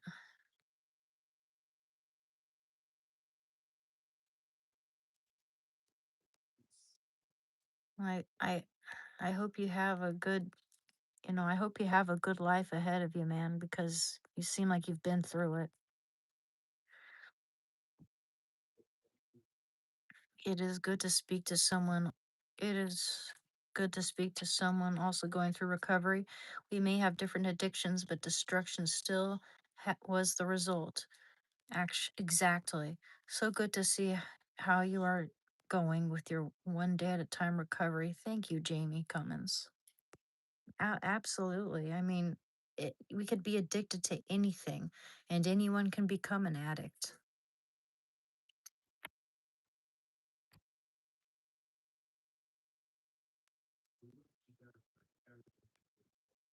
Thank you, Brian.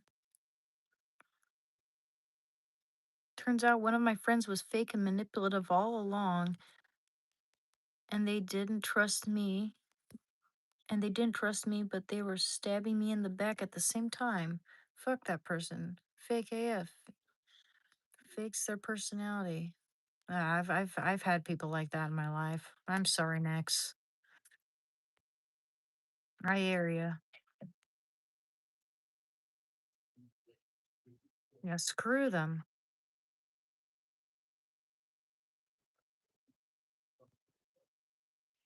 Yeah, we got to be careful about who we choose as friends, right? Because there are so many fake people in this world now. I tell you what, I know how you feel. One of the people who stabbed me in the back is someone I gave a painting to, a really good one too. And I gave it to them because I felt a little guilty that they drove me to the hospital when I fell down the stairs. Wow. Jesus.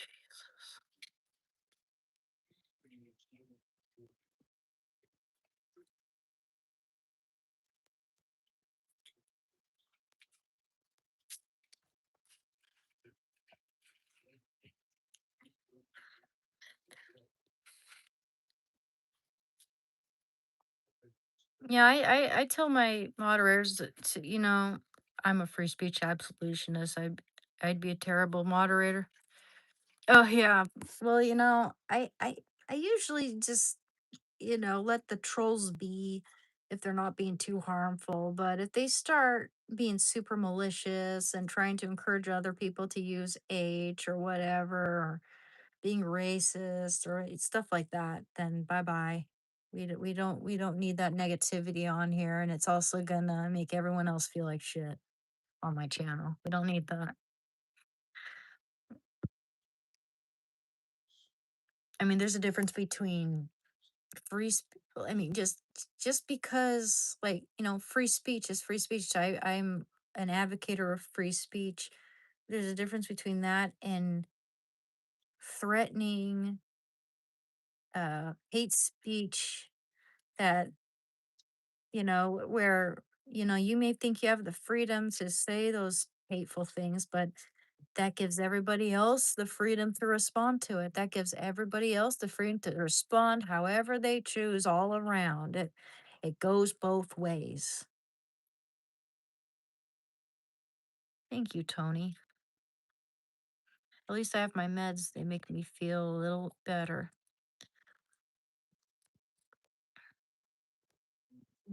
I understand, man. I get it. I don't think much can be said about it. That people like that suck and you deserve better. You have to have tough skin to be on the tube. People will always try to get a reaction out of you. They enjoy getting a reaction out of you. Absolutely, Alicia. 100%. That's why I'm getting a little better at just it's like whatever. It's like it's expected. From the beginning I knew that this was par for the course. That every now and then, like, I guess I can be more sensitive at certain times than others, but just on the whole, I've been better about always acknowledging what I'm dealing with here and in the realistic sense.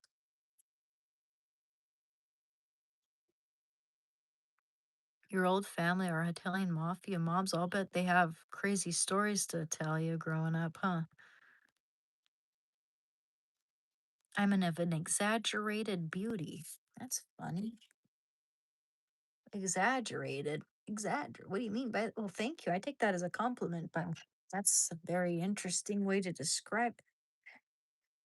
Ooh, just gonna comb my hair a little bit. Don't want to be pulling it though.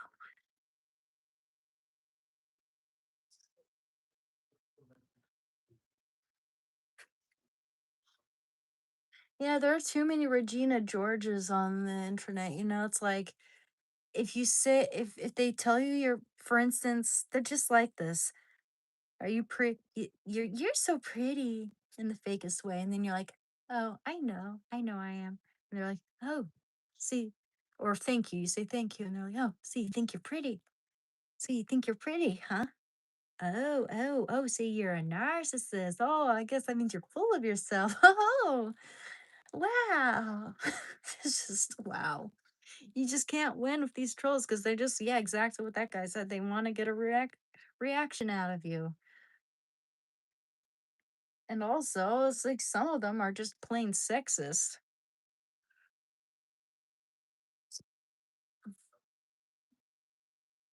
We do not vibe with that.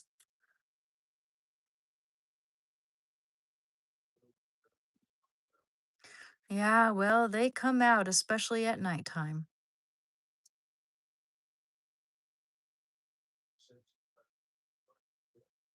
Oh, take it easy, next. Goodness. I live in a place full of cartels and drug lords. Stay safe. I'm sure you know how.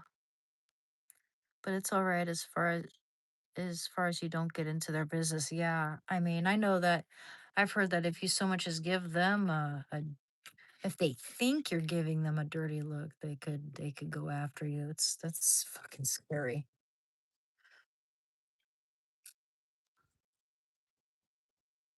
I hope you stay safe, man. I mean, you probably know more about staying safe there than anybody.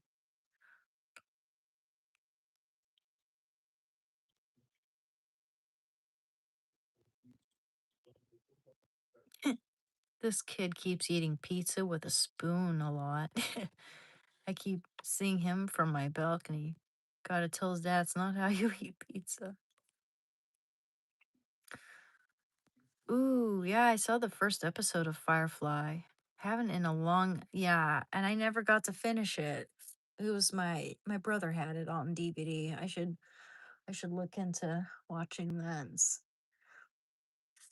Can you watch it on Hulu or I'm not sure. I'll look it up. I have not used a voice changer. This is my voice.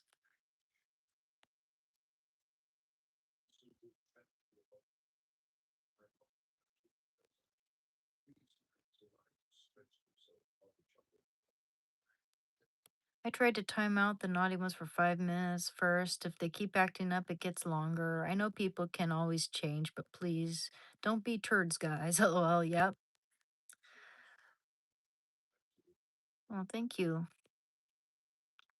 Thank you, Slurms McAshley.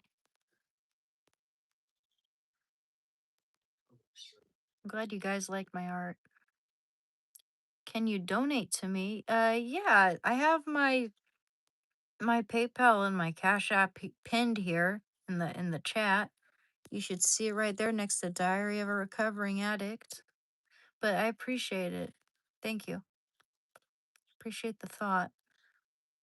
Yep, there's a PayPal address at the bottom of the screen. Exactly. Thank you. Thank you, Uncle Sanitariums.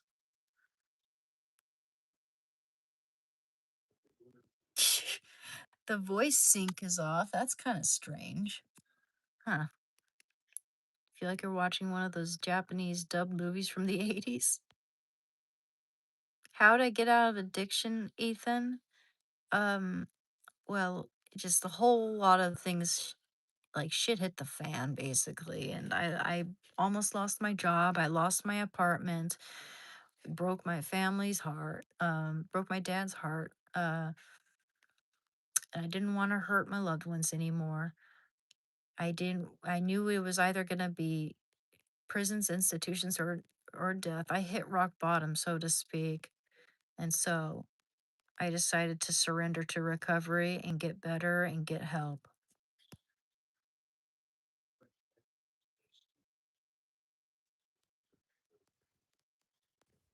I used to be on crystal meth and someone laced my stuff and I almost died. I had a service seizure. Heart stopped until a cop saved me. Seriously, well, I'm glad you're alive, Anime Kingdom.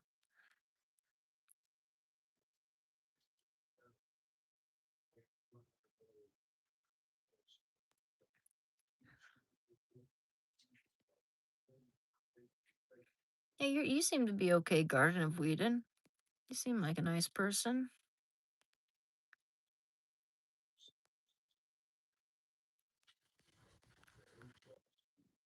Huh? And yeah, I don't know. I don't know. Felix, you guys might know something I don't. And I like I like Uncle Sanitariums too. You seem like a great guy on my channel. I don't know what this is about exactly.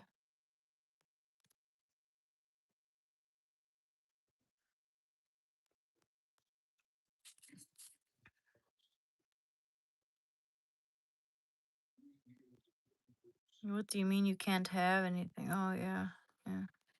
Yeah, I'd be curious to know what they mean by that too. To be honest,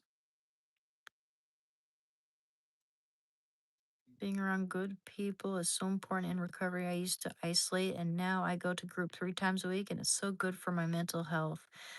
Yeah, it helped me too. Going to outpatient meetings, it really helped.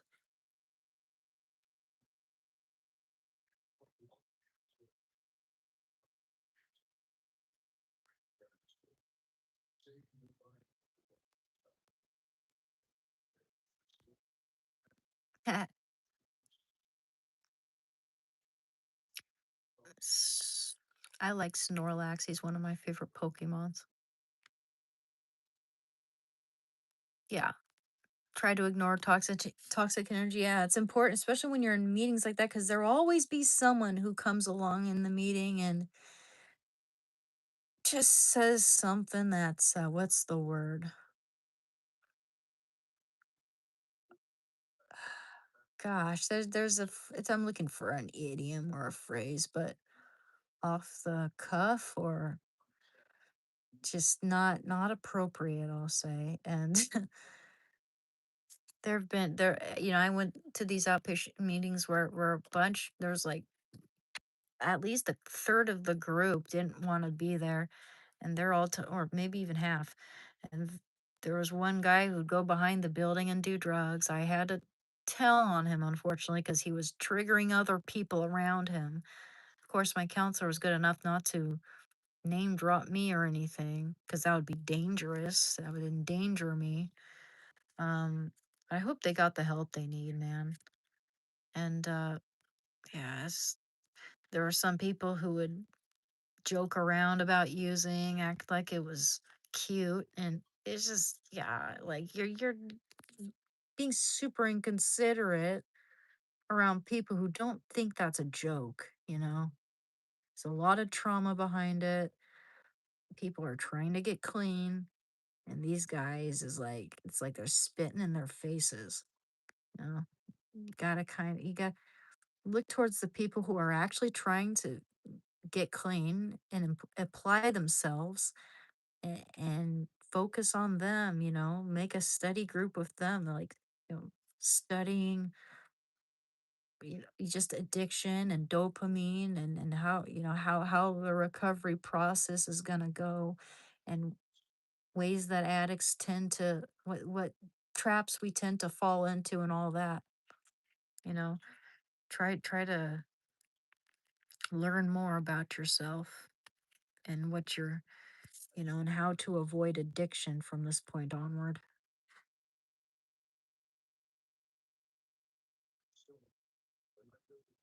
Hmm. Was there only one season of Firefly? Yeah, because I only saw one episode long time ago.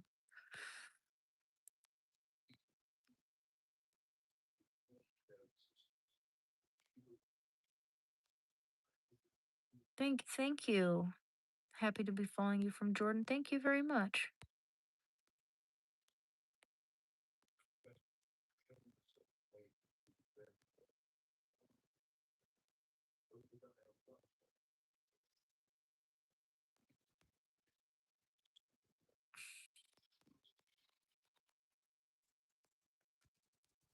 Hmm. Gosh, we got some spammers. I said something nasty early. I'm sorry. Z, bad day. You're okay. I ap- no, I appreciate it. When nasty comments are said, like I pretty much forget about them unless it's something super super super super super persistent by the same person. I appreciate, man, that you're all right. Gosh, wow, what a spammer.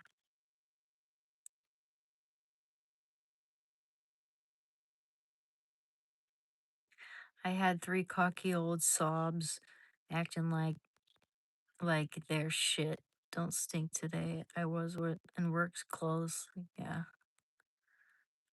Yeah, people are super judgy. I hope I hope you're doing well today, Brain or PD. You said I'm an addict too. I hope you're doing well now. Hi, as a fellow recovering patient of severe meth addiction, what is your addiction? I'm 23 and feel like I'm in my 60s, dude. Yeah, I hope you get better, man. Like, just keep going, man. Things will get better. My counselor was a meth addict, and he looks great, and he really helped me. And yeah, I was a heroin addict for 6 years. I've been clean for 3 years. I'm not. I was studying the 12 steps when I was going to meetings. I have the Alcoholics Anonymous, the big book, but I'm not doing that right now. Maybe I should, even though I'm not craving it at the moment. I find it helps to, be with my family, my dog, cooking and painting and getting commissions and trying to find purpose and other things.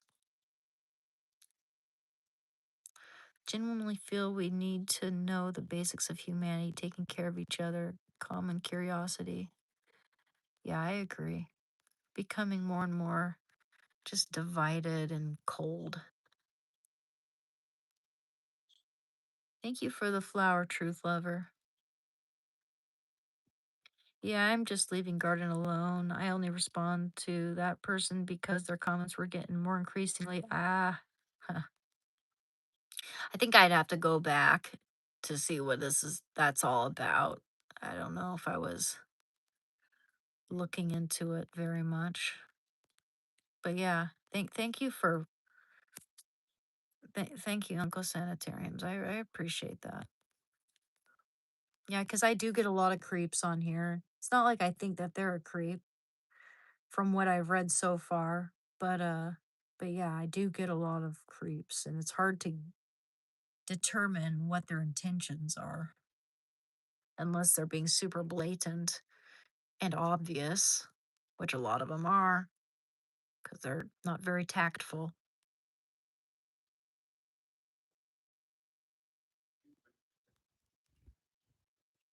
Hey, Echo. It could, on this channel, you can come here trying to recover from anything, any type of addiction, whether it be shopping or your phone or whatever. But we also talk about hard drug addiction, and in my case, I was addicted to heroin for 6 years, and I've been clean for 3 years. Does my dog look smacks? No, he doesn't need to.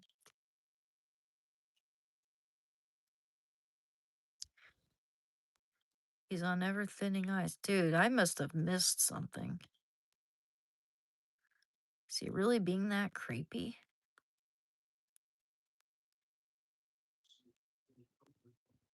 I must have missed something. Huh.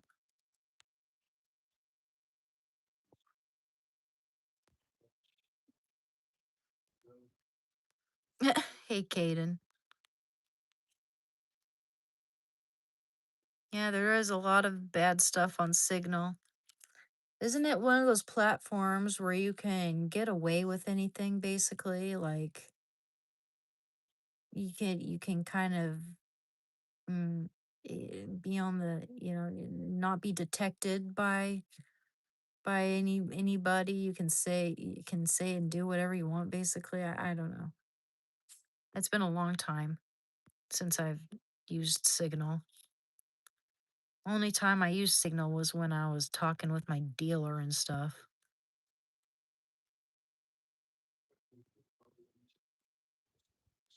The goal for the stream? Well, there's no like A, B, C, D, E. There isn't like a prompt or anything, but sometimes I every once in a blue moon, actually, I just did that today, but I never even went through with it. But write down a prompt of things to talk about. That's not a bad idea, actually, because sometimes it's like I repeat the same things and talk about the same things, and it's can get a little bit exhausting. It's good to have a prompt of fresh things to talk about too, because it's eh, I, I sometimes I just run out, and it's hard for me to just make come up with topics on command. It's not always hard because I know what I like, I know what I enjoy, and I know what I like to share my art. I talk about recovery. This in general, we just talk and I answer questions, and I talk about my addiction to heroin and alcohol and how I got off, and art and my dog Shando, and family life, or just whatever. I showed everybody my new purse that I really, really, really, really, really loved. Isn't that cute? Isn't that cute? It's Calvin Klein. And I'm not sponsoring Calvin Klein, but I love this. Beautiful. Just- yeah.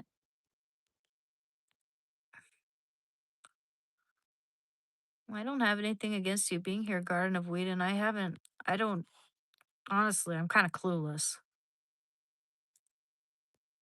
I don't have anything against anybody who, if you have good intentions, if you're not being a jerk.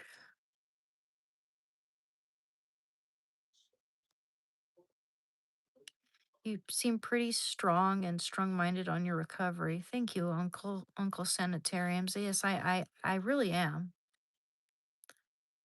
Thank you. Did they only have one season? Okay. I'll check it out sometime. Signal's full of bots. That doesn't surprise me. Let's make a goal of 250 likes. Yes. Thank you, Justin Powers. Oh, I forget to ask people. Yeah, please like and subscribe. That's very much appreciated. I think they took them to court and make them put a back door in the Signal platform. Really? That's funny because I knew something would come out of that. I heard that they were really trying to, like, the government or whoever is really trying to tap into Signal. Sheesh. Pred Poachers use Signal to catch a lot of peds. Well, that's good. I think, man, I wouldn't mind being like a playing a decoy to catch predators, like Chris Hansen's To Catch a Predator. It's like one of my favorite shows. It's such man, I would love to have a job like just like that.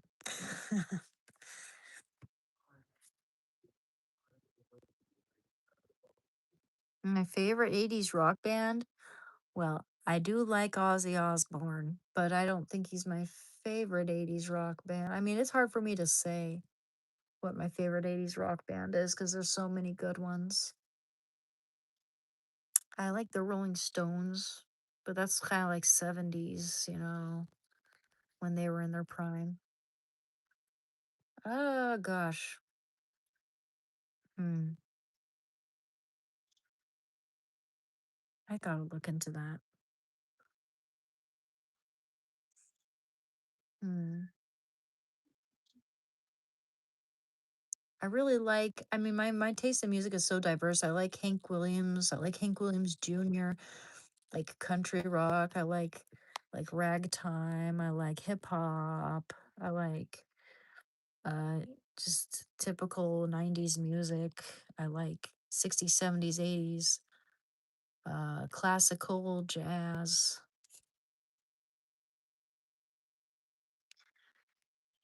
I think they took them to court and make them put a back door in the signal platform. Yeah.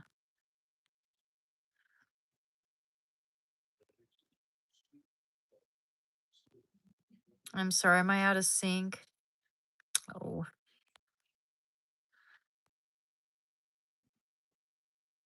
must be your phone's because she's not out of sync on the computer or on Android. Huh. Interesting. I've been struggling with alcohol for many years and I'll stop for a while, but somehow I always end up back where I was.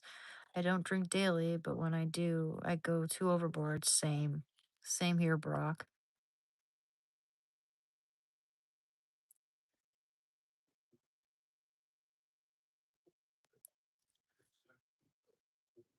My video frame and audio have been out of sync. Seriously?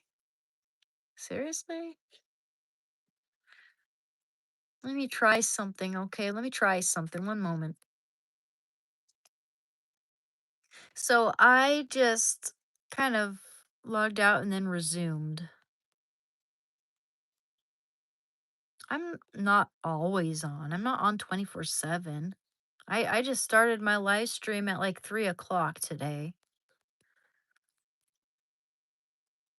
Yeah, I do have a life outside of this. Thank you very much. Just so you know.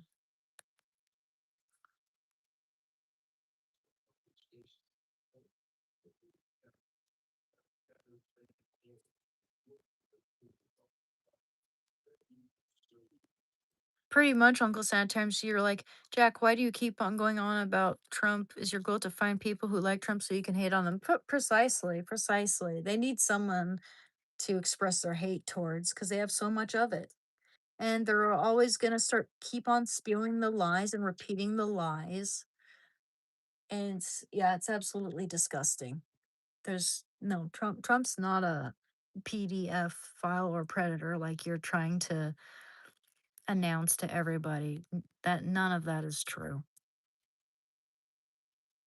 Anyway, it's like 7:30 now. I'm gonna log out pretty soon.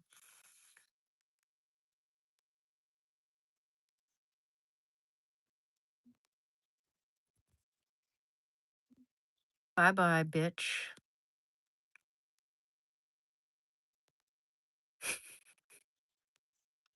Yeah, I know exactly, Uncle Sanitariums, exactly. They don't seem to realize that, and they just want to bring conflict and drama to the live stream, and god damn, it's annoying.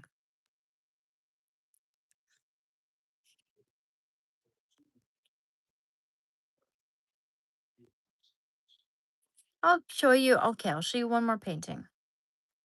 I'll show you one more painting. Hey, baby boy. Hi. Oh yeah. Hmm. Okay, not that one because it's kind of stuck. Did you ever see? Did you ever see? No, I'll show you the smaller one. This is a portrait of my best friend who did pass away 5 years ago, but that's Adrian. Oil on panel.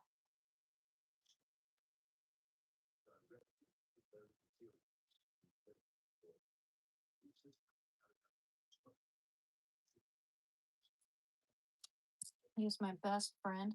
And I'll show you a watercolor. 1 minute. Show you a watercolor because I am working on watercolors these days. Accept commissions.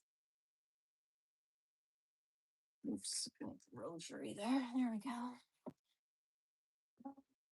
Let's see. Oh, yeah. Show you. I'll show you the one I'm working on. Actually, the one I'm working on a portrait of Prince, and I just need to touch up these studs a little bit and paint the buttons. But here we go. So far, so good. There's Prince. See? See if we can get the light on him a little better there. There we go.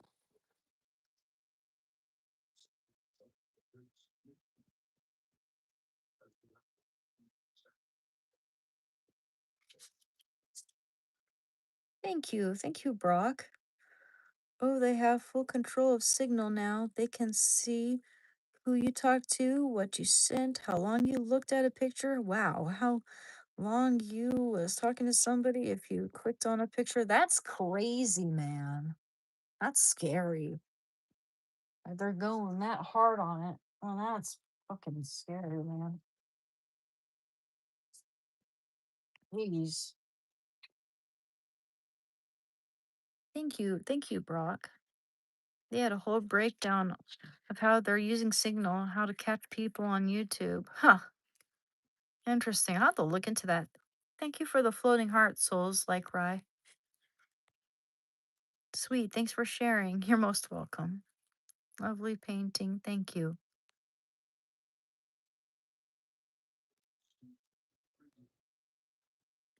You tried to warn him, lol.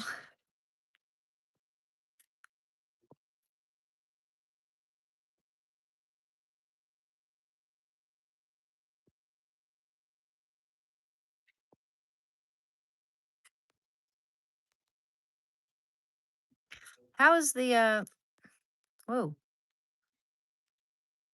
Yeah, how's the connection? What's the victim? Who's advocating for them? Oh, I know. I know. It's like, what the hell? Why are they saying that? But it's okay. I deleted them. They're just being really hostile and mean.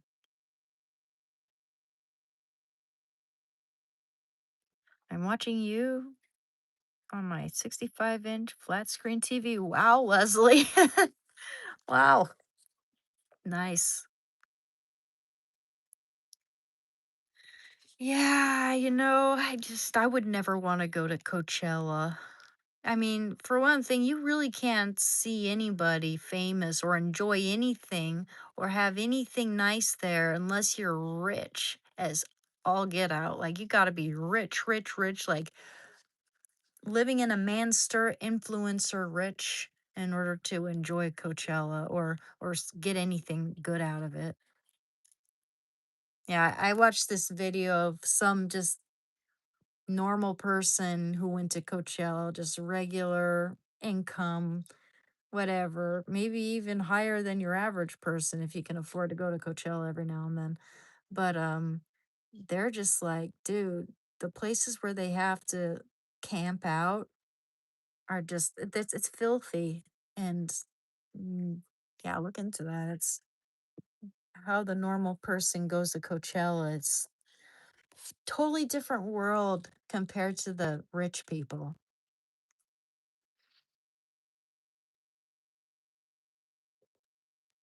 Oh, thank you, Uncle Sanitariums. Yeah, you gotta kind of map out the proportions, don't just go in gung ho, you know. And also there are rules. You can have some features disproportionate, but it all has to kind of align. For instance, like the Baroque era had elongated silhouettes that weren't like just natural realistic proportions, but they were in the sense that if the arms were really, really long, the legs had to be really, really long too. Like if you make the arms too long, make the legs long as well, and then it'll be proportionate. But yeah, I mean, people can usually tell if it's intentional, especially a critic or an art critic. They can tell if it's intentional, whether certain features have been elongated to give off an expressionist style.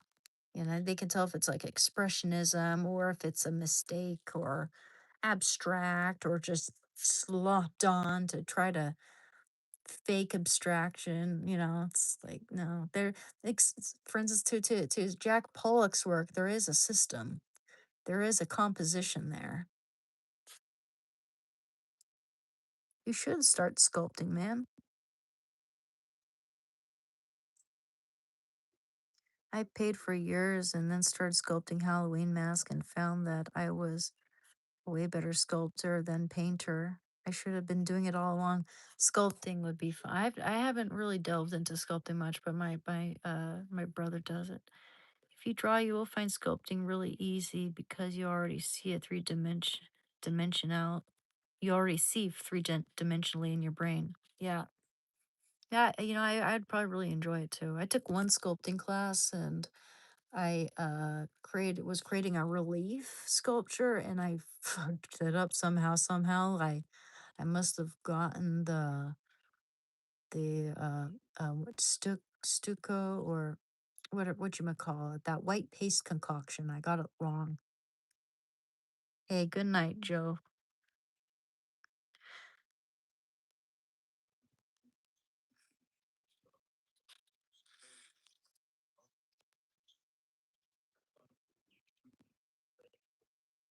And it's possible to you know, very common that if you stop painting or drawing for a while, you'll get rusty.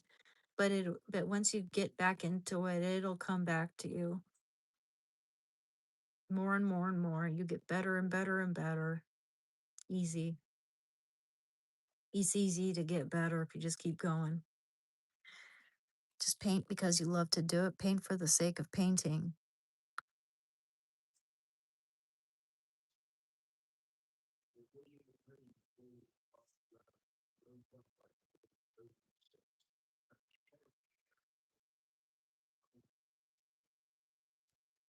I painted. Nice. The more you paint, the more talent you'll get with body proportions. Just keep trying it.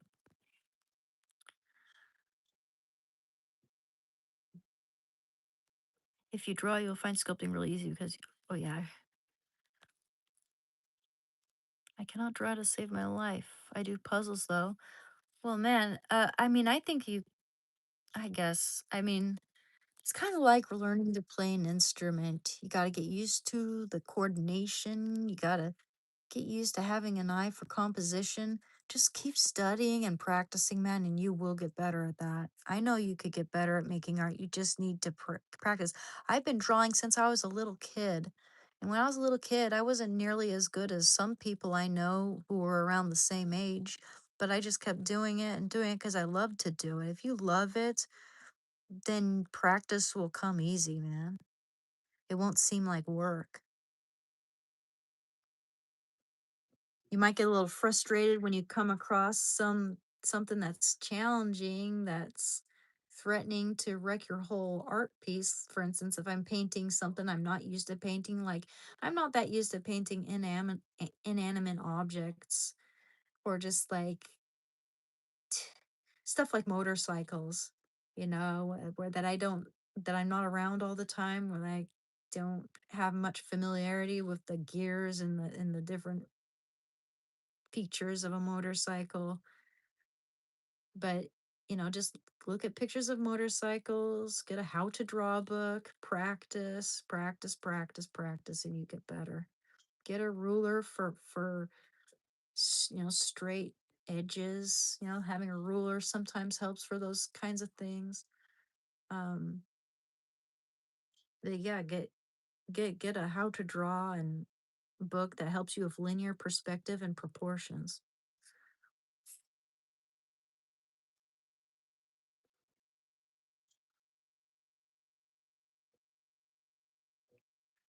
I'll keep trying differently. I mainly do arts for mental health and relaxation.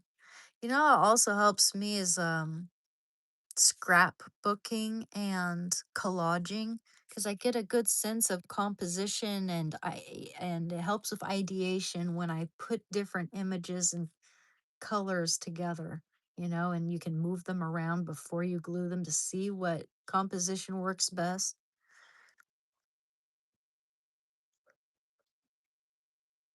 I have scrapbooks filled with crap, and literal crap, I mean every once in a while something shines through. So if you say you can't draw, just keep trying. Eventually something good will happen. Exactly. It's never gonna be perfect every time. You should sell prints of your artwork. And it's always good to step back and observe it and maybe even take a break from it and come back to it, and you always see it from a different perspective. Sometimes it even started, whereas you weren't contented with it at first, you might come back to it again and think, hey, this isn't so bad. And I'll keep going and adding more. And it's like with painting, especially oil painting, it involves layers. I mean, there's wet on wet painting, like impasto paintings, often like that. But with oil painting, you want to apply when there's one painting that you got to dry on top of another, you got to apply the fat over lean rule, because otherwise if you do it the other way around, then the fat if you do it lean over fat, then the lean layer on top's going to dry fast and the fat layer is going to dry slowly, so that the top layer is going to crack as the fat layer begins to dry. You don't want that. You should sell prints of your artwork on another channel called Grim Roach. Started selling hers. She's doing really good, and your paintings are really good. So, yeah, thank you. I should look into that. That's something that I've been procrastinating, like looking into how to sell prints. I mean, I've done that. I mean, I have made a poster for a class before where I had to go to a print shop. It's the same thing. So, and I have actually produced prints of one artwork and I sold it to someone. So yeah, I should look into it. I just want them to be really good quality because those prints that I got didn't seem like the best quality from that place. I don't know what it was. They seemed slightly grainy. They did not serve justice to the vi- vibrancy of my painting. And also, that painting got destroyed while I was moving around. I have it on my Instagram though, fortunately. It's a just a charcoal sketch on some cheap paper of some woman laying in a bed naked.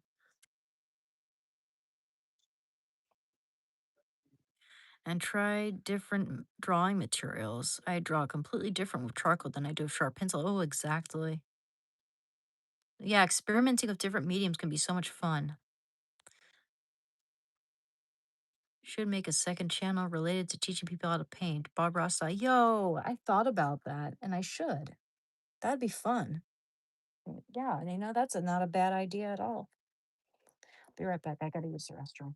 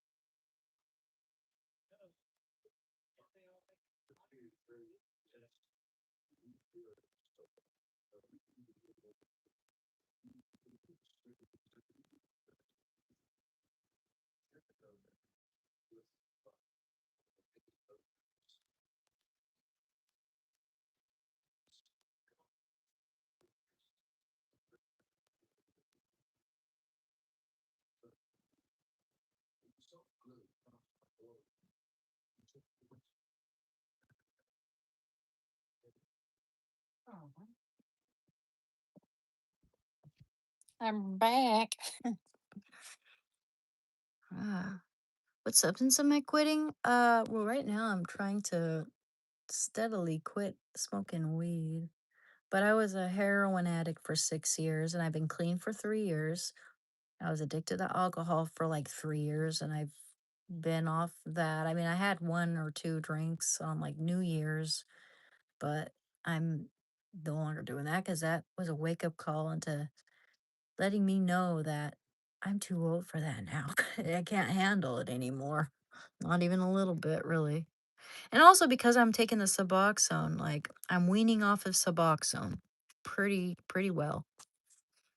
Galatians chapter 5 verse 22, but the fruit of the spirit is love, joy, peace, forbearance, kindness, goodness, faithfulness, Gentleness and self control. Against such things there is no law. Indeed. Thank you. No, I'm not trans. Such a random thought. No, not at all. Got two X chromosomes. You'd make a great art teacher or guiding people. I think I would love that job. I would love to teach people how to make art, and I think I'd actually be good at that. That's one of the few teaching jobs I think I'd be good at. It's hard, I would just hate the feeling of failing someone, but with art, it's different. Like everyone seems to be really enjoying the class in an art class, you know? And one of my favorite aspects of going to art, school for art, taking art classes was the critique day. Those were really informative and helpful in terms of just analyzing composition and color theory and linear perspective and rhythm in your painting and dynamism in the painting. And I just loved looking at every all the other students' work and giving a thoughtful, constructive critique. And I was always surprisingly, because usually I'm the quiet one in the class, but or nerdy as hell. But in those classes, I was super nerdy, and I would just be very engaging and active in the critiques. And I found it really fun just seeing what all the other students came out with. And there was some good work. There was some really good work.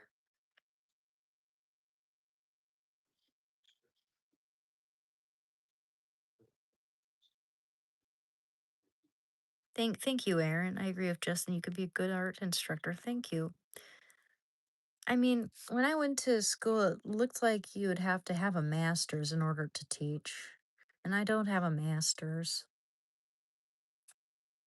But I don't know, maybe there's some way I could teach it. I'm not sure, like, what that I'd have to look into that, what all the prerequisites for that are, and, what type of art I might be allowed to teach. Maybe not in a university, but maybe I could teach a high school art class. I don't know. We'll see. When I was in my teens, learned airbrushing, t-shirts, posters, jackets. Yeah, that would have been handy for me to learn. Absolutely. That's cool. I do not play ice hockey, but we had a hockey table downstairs when I was a kid. That was fun. I miss that thing. For the longest time, I drew the nose out of proportion. Yeah, I mean, once you learn the constructive, like, procedure to drawing noses and stuff like that, it all becomes so easy and second nature. Like, like when you're constructing the face, you want to compose it in shapes like a circle and just this proportionate circle here, like maybe a little bit smaller. I'd have to show you an example. It's hard for me to explain it without using paper. But then you want the eyes like two circles for eyes and you like a triangle right in between it for the nose, a triangle. Then you want to draw a little circle for the tip. And then you want to put all the shapes in accordingly. God, I'd have to show you. I have to show you sometime. But that way, just like you have a line here crisscross and a line here crisscross for the eyes, like where you're proportioning it for where the mouth and everything is in the triangle, and the ears will be right where the eyes are. Look, like level with the eyes. I'll have to show you sometimes. Give you guys a little basic drawing class on how to draw, how to sketch a face. Yeah, the nose can be difficult, man. My husband and I find feet to be the most difficult actually when it comes to drawing a person. My husband and I are 3 years sober methadone. I'm about halfway down working on getting off it hopefully by the end of the year. He's getting dentures soon dealing with pain, so not rushing off of it. I hear you, Janelle. And good for you and your husband. I bet you guys make each other, build each other up and you stay strong.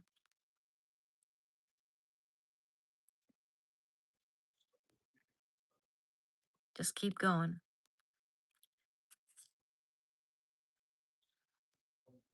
And I look forward to, seeing you on my channel hopefully, and knowing what your progress is. I 100% root for you, my friend.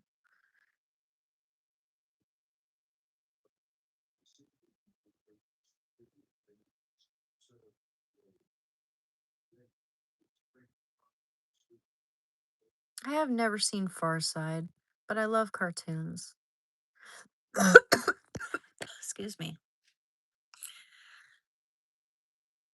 Ooh, it's a thunderstorm.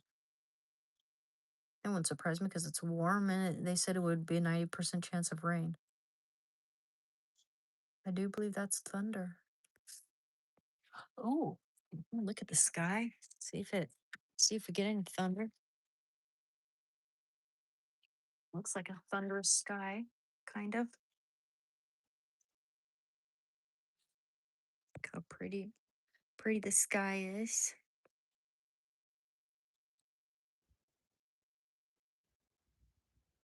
Oh, it's starting to rain now. Right after I heard that thunder.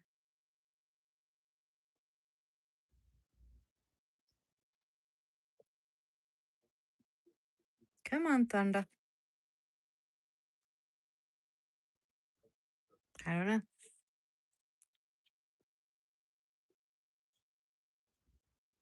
Like I almost feel like I'm gonna hear something. Hear more thunder. I love thunder. We don't get it very often.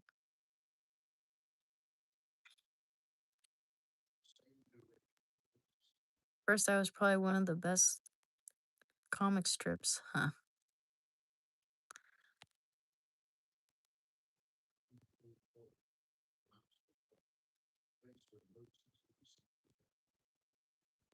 How long have you been a rage baiter? Oh, brother. With the Trump hat? Oh my gosh. No, I'm not a rage baiter. I just have common sense now. And I'm not an advocate for lying about people.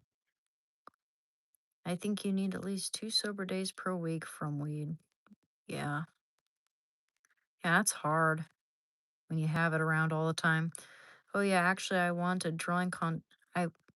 I won a drawing contest as a kid and got to meet Jim Davis. He had a Garfield head shape swimming pool that was my all-time favorite as a kid. That's awesome, Uncle Sanitariums. That's pretty cool. I owned every book and I have downloaded every book invisible from. That's pretty sweet. Garfield looks way different when he first drawing him. Yeah, a lot of these like cartoonists, their main character like Bob the Sponge, like SpongeBob, Steven Hillenberg, rest in peace, God bless his soul. He was an oceanography professor who taught high school kids about the ocean biology, and he made to get kids more interested in it, he created a comic book called Bob the Sponge. And Bob the Sponge was just a round little character. This looked like a regular fucking, what do you call those round, just round sponges that are a little old fashioned looking anyway. Yeah, they developed that into a cartoon because they loved it so much.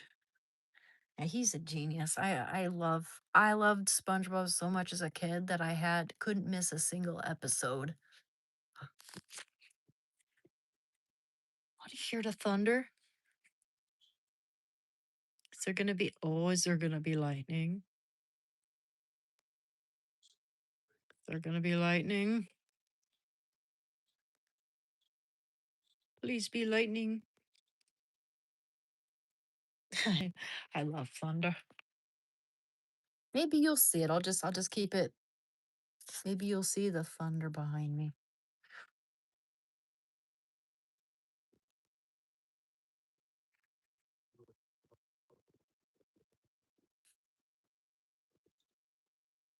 Okay, Speed Pro. I hope you're having a good Speedy Pro. I hope you're having a good day too. Thank you. Painting wise, I mainly painted animals and people in watercolor, flowers. Yeah, I love watercolor because it's so portable and dries fast, and it's in, you can just take this palette around. You have all these colors in one place. It's clean, feels clean to work with. And you just need to know the technique, and then it's not that difficult once you understand the technique and how to apply the paint. Mad and Cracked was the best. I'll look that up. I'm gonna look up Mad and Cracked. Uncle Sanitariums, then I discovered Mad Magazine. How long did I use? I was 6 years, but I've been clean for 3. Hello, everyone. Hope you're having a blessed day. Thank you.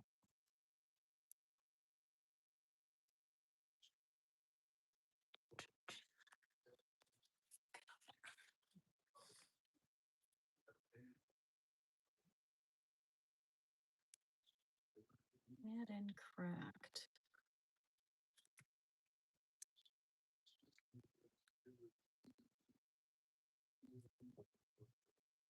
Mad and Cracked magazine.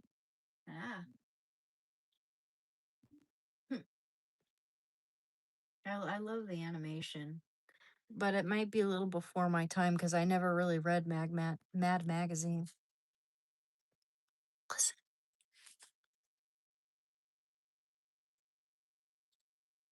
Oh, come on, Lightning. Come on.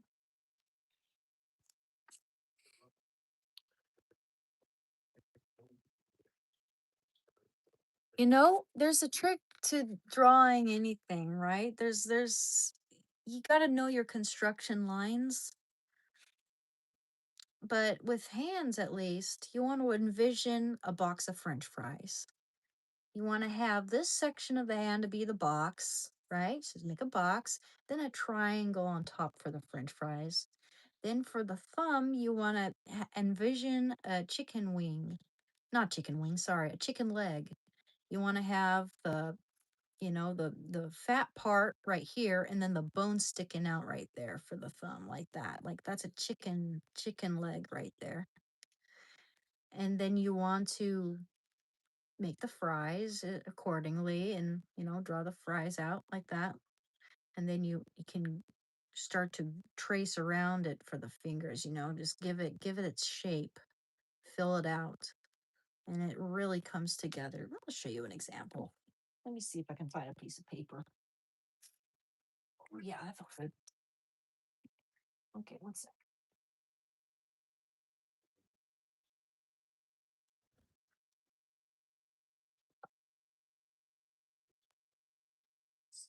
It's funny. I just smelled French fries for a second there for some reason. It must be because my window's open and someone brought that home McDonald's or something. That's weird. Who knows? Oh, there's a piece of paper. Okay, now let's see. Probably a little. There we go. And who we got a pencil. Here we go. Now you're gonna draw a hand. Okay. Now just watch. Ugh. It's been a while since I've done this, so let's see.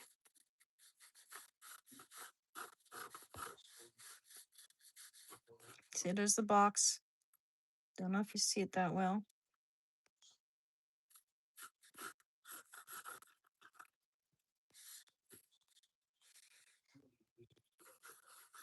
Chicken wing. Right there, kind of like that, and then sticking out of it. Then you want to see like that. There's for a pinky. That one up there. You just want to fill in the fingers between the. Let's see. That's like 1, 2, 3, 4. Yeah. like that, actually. Like that, kind of like.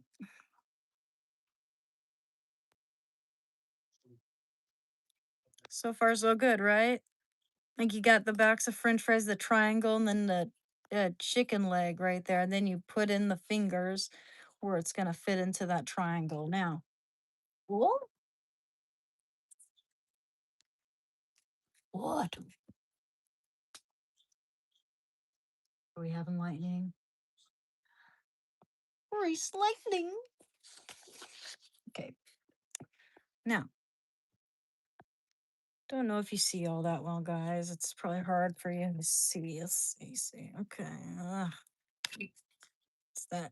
Maybe it's this the light. That's making it hard. I'm not sure. Okay.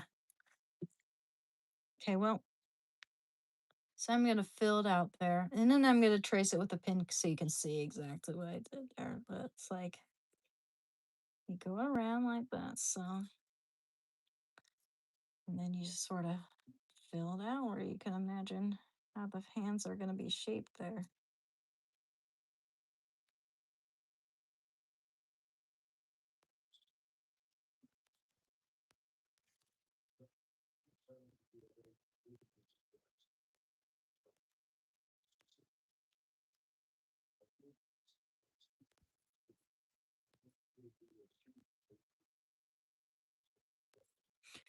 Also, actually, you know what? You want to add a little. I forget. You want to add a little ball where the balls where the knuckles are gonna be situated. My bad.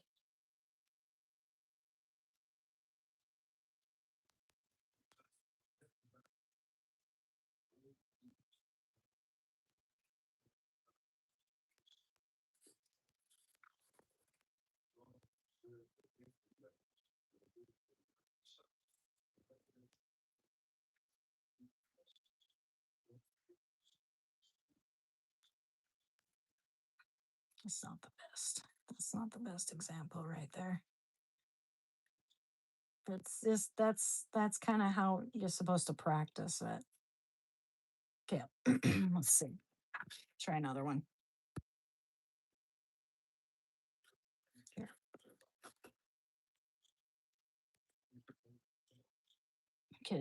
Okay, so you want the triangle and the square to be even in height. And then you want to add that chicken wing right there. Okay, so kind of like that. And then let's see. For the fingers, 1, 2, 3. Middle finger at the very top point, and then 4, like that. Okay.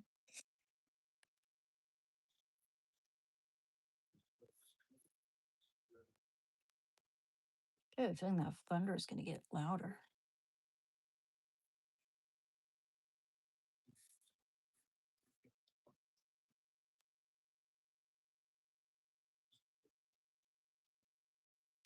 Okay, so you want for the knuckles to be kind of even. This one a little some slightly higher than the others here. Yeah. And don't be afraid to use your own hand as a frame of reference.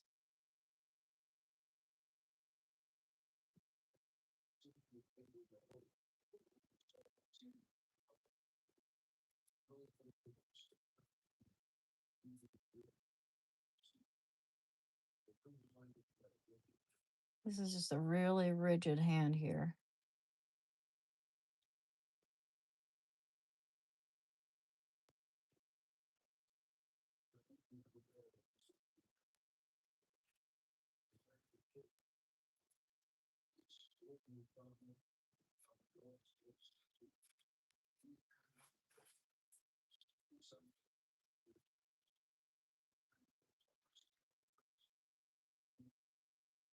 There's the rain.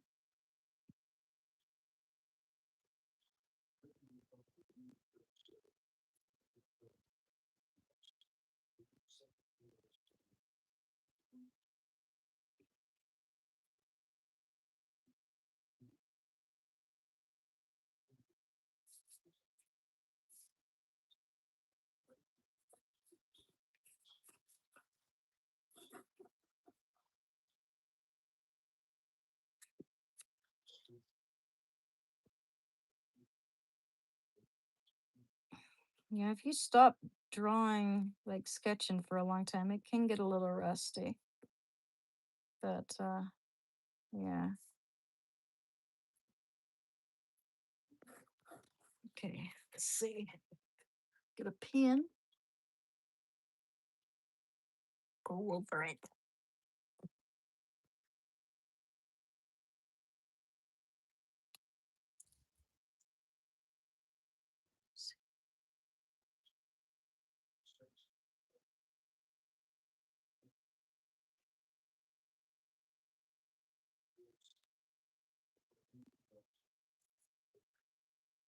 Mhm. Just That's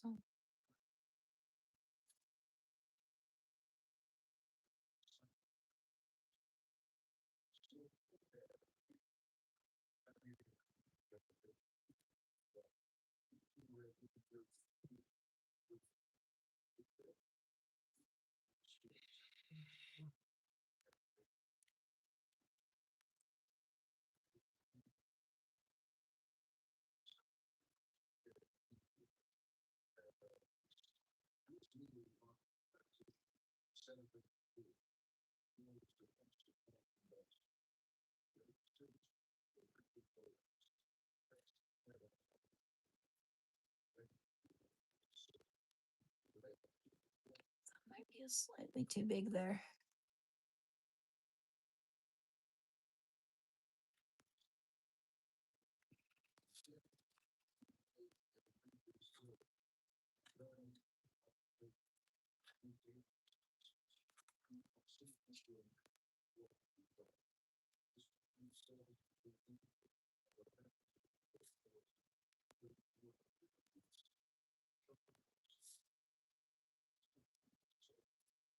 What? Did you see that? Did you see the thunder? Yo. I wish you guys could have seen that better. Did you see that? Yo, did you see the flash of lightning? That was huge. I'm just showing people how to basically make, use construction lines for hands here. But just basic, basic, basic, basic.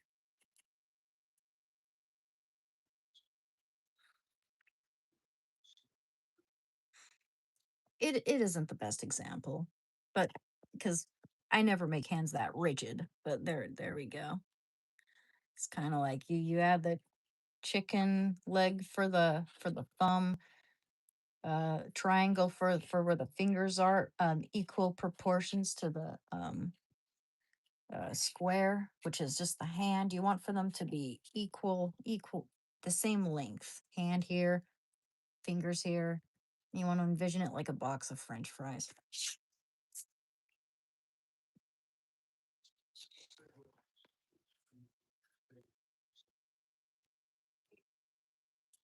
Did you see? Did you see the lightning? That's cool. Thanks for the 250 likes, guys. See if we can see any thunder out there.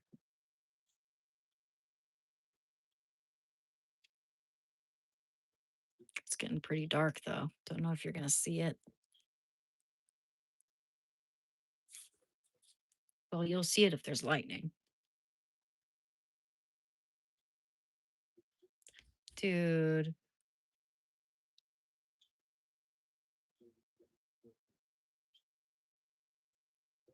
you saw the lightning? Because, yeah, if you were looking at my window at any point in time, you would have probably seen it. There was a little bit of my window showing. It was pretty bright.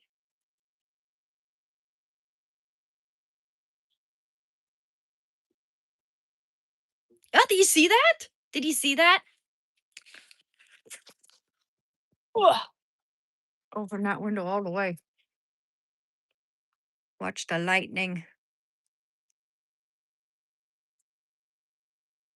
I have a feeling we might see it over here because I keep seeing it more over there.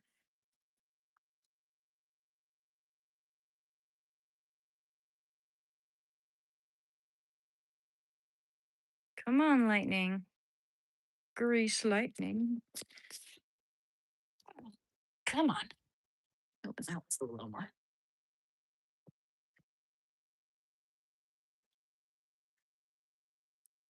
There we go. Now I can sit down. We can watch the lightning. Come on, lightning. Come on. You're gonna be all shy now. Oh, did you see that?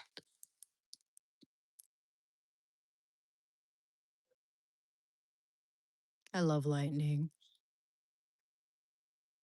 It smells like lightning out there too, dude. I mean, just it smells like a warm, warm, rainy night.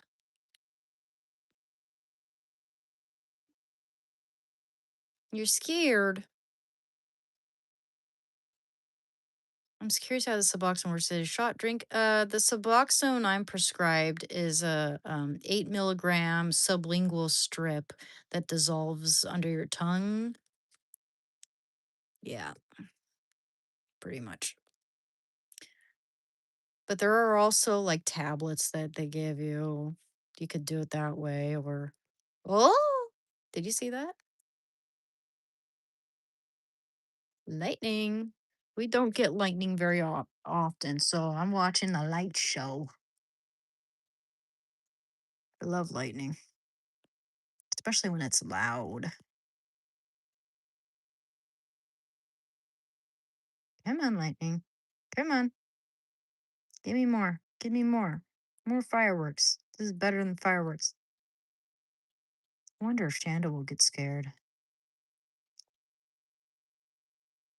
Oh, did you see that?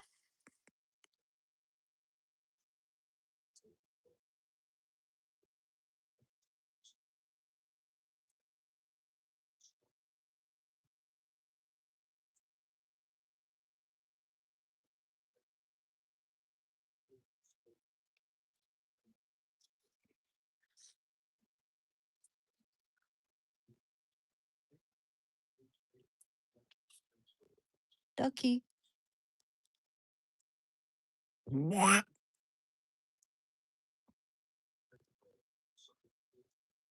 Hello.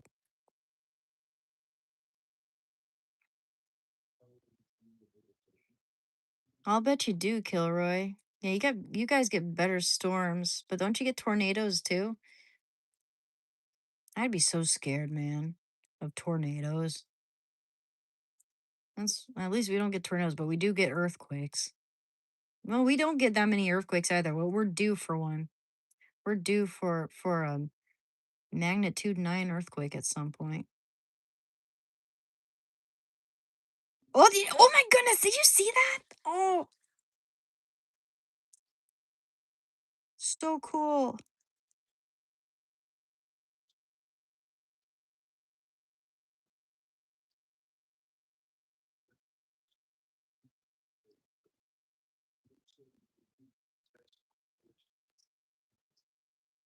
Come on now. Oh my goodness.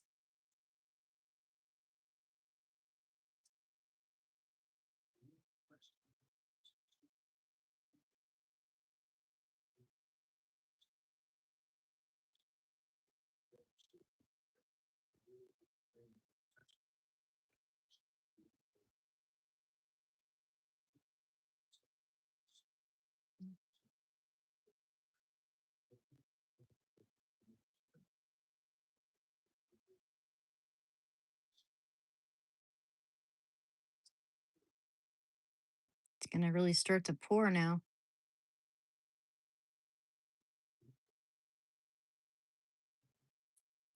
Yeah, lightning's really quite more active than I thought it would be.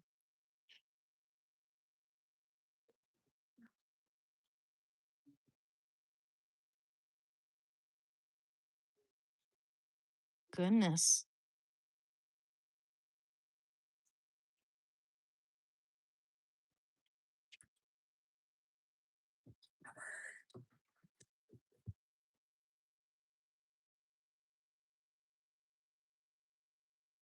Well, we're having thunder and lightning, Matt. We're having thunder and lightning out there. I'm watching the lightning show. Through the curtain. No, actually, I don't have, yeah, right? Yeah, go right ahead. You'll see it. That's awesome. Yeah, it's actually pretty frequent, actually. You'll see it. It'll show up unless Oh, it's suddenly shy. nice little view area through the tree. Yeah, Bet you can see some fireworks. it's like fireworks. I bet you can see some fireworks in Fourth of July. Oh, sure. Oh, nice. There we go. Nice. Uh-huh. I'm gonna go try to get struck by lightning so I don't have to go to work on Monday. What's my favorite tree? I like Japanese cherry blossoms.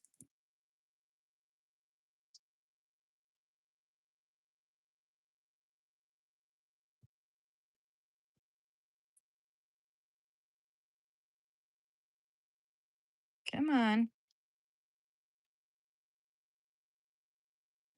Whoa! Did you see that?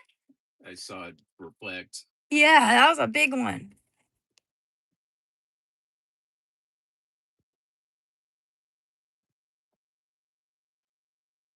Come on. Give me more.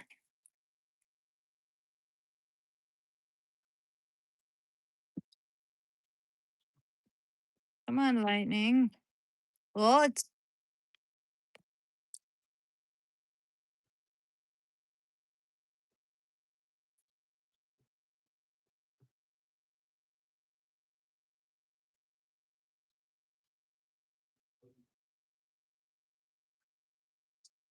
even brighter against the darker sky.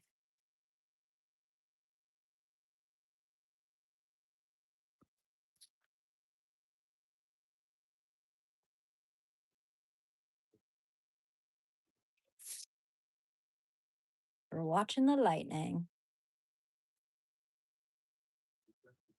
Come on. Come on, give me another one.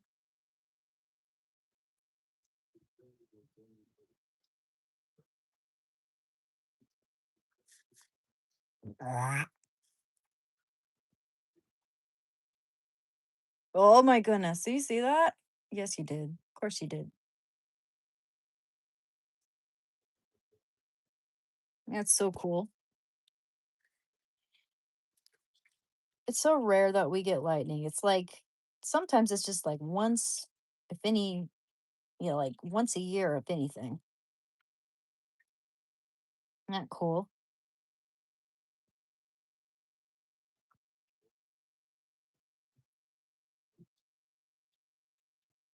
Wow. Come on.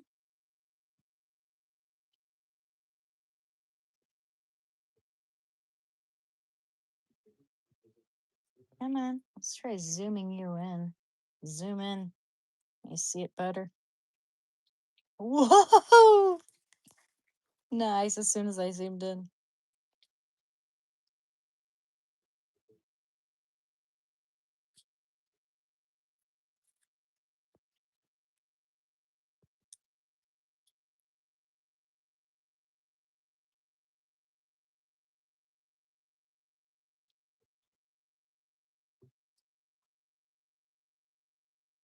Please don't forget to like and subscribe, guys.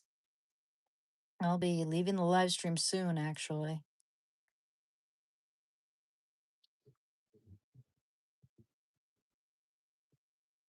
Come on. Give me another one. Whoa! Nice. Okay. Okay. Right. It's cool. I'll close the window a little bit though, just in case the cat sneaks in. I don't want to get hurt.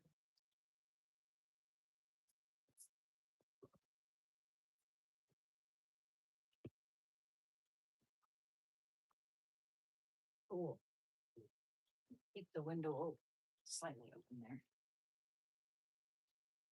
That's pretty darn cool. You'll see the light flicker. If we have any behind me, if we have any more lightning, which we will. That's so cool. Take a large metal rod, go to the beach when it's about to be lightning into wet sand, hammered into wet sand. Wait if it gets struck by lightning, you'll have a cool sculpture at the bottom of the wall. Bet. Oh, that's so cool.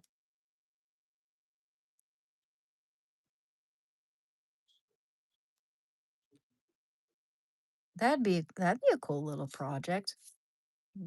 Sounds a little bit dangerous, yeah. But just stick it in the sand before like maybe during the daytime, and then wait, you know, let nature do its work. Sit back in your house, keep your eye on it if you live by the beach. Man.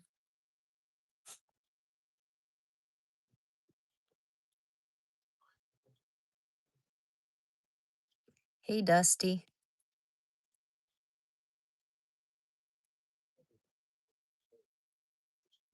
Pretty much, because positive and negative electrons are smashing into each other, producing light. Yeah.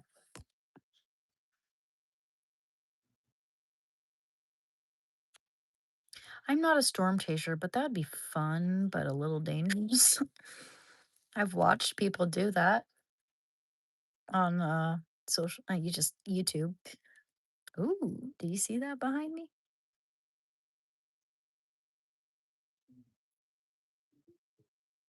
But this winter has been dragging on forever. We still have snow like crazy. Yeah, I wish we had more snow. We didn't have snow at all this year. It was actually a pretty warm winter over here. It felt like almost like springtime in January, almost.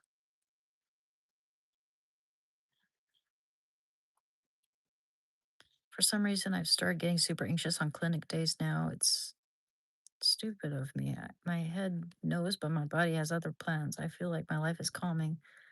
What's with this anxiety? I know exactly what you're talking about, man. Like I'm always asking myself, like, why am I anxious? Why am I feeling this way? There's no reason to be feeling this way, and sometimes it just can't be explained. You gotta let it pass over in a way. It's all I don't know. It's like emotional. Being distracted by the lightning behind me now.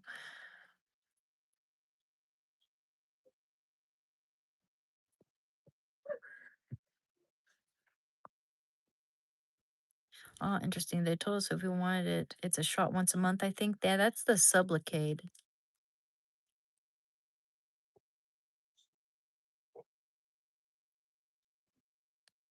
Uh,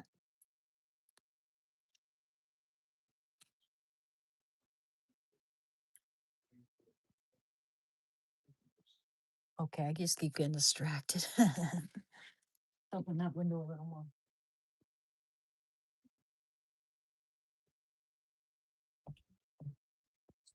See it better.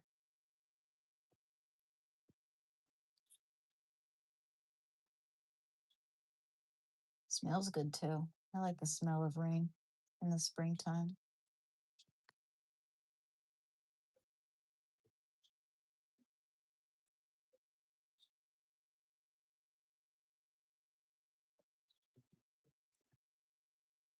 True.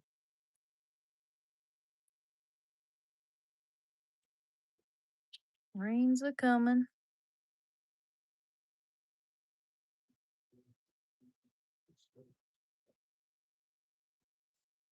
Thank you, Kurt. I mean, it wasn't my best, but oh, yeah, it wasn't my best, but thank you.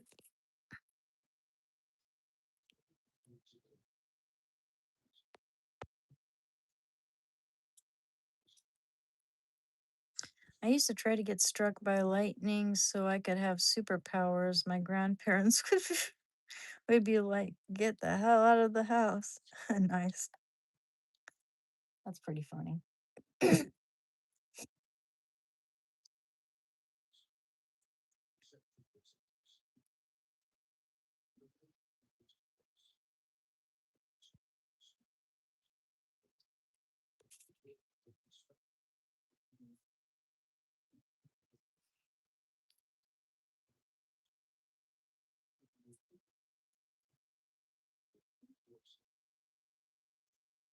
Well, guys, at 8:30, I'm gonna end the live stream.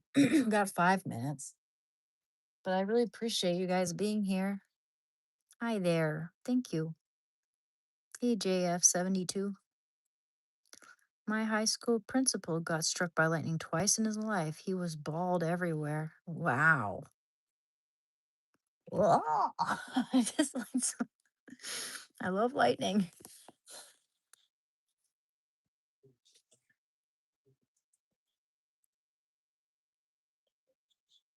Aw. Well, guys, if you could please like and subscribe to my channel. It's very, very much appreciated. It really helps. It actually struck a power line first across the street and went from the pole to me. Sheesh. Where I grew up in Florida, we used to watch the rain go across the field, would run in and out of it, and let it catch up to us. Nice.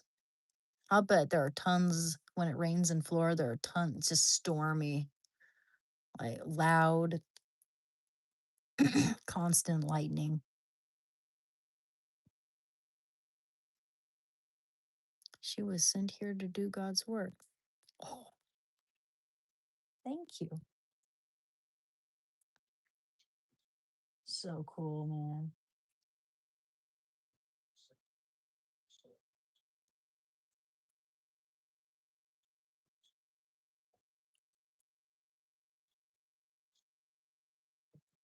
You hear that? I don't know. When it's like when you don't have when you don't experience some natural phenomenon enough or at all practically, then it's way more exciting when it happens.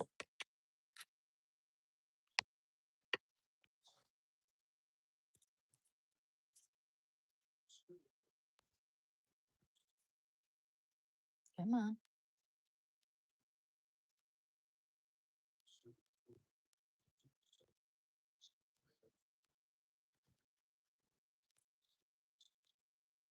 Mm, okay. Hey. Hey, good night, Kilroy. Thank you. Thank you for coming to my channel. Oh, dude, that's just gonna keep exciting me for no other reason other than it's pretty cool. Every time I check back on your stream, the time changes 45 minutes. You could see outside now. It's thunderstorm epic as. Thank you, Jamie. Keep it up. I'm 7 years sober and 10 times happier. Life back on track and feeling good about the future for once in my life. We need people like you on my channel, man. Thank you. And I'm really glad to hear that or see that. That's awesome.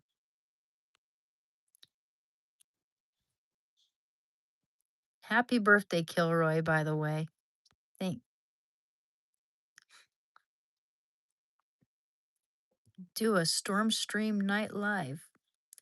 I'm getting a little tired, guys. I don't know if I can continue for too long now.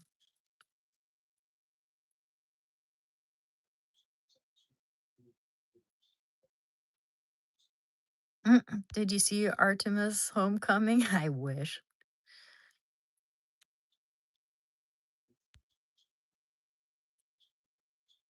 I subscribed. I'll have to head out too. Gonna have a bite to eat. Oh, and now head to bed. Almost 11:30. I hear you. You have a good night too, Janelle. In about 1 minute, I'm about to end it. So I'll see you later. Sorry if I've missed some important comments or questions here. And Matty, we're watching the lightning right now, but I'm starting to get a little tired. In the live stream pretty soon.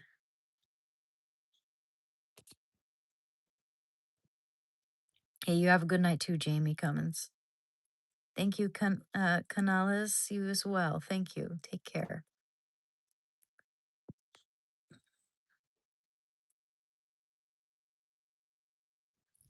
Wow. I just saw the lightning. Too bad you guys were turned away from it. That was a really good one. One more lightning. Okay, one more. One more.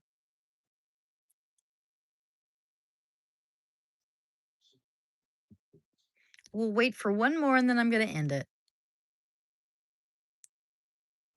Hear that? Pretty cool.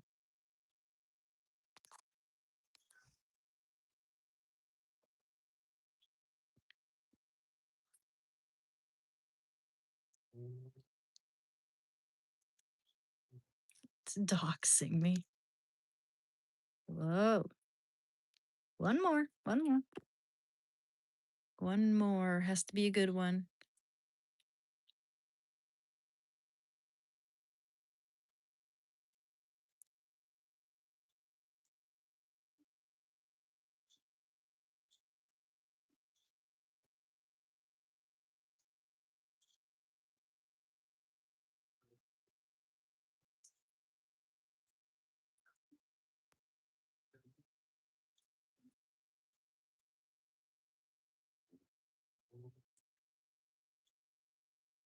I'd probably enjoy the fuck out of chasing storms.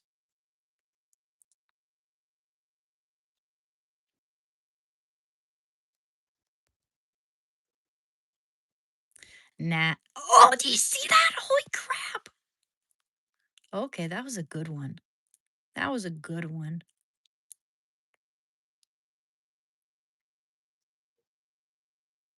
One more.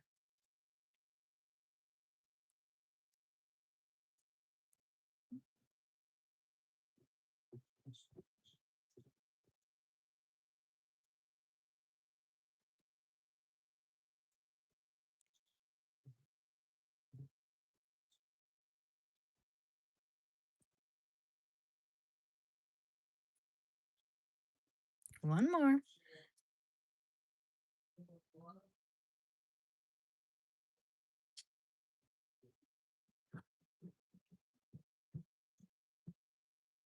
All right. I'll give it 30 seconds.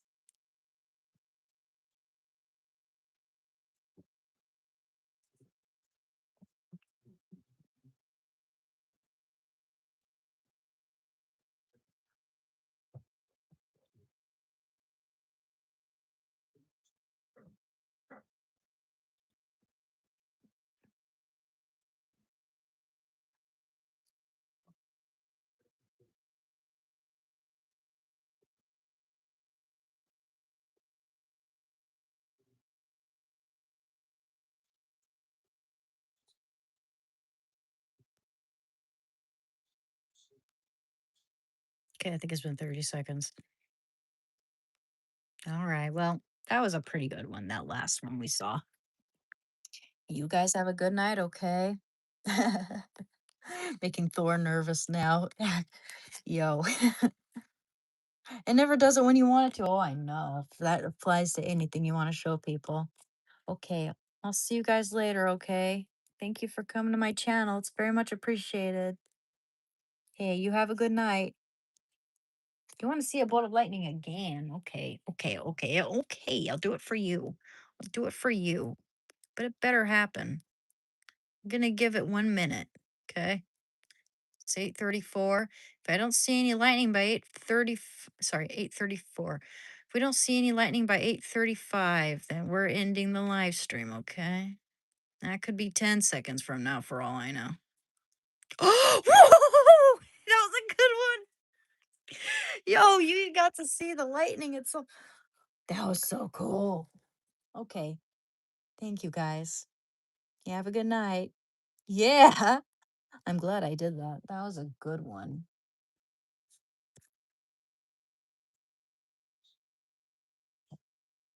All right. All right. Take care, guys. Much love. Bye bye. Thank you. Thank you for liking and please subscribe to the channel. Peace out. Much love.